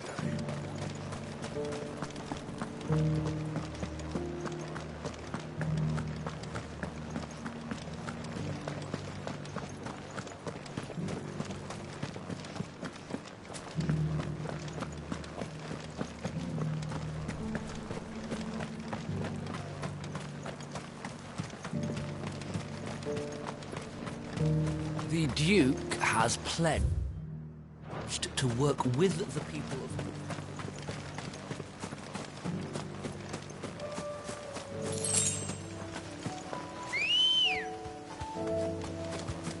Good girl. Fly, Ambrosia.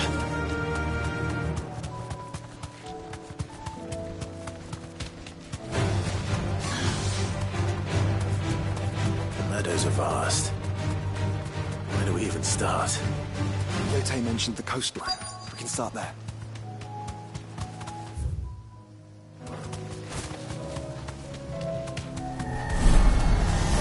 Time to fight.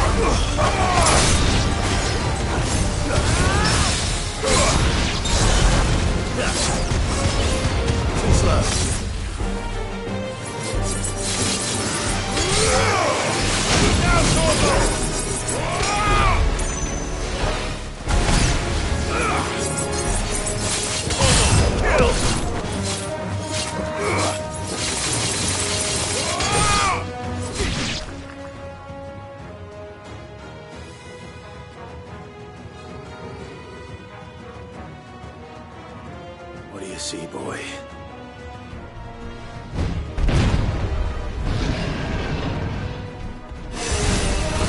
Let's hope this is the last one. Only one way to find out. All yours, Torvald!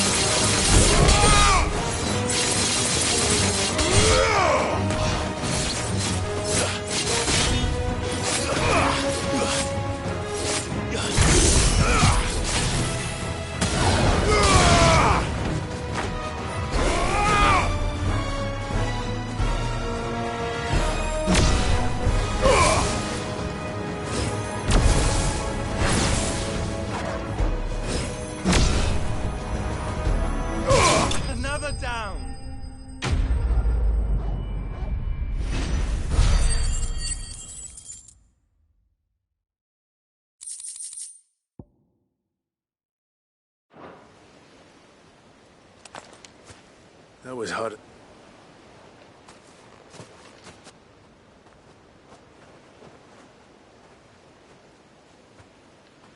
But found her. She'll love them.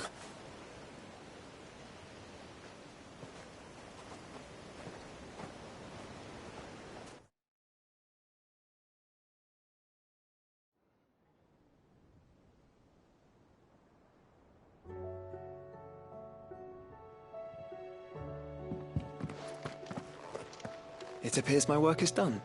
The rest, as they say, is up to you. Well, you and the skies. We wouldn't want another thunderstorm now, would we?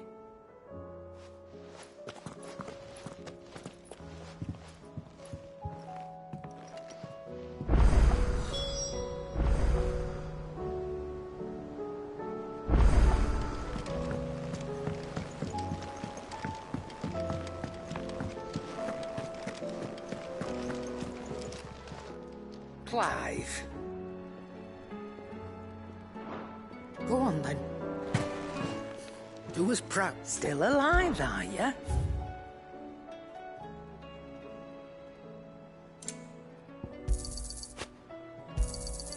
You're rubbing me blind, you know. You'll not find a better price than that. Come again. Or don't. I'm not much bothered either way.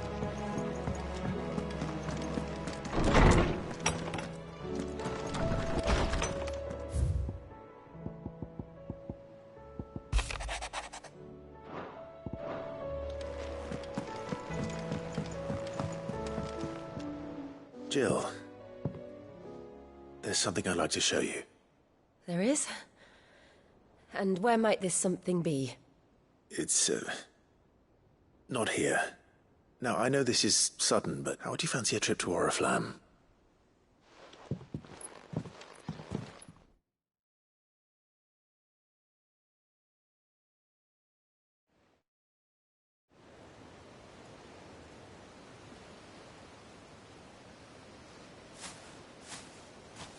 There are so many. This is what you wanted to show. Yeah. You don't need to say anything. We've been worried about you. Josh, do you remember when I took you to Man's Hill? Or...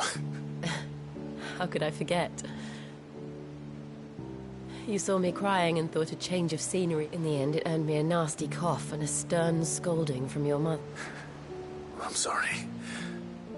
I had no idea what... Before we left, my chambermaid told me she'd overheard your mother talking about my They were debating whether it would be more profitable to marry me off to what... No one thought to ask me what I want. I was nothing to them. A pawn. I didn't know. But I wasn't alone. You... And I knew then, no matter... I'll never forget that feeling.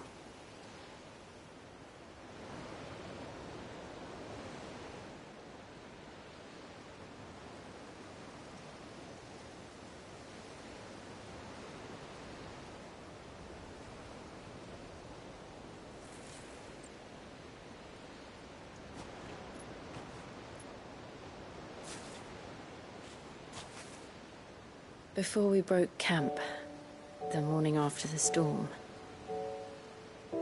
do you know what I did? No? What? I slipped away from my governess to climb the tor. And from there I saw a sea of petals, all reaching for the sun. And I realized that no matter how terrible the night, dawn would always come.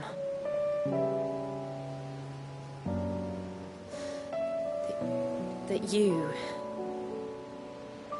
you would always come for me. And you have. Again and again.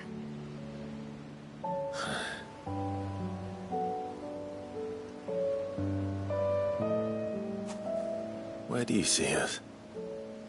When all this is over?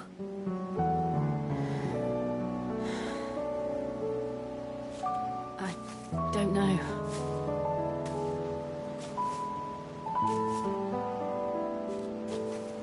Not here, though. I think I've outgrown the twins. After everything we've been through,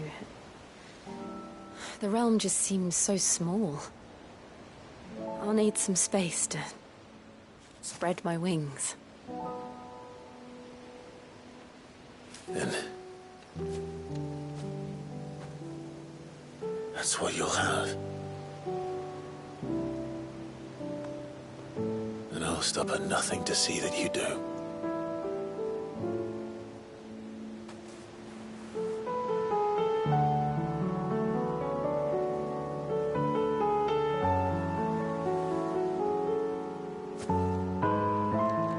I never was much good at garlands, but it'll have to do. I'll treasure it forever. Thank you, Clive. For this, the flowers, for everything. It's exactly what I needed. You are my treasure.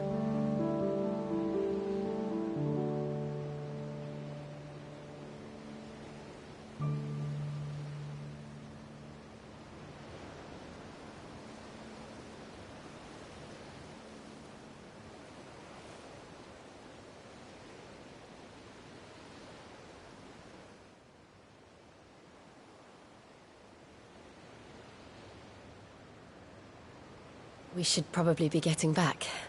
I expect the others are wondering where we are. You're right. There's still much to do.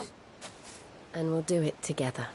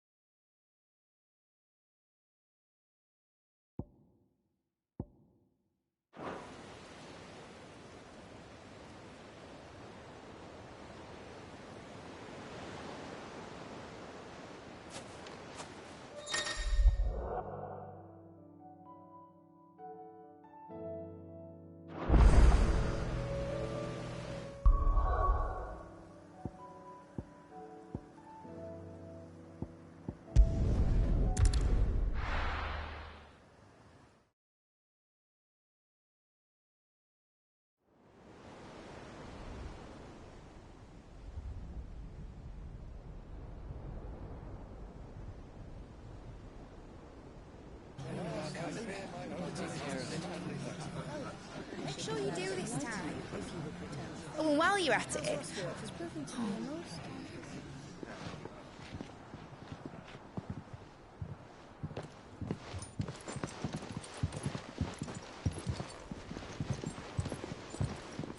Clive, if you see me dad up there, tell him we were right to leave his legacy with you. Tell him he'll be in the front row.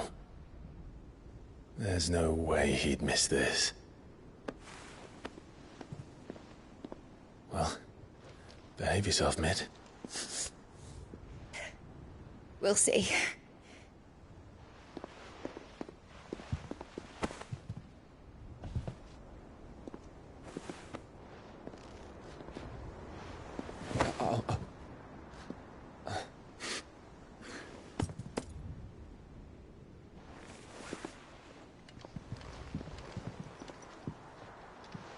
So, you're in charge now, Gav. And what does Tyre have to say about that? Come back before she finds out, eh?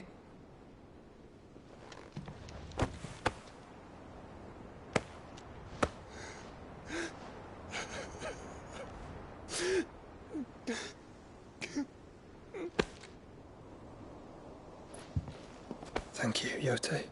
I'm sorry. Your Grace, I shall pray for your safe return. That's kind of you. But you should pray he took his medicine. I didn't spend all night grinding herbs for his lordship to leave them on his nightstand. Again. You needn't fear, Lady Tyre. And thank you. See that your brother comes back in one piece. Or, at most, two. Any more and you can heal him yourself. I'll keep that in mind.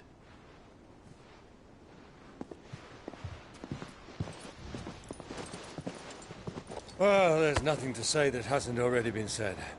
But that's never stopped me before, so just you do what needs doing. And don't worry about us. We'll do our best, Uncle. That we will. If that is all? Not quite.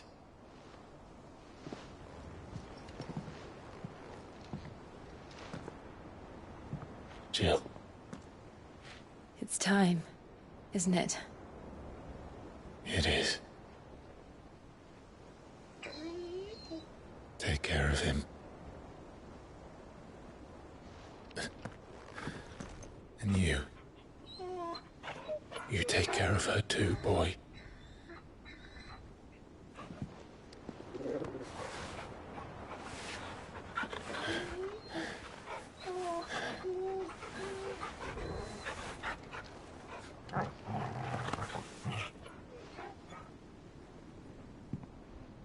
Don't forget, Clive. We all choose our own path. Believe in yours. I do.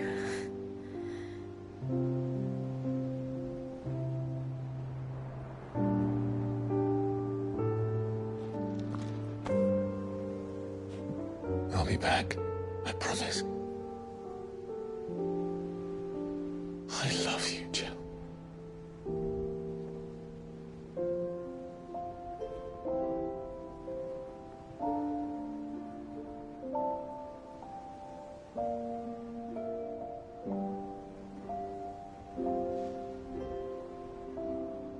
I know.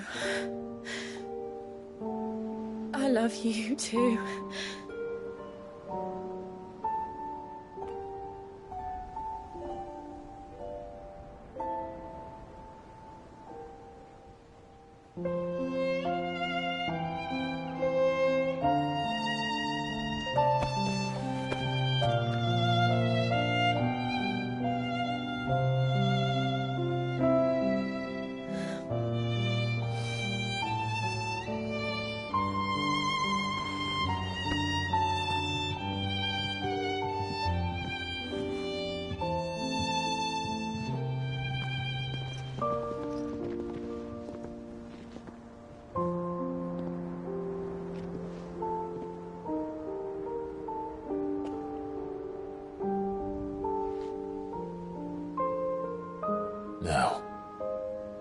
have a god to kill.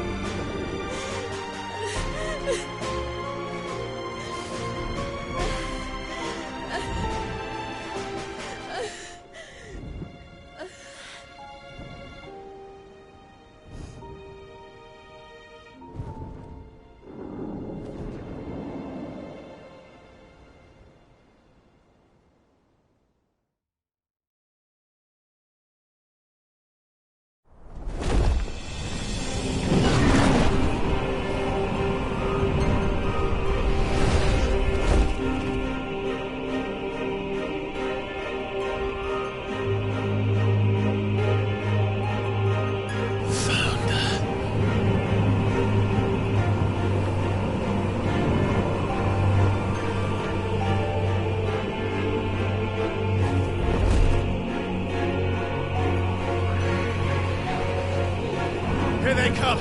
Hold on, Joshua. Already am.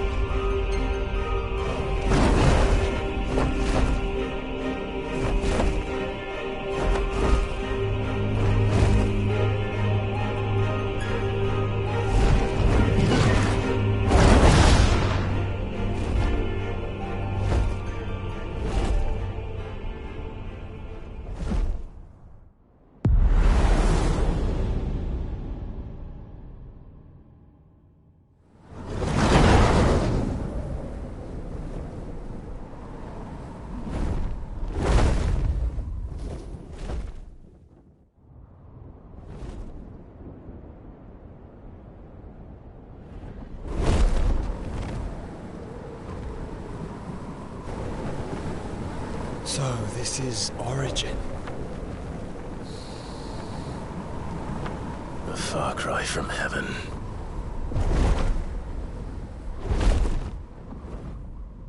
Where it all began, where it all begins, our ark, your architect. There you are.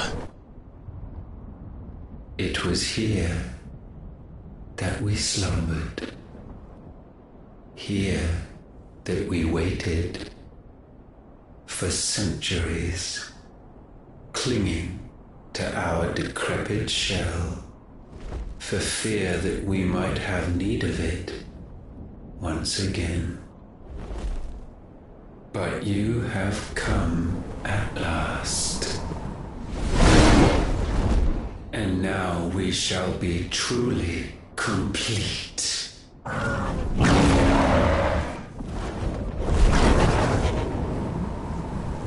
Well?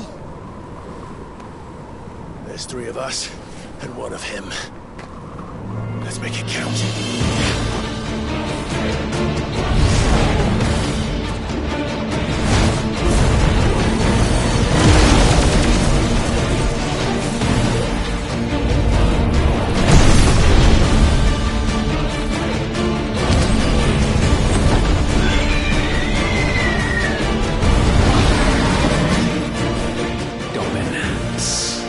We will show you what it means to suffer.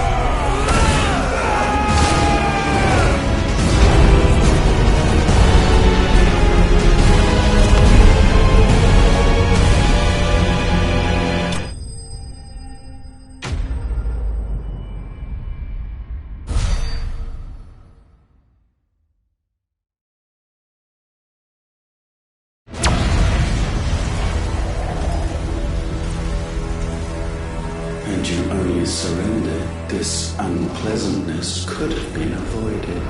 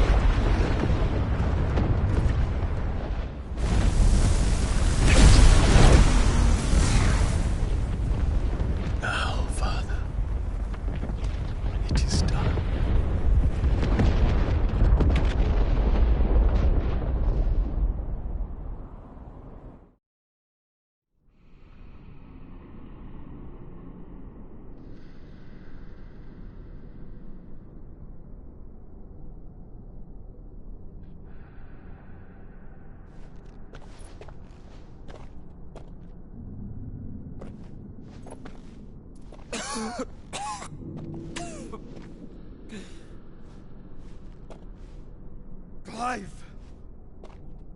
Clive!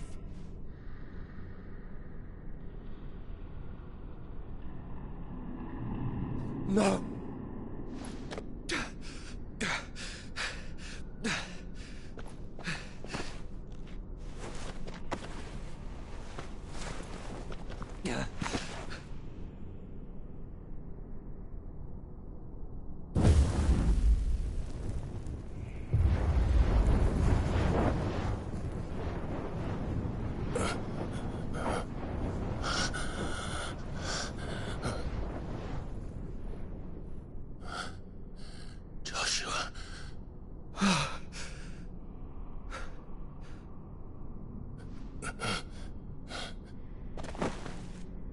Thank the Founder.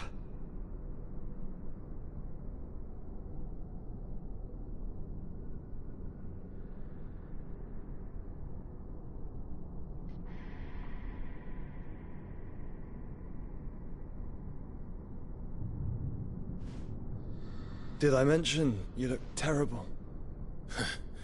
That makes two of us. Oh, I'll be all right. And Dion.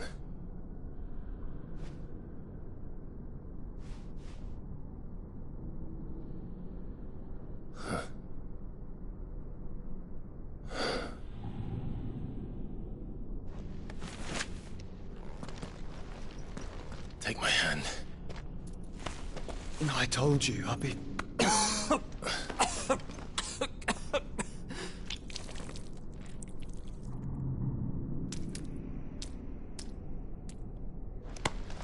Come on. Thank you.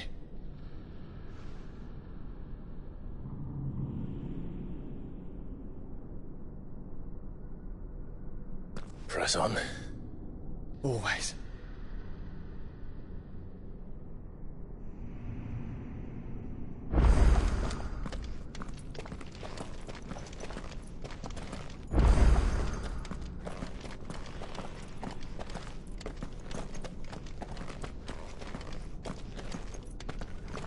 I'm sorry about Dion. Don't be. Please. He did what he had to do. And it's time we did the same.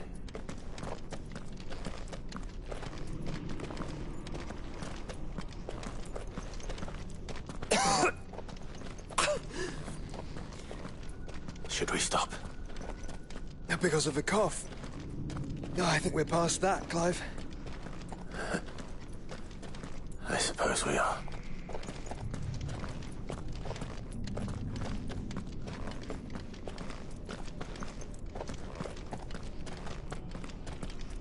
That light, so cold, so empty.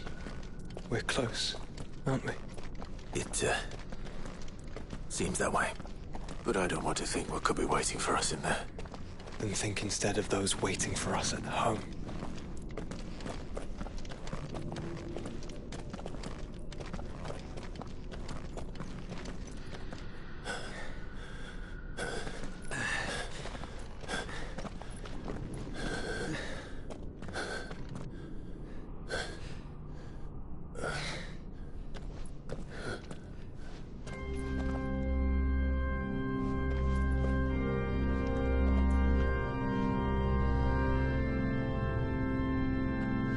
Clive.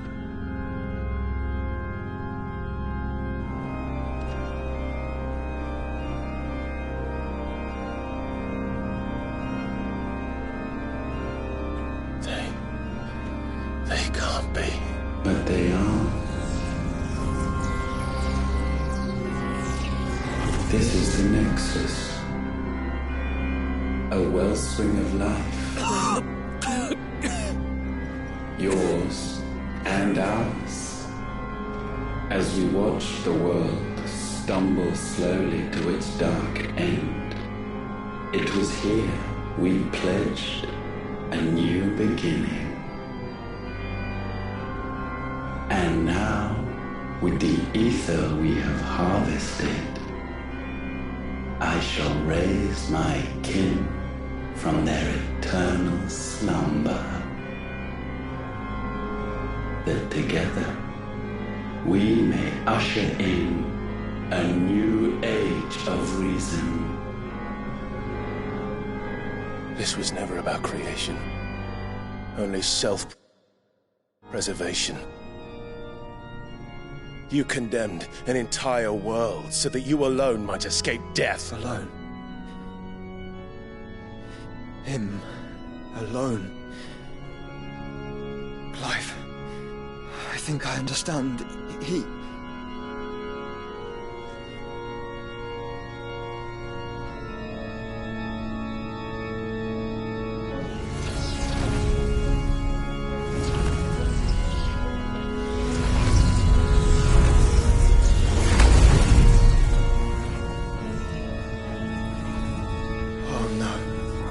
They sacrificed their flesh to become beating hearts of crystal that pumped the land's lifeblood from the depths of the earth unto this very chamber. And thus would they labor still, long after their work was done, had you not set them free. You meant for us to destroy the mother crystals. It's what you wanted all along. You have our gratitude, Mythos. In this you have served us well. You have both served us well. Welcome home, brother.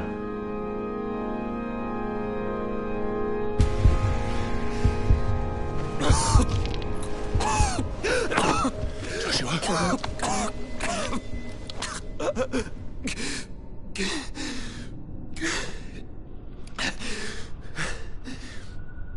I thought it was me, but But it wasn't my grasp that grew weaker.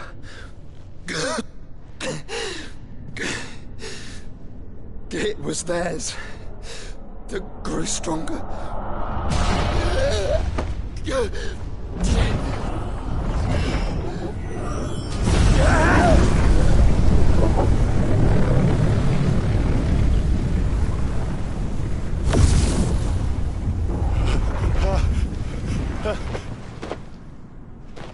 Joshua!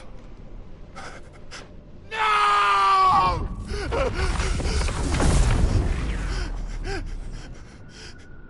And now we can become one.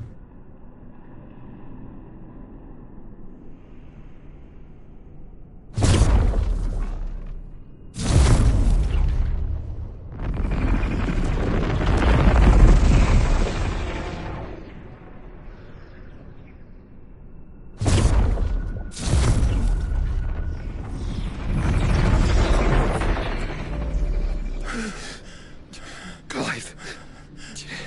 Don't speak. Shh. Shh. The one possessed of the destructive flames of Ifrit and the healing flames of the Phoenix. This, I once believed, would be Ultima's true form. But I was wrong. I see it now.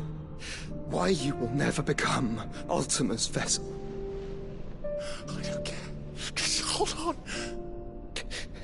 Listen to me, Clive. You remember the murals? People once knew that Ultima was their god. That he created them. And they worshipped him, prayed to him, looked to him for guidance. In vain. In vain. For he did not listen, did not acknowledge our will, and so we strayed from his path to forge one of our own. So absorbed was he in his own desires, so driven by his own will alone, that he shunned the one thing that could have made him truly powerful. Faith. The same faith people now place in you. Faith that you will fulfill their dream, Sid's dream, of creating a better world for us. Faith that you will follow in Father's footsteps and save those who need saving most. Faith that you will answer Jill's plea to save yourself. The difference is, Clive, that you chose to listen, and that is what has steeled our bonds. Bonds that helped you stand firm when Ultima's pull was at its strongest. His power may be absolute, but so is ours. And so will yours be. With my light in your heart, not even a god might stop us. Joshua!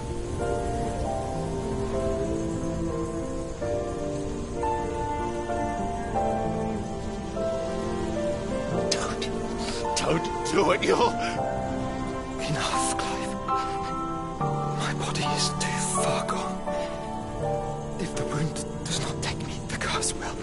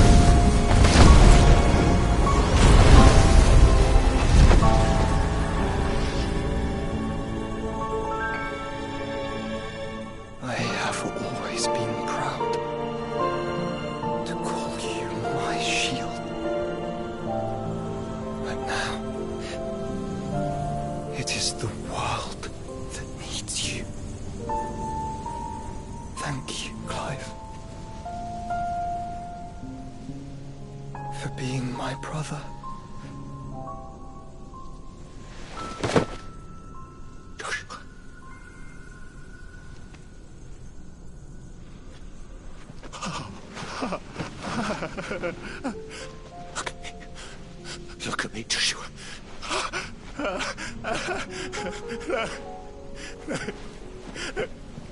Open your eyes! Open your eyes, Damien!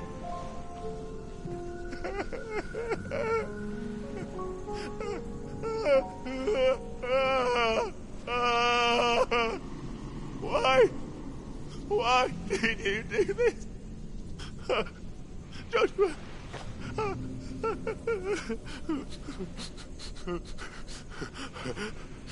Joshua!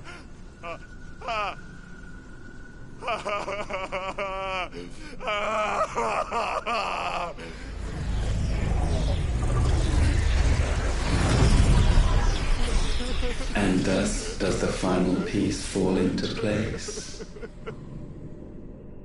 The incantation primed, but one task remains: to empty the vessel.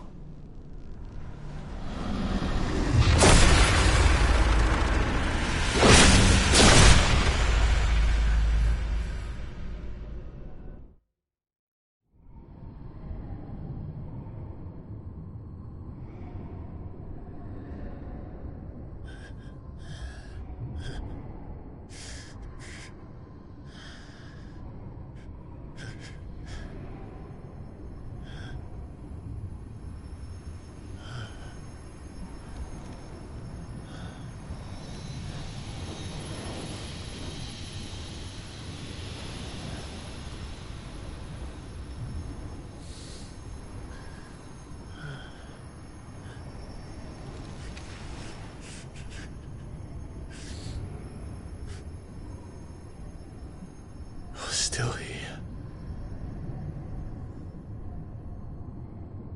With me to the end. Even now, you would deny the inevitable.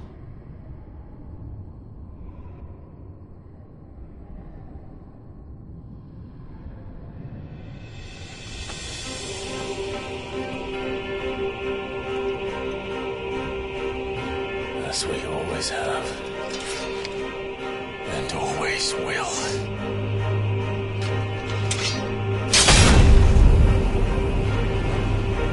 On this, my sword, I swear, to shield the Firebird's flame forevermore.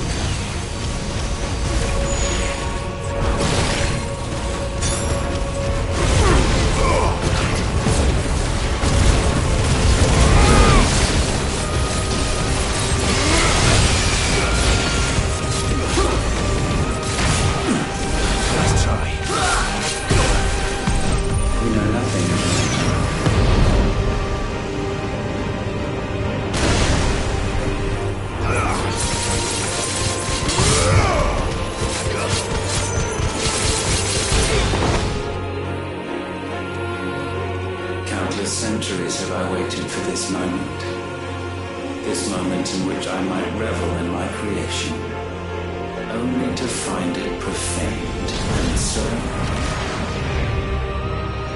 it must be cleansed.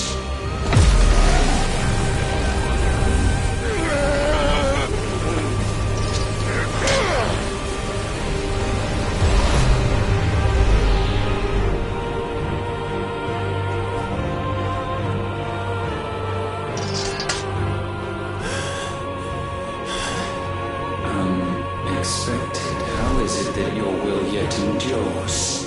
Because it's not so easily broken. But it can be broken. And I I shall see it so. For such is my will. Try it.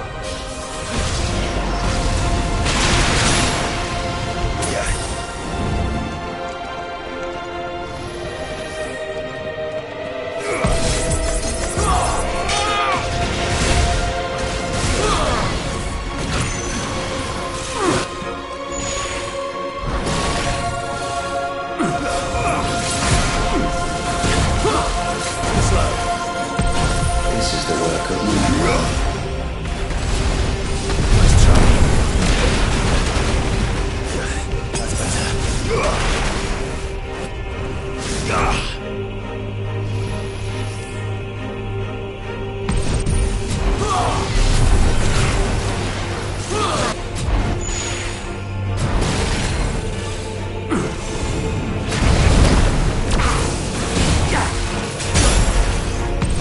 Perhaps this will break you.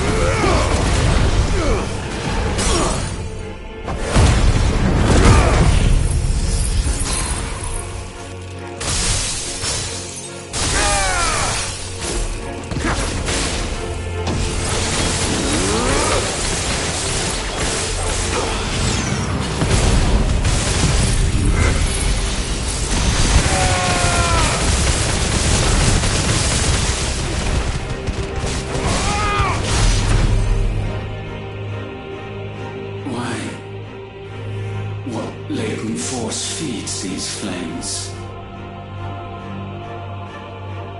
I sense more here than mere will. Is this Logos? Have you truly become free? No, I forbid it. You are not a god.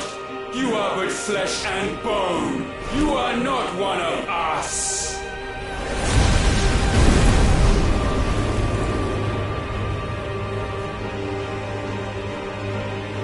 I created you, all of you. And what is mine is mine to destroy. Once, perhaps. But we are no longer yours. Our flames are our own, and they burn as one!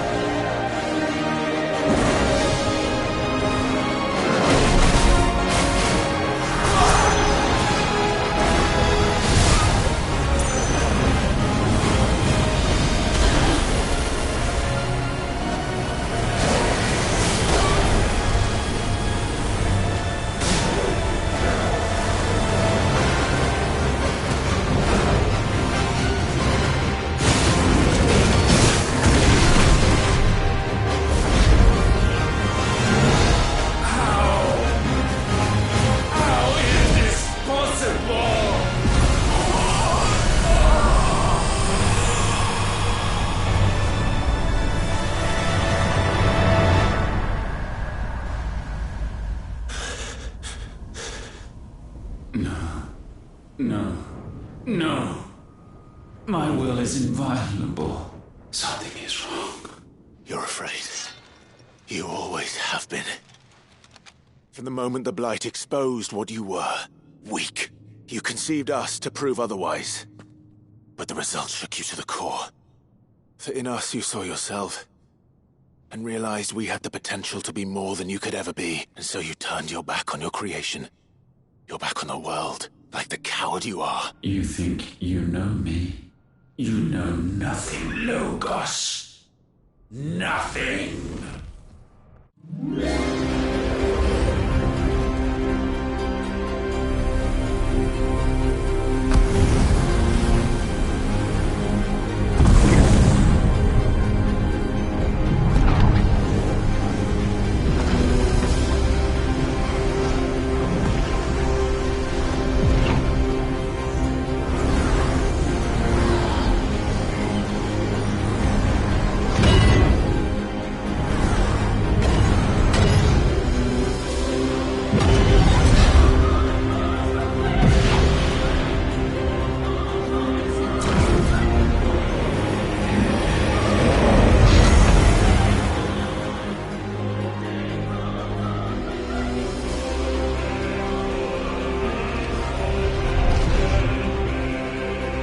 Bathed in light, I stand above you, my rebirth complete.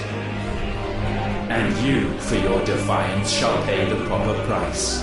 An eternity of anguish. Anguish. Pain. Suffering. You have known none of these. But we have. So we know what they grant. They bring us together. And that makes us strong.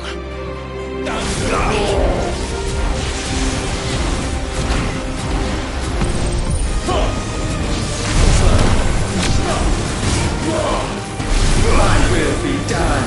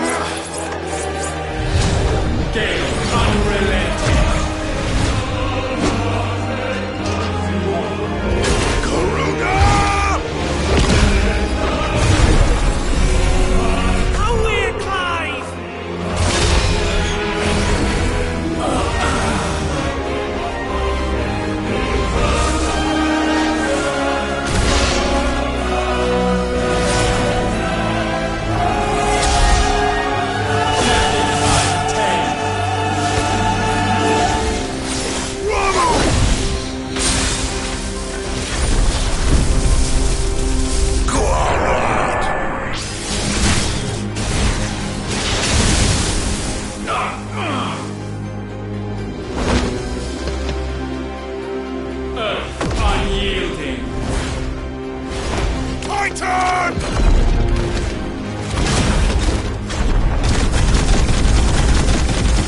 Get him out, Clive!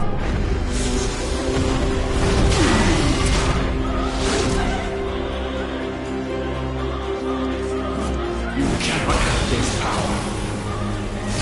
It is not yours to take. Press forward. Darkness spread.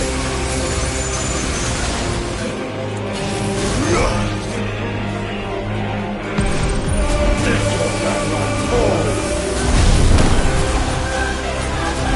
Light shine.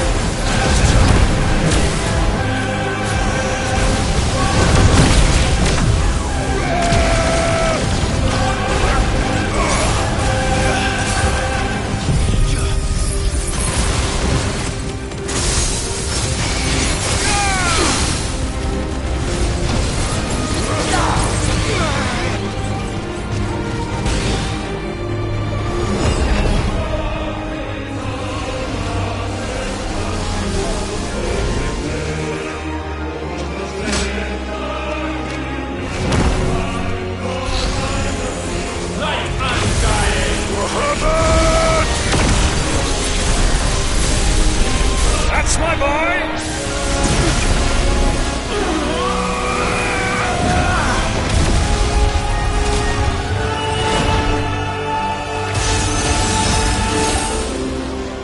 Ice unfeeling! Fever! Together!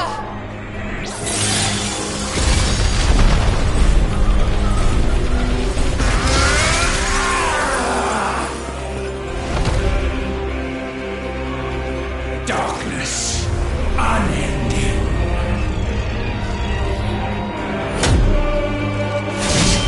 Odin.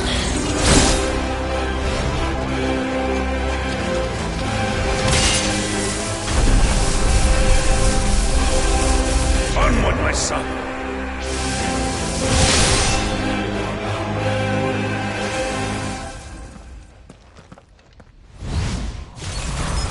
No.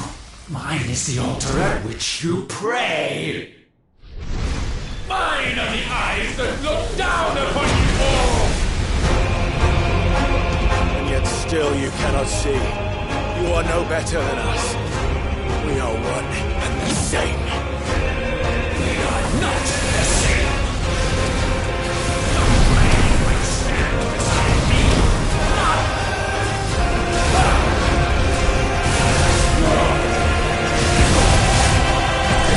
Witness my creation.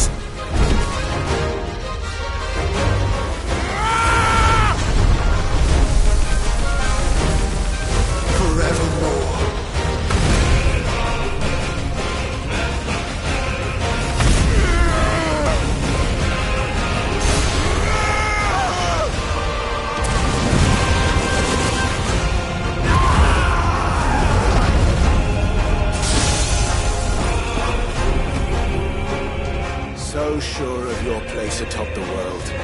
You refuse to acknowledge those below. You chose to remain alone. And so you shunned the one thing that could have made you stronger. Pushed away the hands that could have raised you higher. I do not need you, or anyone. And that is where we are different. I could not have made it here on my own. I carry with me the hopes and dreams of my brothers, my sisters. And it is they who will give me the strength to end your reign. I cannot end. I am the end.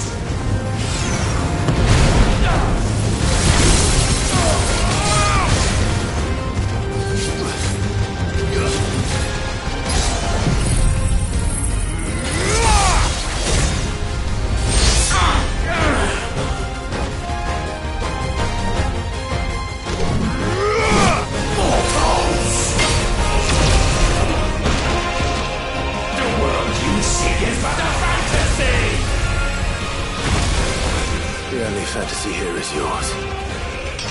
And we shall be its final witness.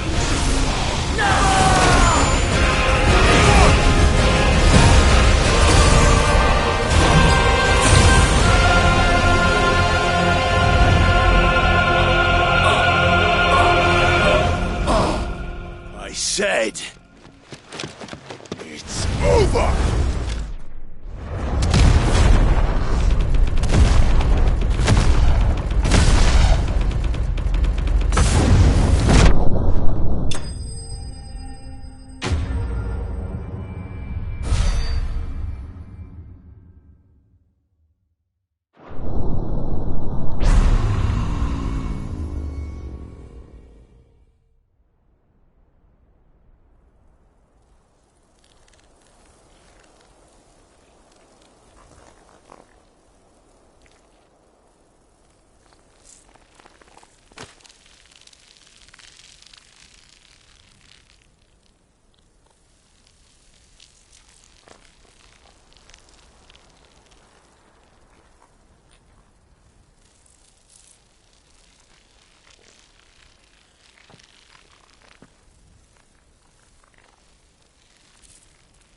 Tell me, what do you imagine will befall this world now that you have gained your precious freedom?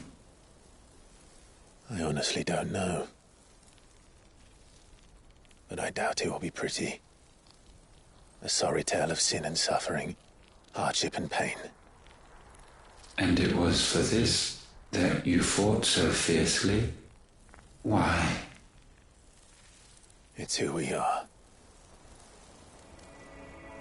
We fight. We survive. We endure. We don't need a reason. We are imperfect creatures. When we stumble, we reach for a shoulder to lean on. When we fall, we stand back up.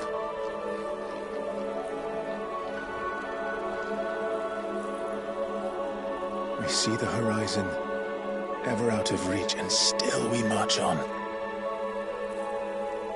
Certain the answers lie just beyond it. Because that is our way.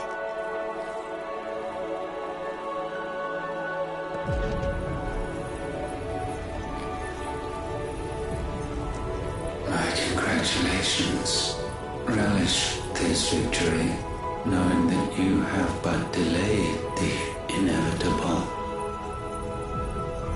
Your world is already dead. May you enjoy an eternity on its blackened husk.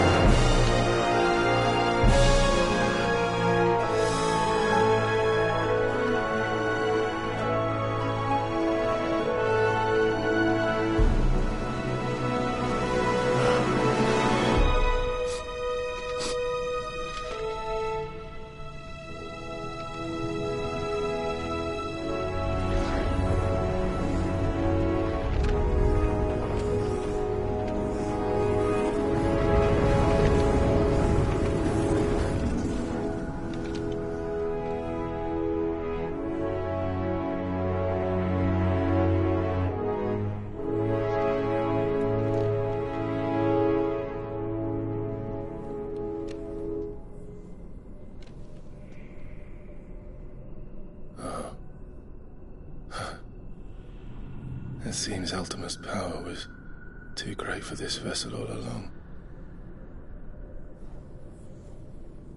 But while I have it, perhaps I can use it to set things right. And see Ultima's legacy. Bearers, dominance, crystals, magic, consigned to the flames.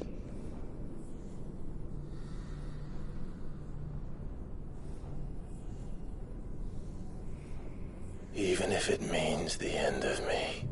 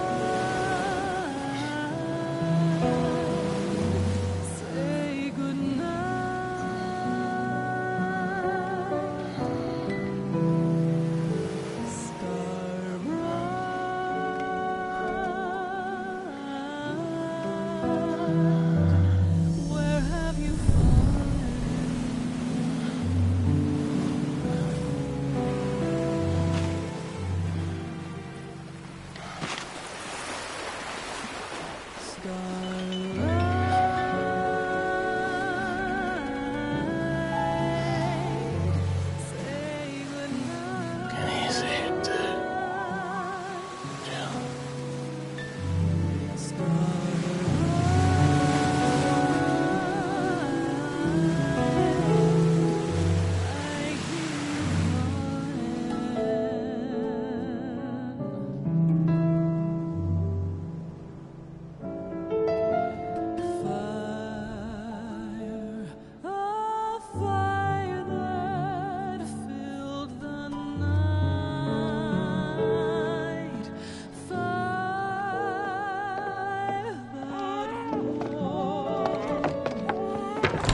Aren't you the most beautiful thing? He is, isn't he? What are you going to call him? Let me see, let me see. Oh, read little one. Got a smile for your Uncle Gav. Not so loud, you burp. What? I was only... Shh, you're scaring him. It's all right. Oh.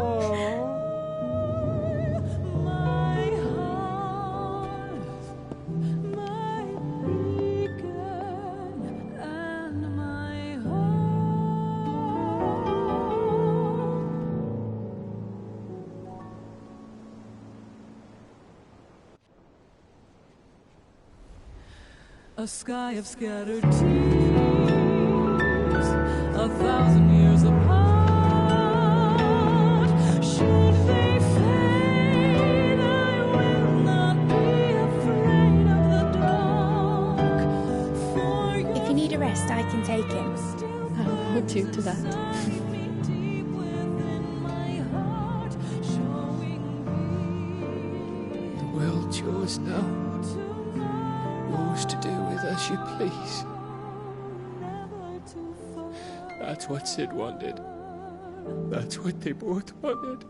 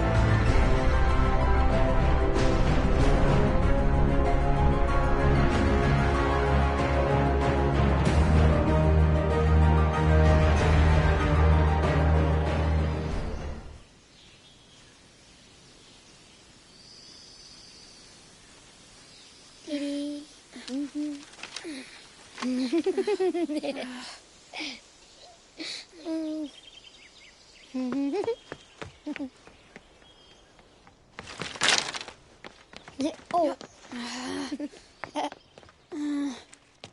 Every time. Will you light it? Yes, Mother.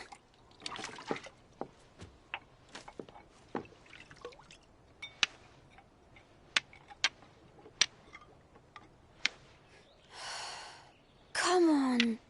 If only I had the flames of an icon. Icon? Have you been reading that silly story again? Magic belongs in fairy tales, and fairy tales don't boil kettles. You see? Well done. Now, be a good lad, and play with your brother until supper. Come on, hurry! Hurry! All right.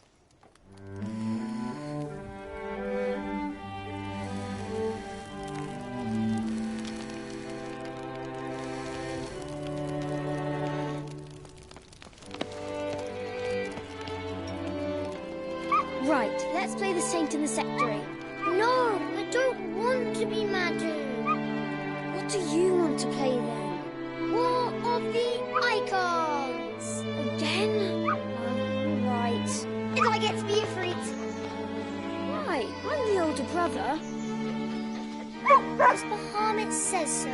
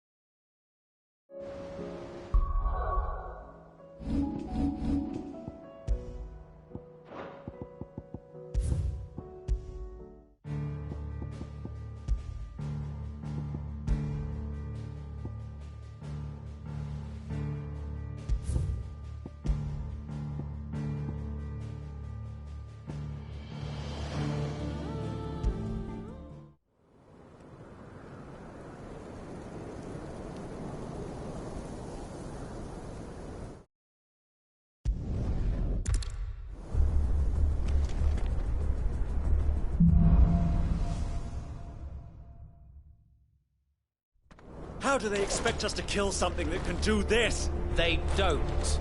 Only the girl.